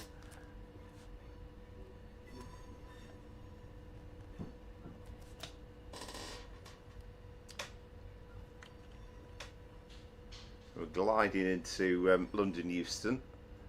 Mace Taser 7165. Oh, well, I think that's good enough for Mace Taser to be the champion, because there was a sizable enough difference, I think, between Mace Taser and Rachel, unless my maths is failing me completely.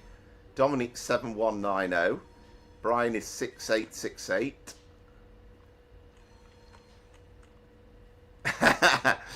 Yes, Hubert, me. I think it's Hubert. No, it's very good.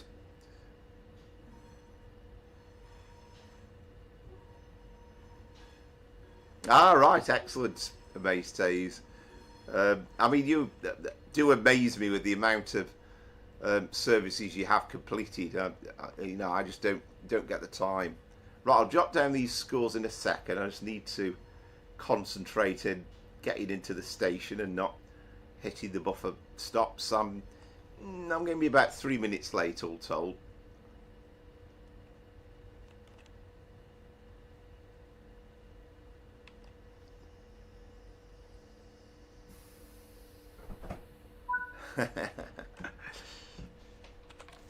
Right, so let's start making a note of some of these scores before I miss them all. So Josh, I've got in 7175.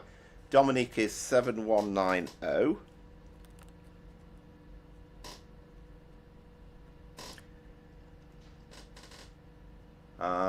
Yeah, well done on your progress in the game, Mace Taze.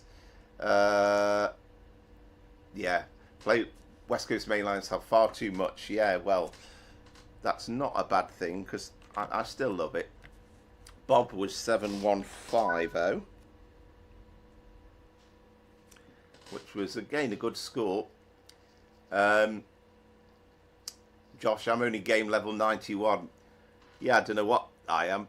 Level 231 it says, but I just don't get round to playing on it too much. And Brian said his score as well somewhere, didn't he? I've missed it. So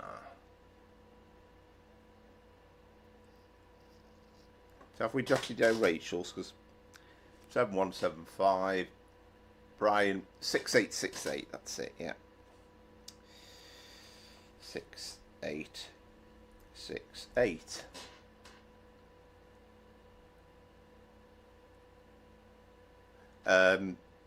Oh yes, nearly forgot my own score. 7031. Yeah, so that's damnably annoying, because if you'd added on the 97 points, and I should have put my brakes on a bit earlier for that Wembley one, then that would have really helped, wouldn't it? So I've still got a bit of an on-time bonus, even though I'm a bit late, so that's not reasonably pleased with that. Again, needs a bit more practice.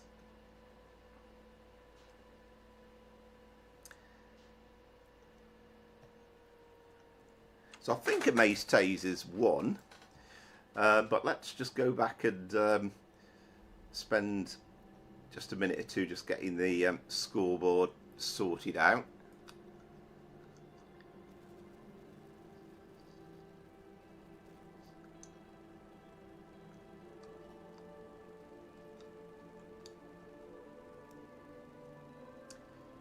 What do we do? Add schools. Right, so quit the game.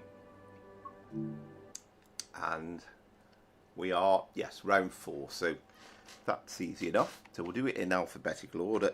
Amazte 7165. Brian was 68.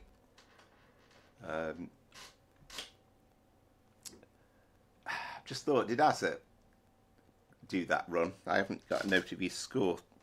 Bob actually will put in now. He was 7175.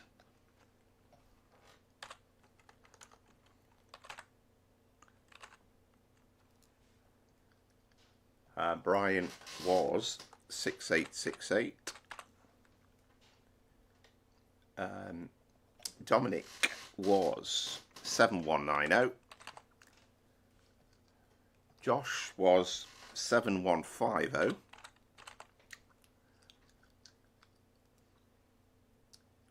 And I was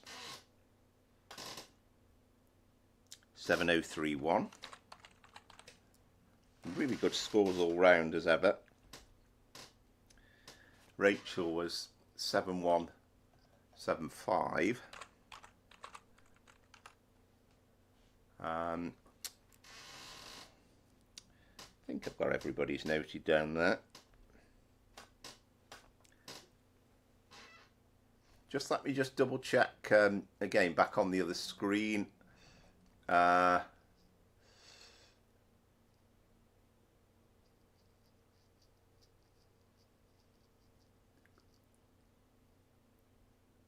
Josh was 7175. Did I say something different? I've got them the wrong way round, haven't I? Well, Bob was 7150 and then Josh was 7175.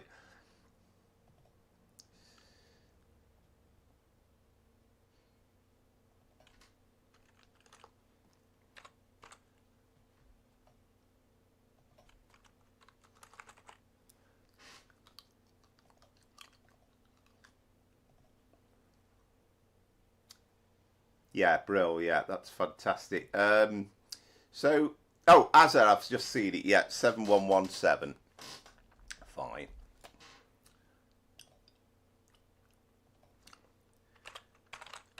I need some sort of drum roll, don't I now? Da, da, da, da, da, da.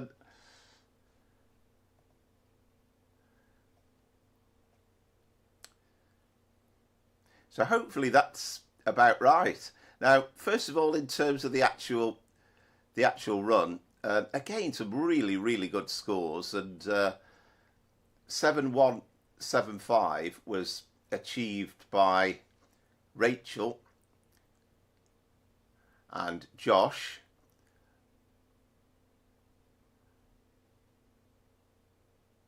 Dominic was 7190, so he won the round, but there was 7117 from Azza. I was 7021, so virtually all of us in the 7,000 category, and then Brian was just a little bit behind on 6868. So overall, and I think we've got the final totals up there.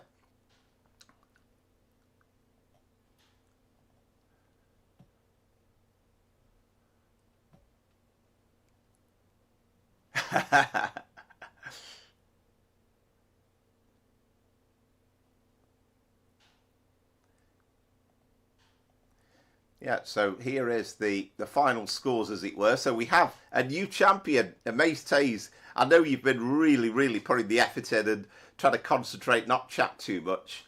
And it's paid off because you are the champion. Rachel, last week's winner, was second. Dominic was third this week. And I think probably in Dominic's case, and I'm sure he'll agree, it was the mail train that did him.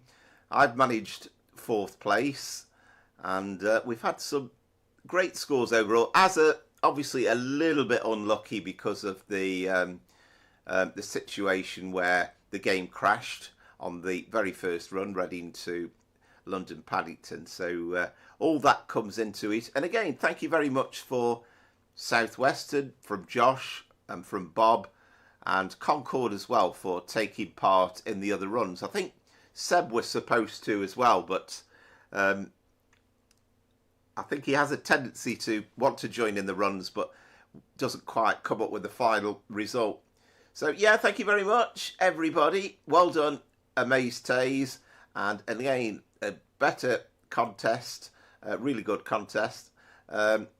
Hornby Man, can you please do a Class 20 rail tour? We did last week, actually. If you want to have a look back and play at the end of last week's stream, and it's been fantastic all the way. Well, you never know, Kane. Yeah, I'll have to remind myself to put that in. No 87 next week, Amaze says, my only request. Ah, right, well, there we go. So Amaze says will get to pick next week's champions run. So it's nice now that we've had 3 champions now. Dominic won the first 2. Then it was Rachel last week, and now Amaze Taze is on the champions scoreboard.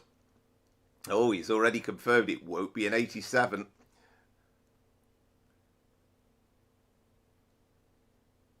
Ah, thank you very much. Much appreciated, Jamie's My Jam. Yeah, thank you very much for that. And yeah, I'm really pleased. Thank you. I'm glad you enjoyed it. So there we go. That's it for another week. I'll see if I can find some time and get some more content up during the week that's recorded. But as ever, we'll carry on next Sunday with the competition, and I'll make a note that freight for next week will get something in. I would imagine we might well do a freight on the Great Western. That's something that's got to be on the cards, I think. Yeah, thank you very much. Yeah, have a good week, everybody. And again, thank you. Really enjoyed the chat and the competition. Oh, and Mace Taser's off to watch the Super Bowl. There you go, you see. I find out new things about you every week. I got no idea that you were interested in NFL. I didn't even know it was the Super Bowl tonight. So there you go. Yeah, thank you very much all. And once again, thank you very much, everyone. And from Power Flower Trains and Planes, for now, it is good night.